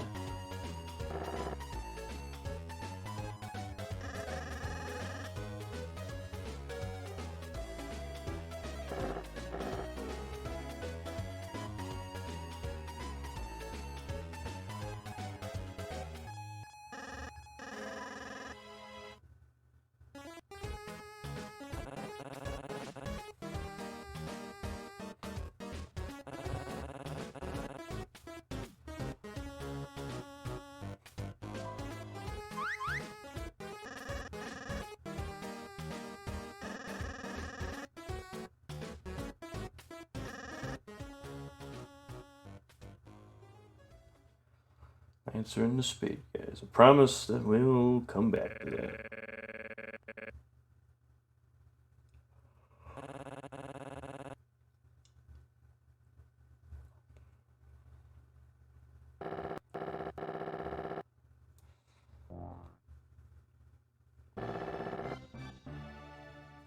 Superior Spade Bridge.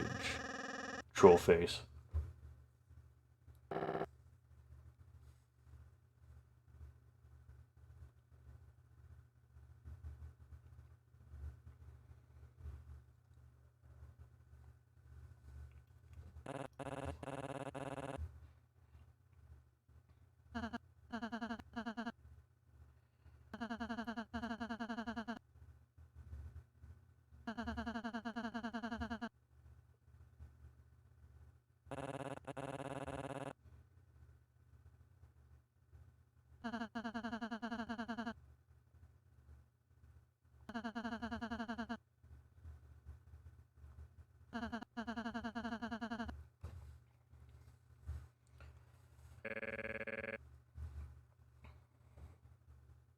I don't think this needs that much explanation.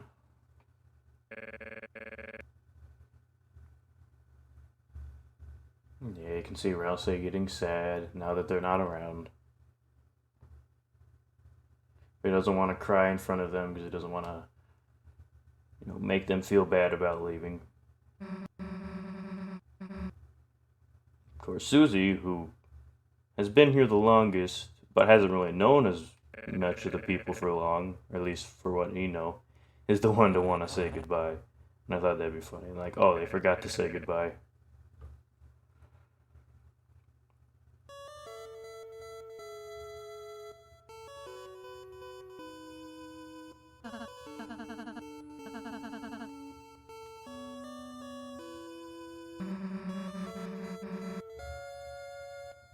I wanted this to be timed with the music too, so that when they get to talking to everyone,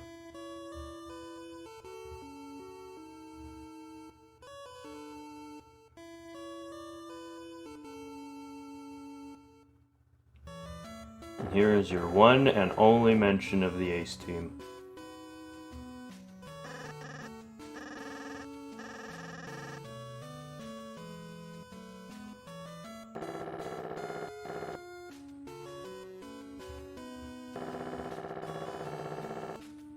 And here's the one and only reference to the other card suit, Kings, which I couldn't make or find sprites for, so I scrapped the idea of that.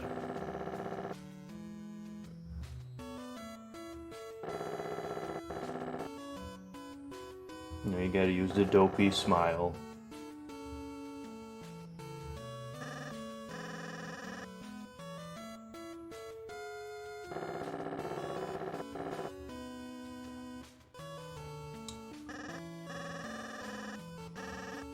Ho ho ho.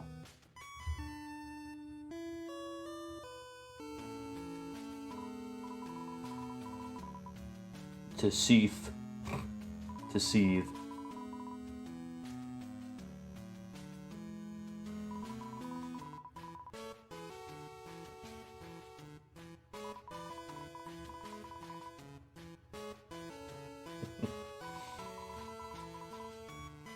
This is the proper send-off that Rules needed.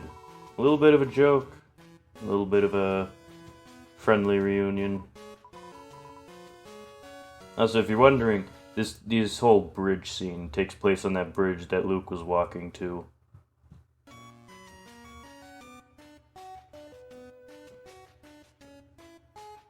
And here, I thought it'd be obvious that the two mysterious dead guys would be friends. At least somewhat.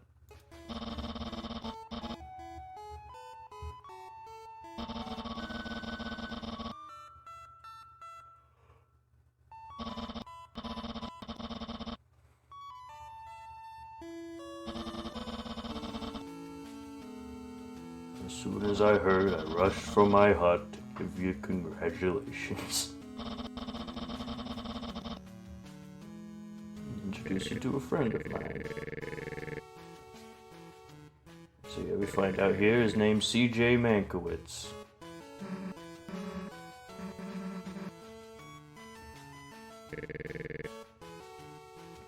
Maybe CJ's short for something, maybe it isn't. I wouldn't recommend asking him though, he'd probably give a really weird roundabout answer.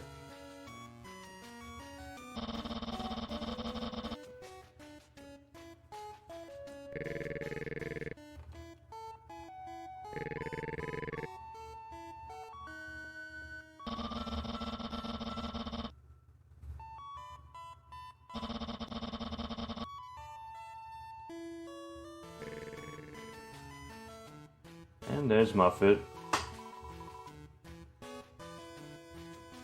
So yeah, like I said in episode 5, she knew the crystal was a fake, but she spared them because they were being kind, and she misjudged them. Of course, he doesn't like that, so...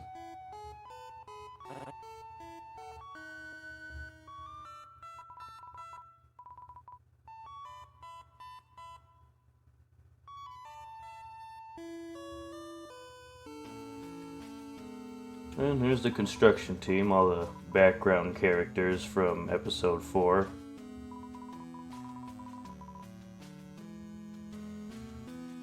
So yeah, for some reason I really like ruined castles. So that was what this is kind of a reference to.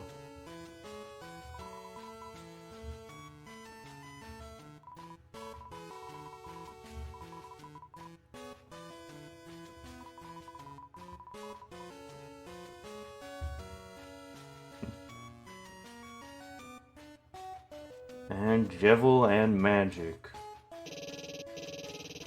Wish I used more of them. But honestly, I don't know where I could have put them.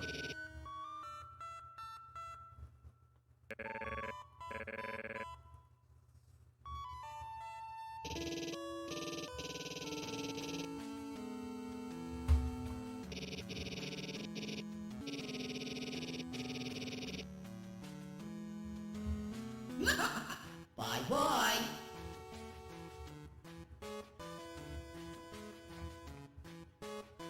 At this point, I just wanted to put the checker piece here because there was no other side characters left after this.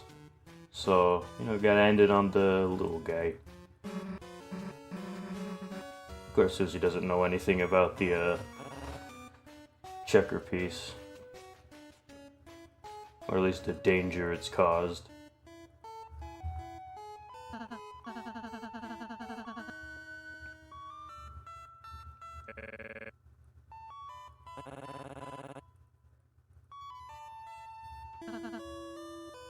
Gotta hug Rouse once, right? Even if this is a more cynical, sarcastic, sassy Rouse, they gotta get a hug. It's Rouse.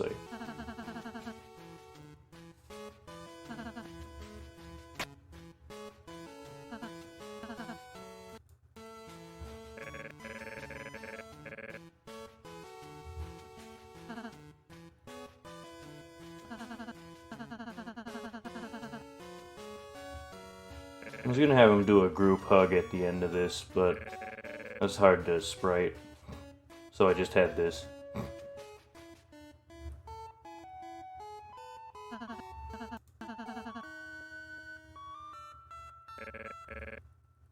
So I think this is a good part to talk about the major theme of this episode, which is you don't have to do things alone.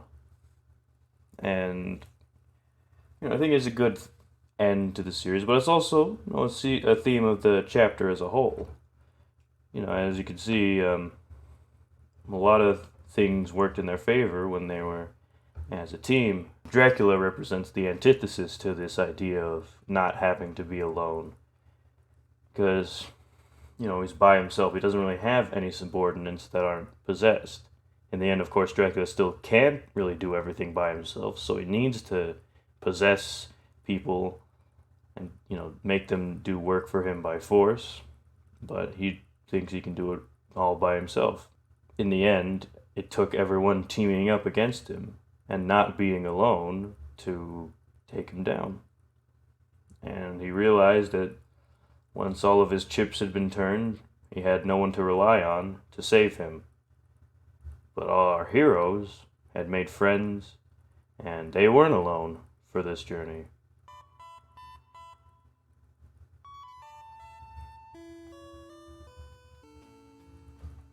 Oh, and the fountain scene. It's really difficult to pull off, but I'm happy for it. And in the end, there were also a couple things I didn't get right too, like their light up reflections not changing to the colors of the scene.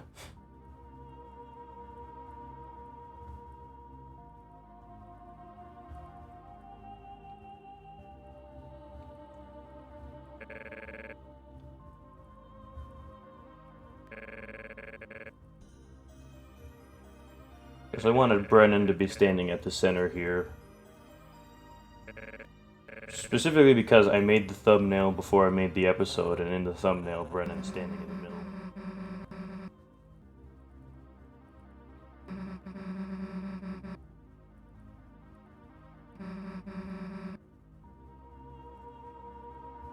Here's the observer saying something one last time.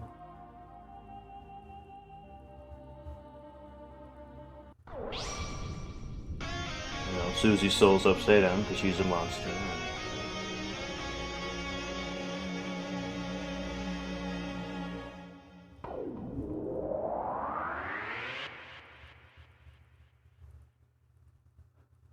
love that scene, man.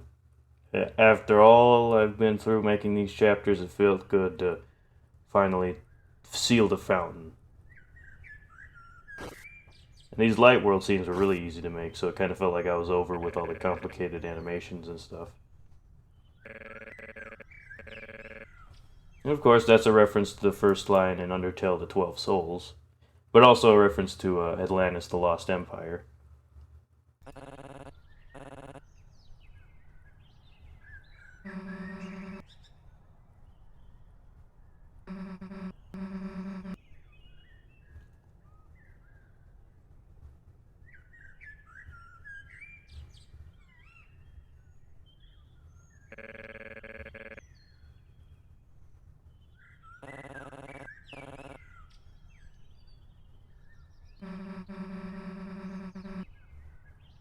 I wanted to reincorporate the characters moving while they're talking.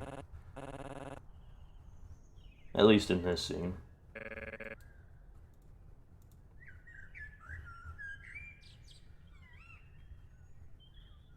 And the book.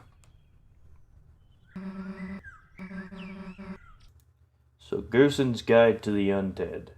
Of course, Gerson's Guide to the Undead is a book in the Lords of the Hammer series,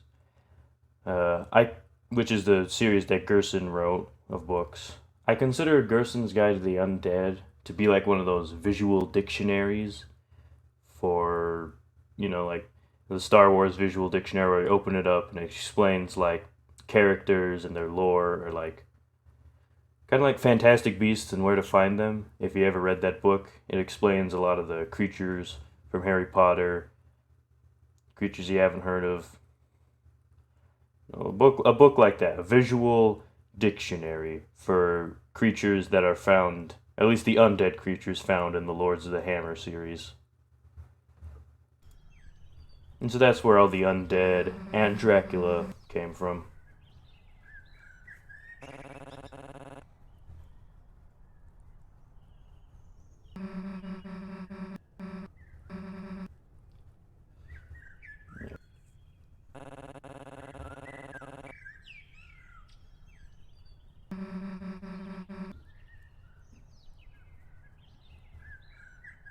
There's the ball of assorted junk.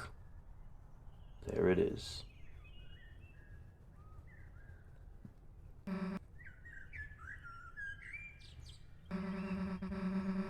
course, it's kind of funny that she's being all nice and sincere when she has a pile of trash on her head.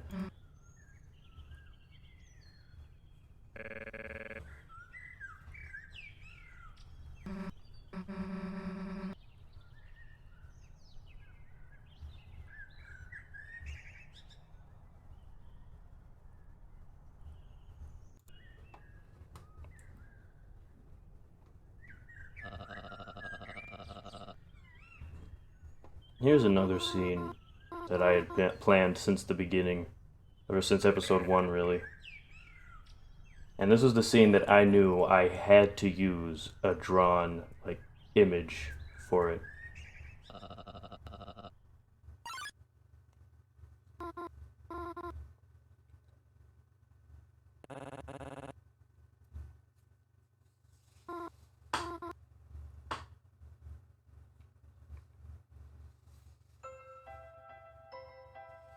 So of course this art was drawn by, I commissioned it from an artist by the name of, I hope I'm pronouncing this right, Abigailix. They're in the credits if you want to see how their name's spelled, but they're very nice, and unfortunately I realized that the background is at the wrong time of day.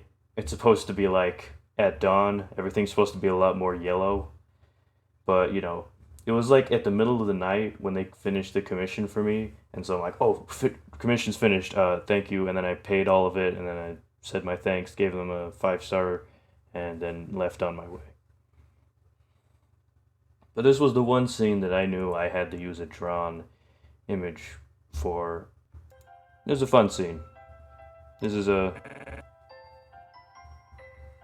sweet, I guess is the word I'm looking for. With the happy music in the background.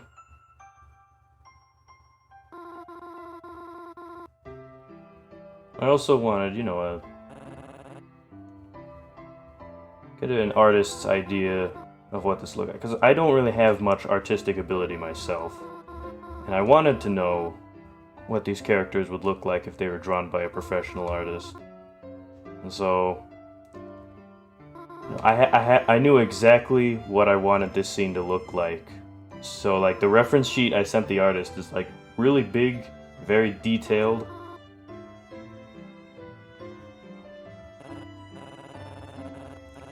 And they followed through with it, and it's very nice.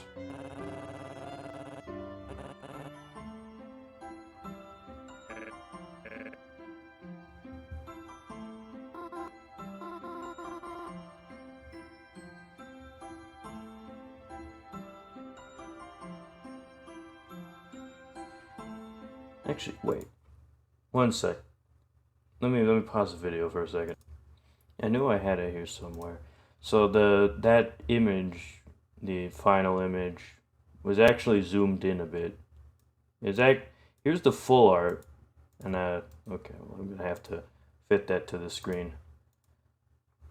So I had to zoom it in a bit just so that the focus is, on the characters and such.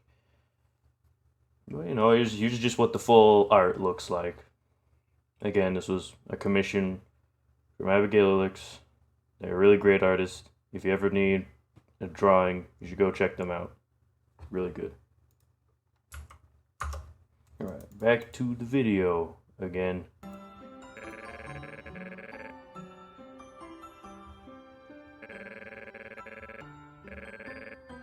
So yeah, in this episode I actually figured out how to do the text slide in effect.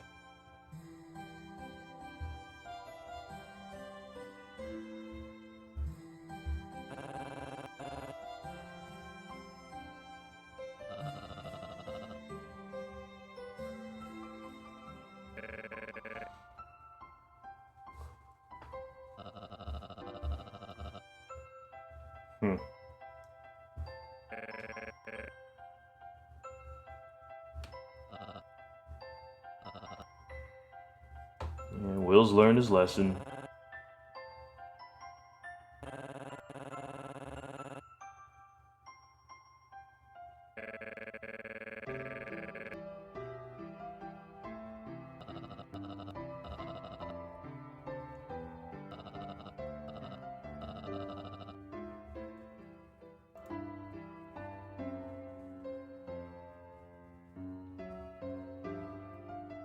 Of course, I had to. This was another scene that I wanted to do ever since the beginning, because what seems like a throwaway line is, well, now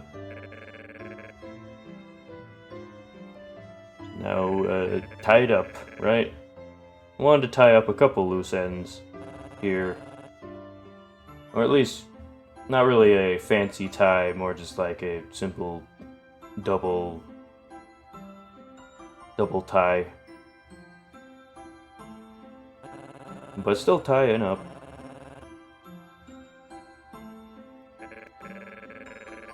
Brennan and his pancakes.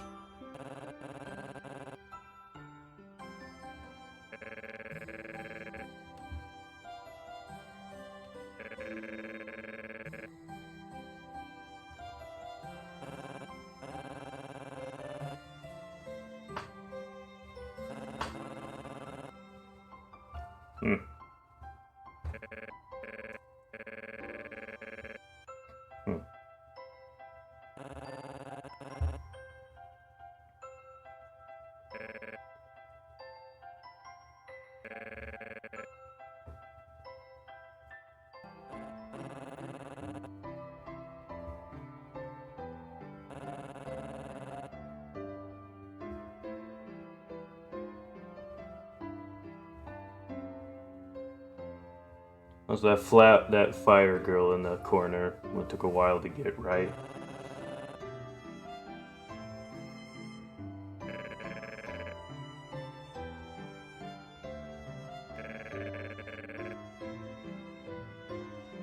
I wanted them to walk around so we could see all the people in the town set up for future chapters and such.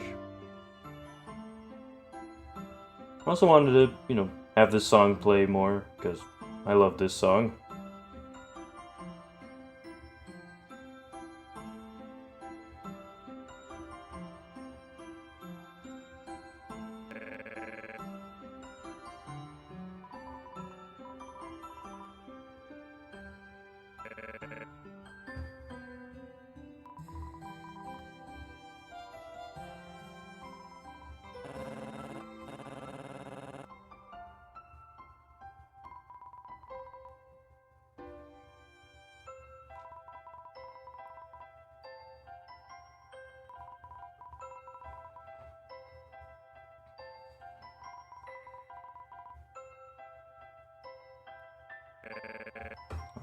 Lords of the Hammer.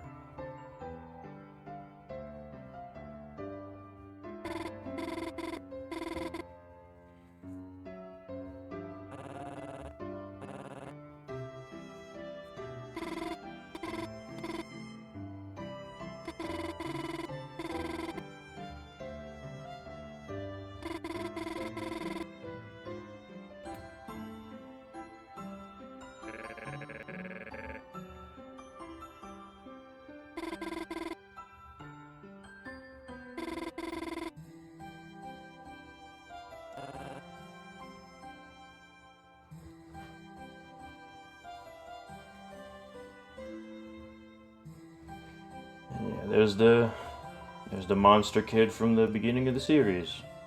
Of course, his design is based off of the Goner kid, but I didn't want him to just be like creepy looking. So, you know, he's just a bit more, he's just a bit different compared to Monster Kid. And yeah, I wanted to actually tie up what happened with Birdley in a neat sort of way.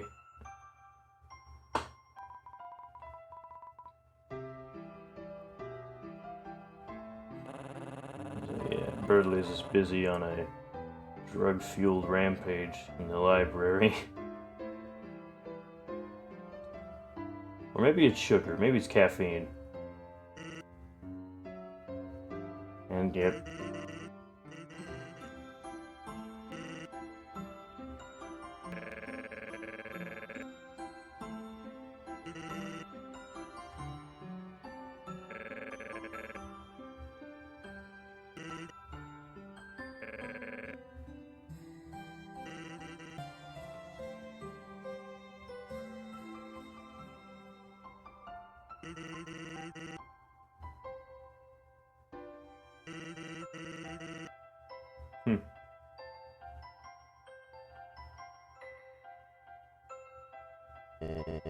Oh, and here's Asgore.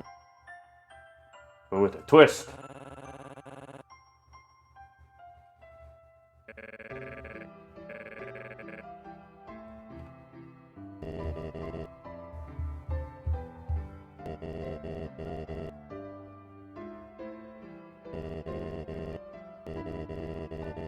Well, that's another big hint.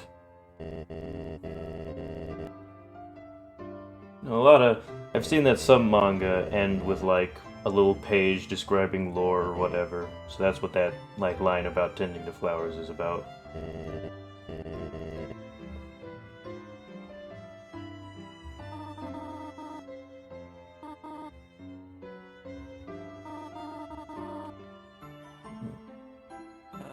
I like my interpretation of if Toriel tended to flowers. I like the hat. That was my favorite part of designing, was the hat.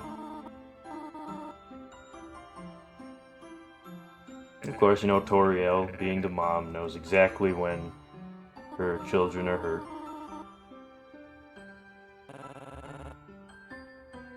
And you can't forget Azrael.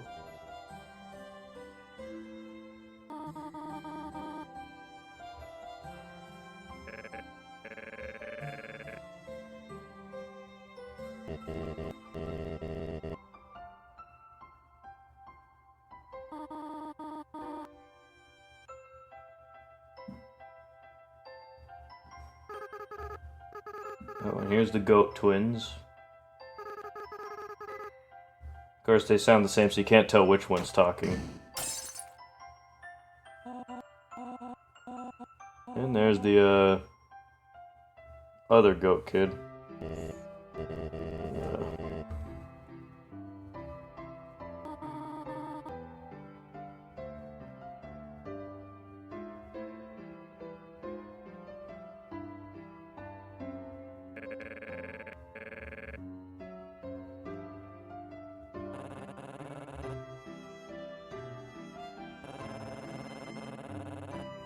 Seen home in forever. An entire day, in fact.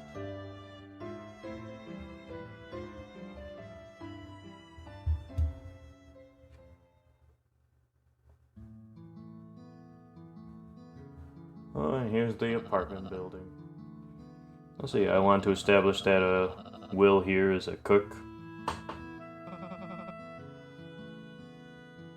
And, you know, Chris is a little sadistic troll, as usual.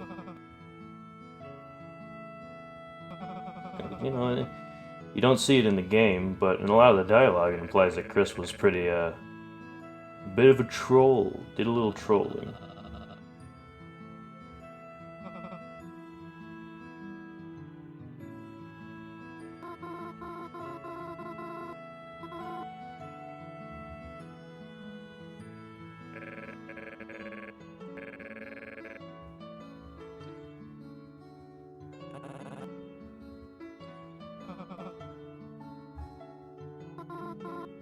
Movie they're gonna watch, Empire Strikes Back. That's the movie.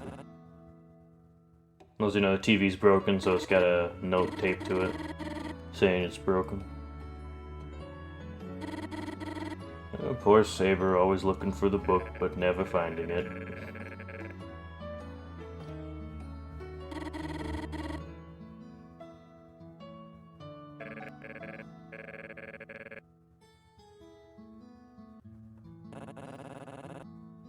Certain point of view.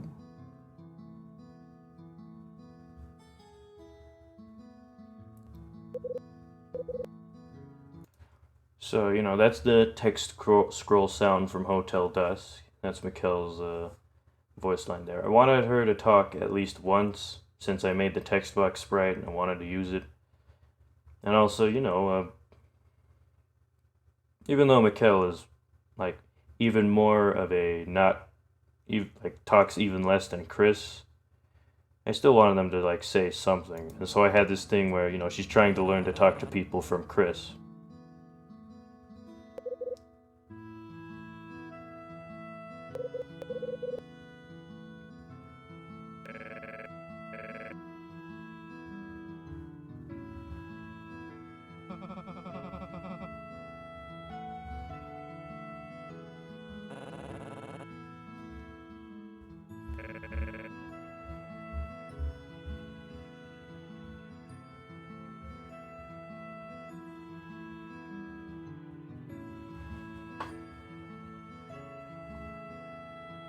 Oh, and this last scene. This was the most bittersweet scene for me to make.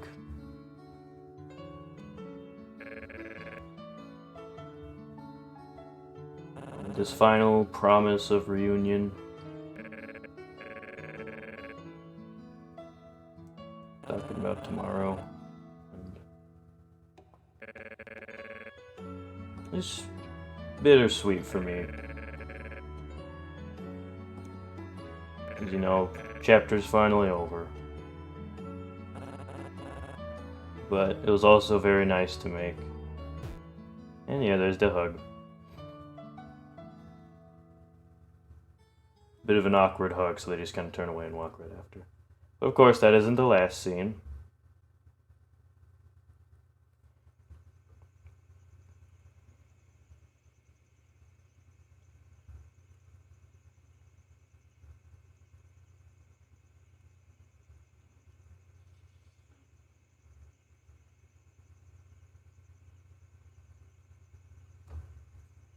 Six tombs to open the angel's heaven.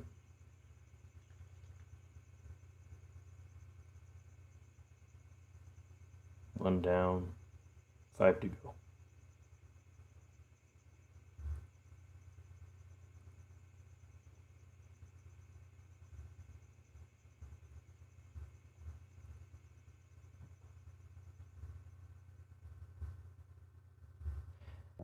Just like with the prologue, there was a smear frame here. Like when he goes to dash to the door, there was a smear frame that was missed.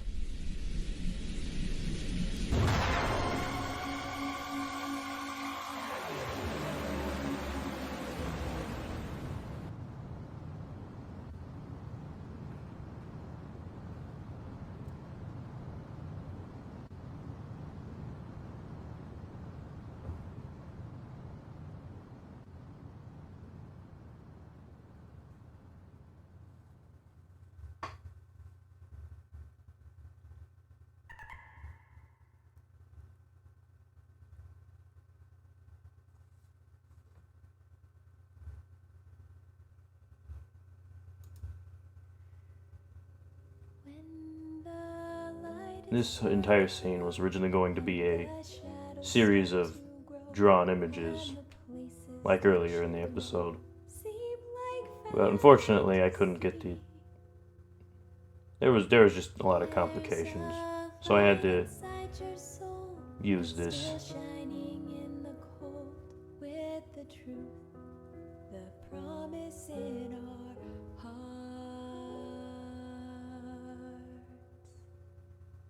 Don't forget, I'm with you in the dark.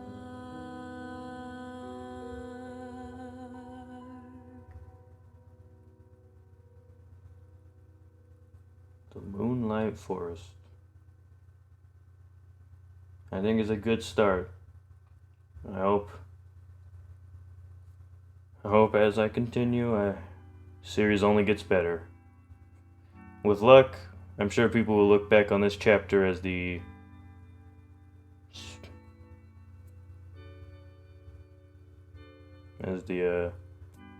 beginning of something great. Hopefully. You know, before we get started with the credits, there's actually a series of images I made that was going to be shown off in the credits that I unfortunately couldn't fit, and they just sort of conflicted with everything. Because I redesigned the credits like so many times because it looked awful the first time. So here is just a series of images that, you know, we're going to be in the credits. So here's the first one. I'm sure you can guess what this series of images is about by the context. Here's the second one. Here's the third one.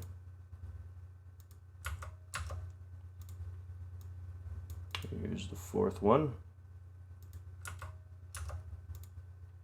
Here's the fifth one. Here's the sixth one. Here's the seventh one. Here's the eighth one. And here's the ninth one. It tells a story right off the bat. Alright, now for the credits.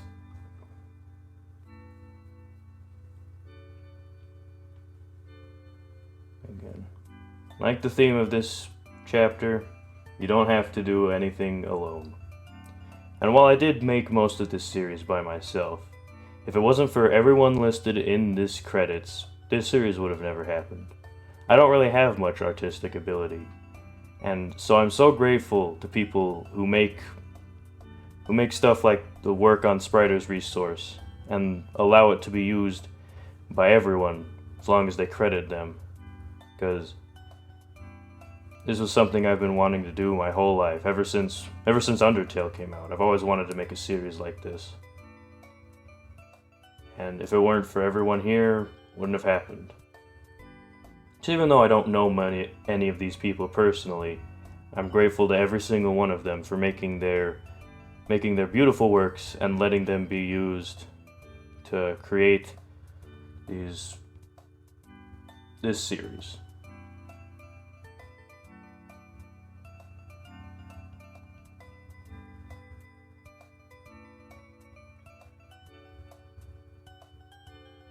I wanted to have the songs used to be all the songs used in the entire series.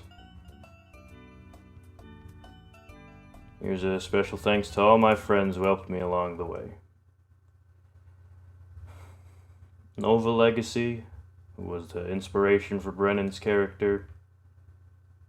That's kind of all I feel comfortable about revealing. Probably shouldn't reveal too much, but I am comfortable saying Nova Legacy is definitely a huge thanks to him, because he was a big inspiration for this series. Same with all of these people. All of them were supportive, all of them were nice, and grateful to have people like them to keep me going. Of course, I couldn't forget the band who started it all. Deltarune and Undertale by Toby Fox. And art by Temmie Chang, too. Don't forget Temmie Chang and everyone else who was on the Deltarune team. And the final thumbnail art.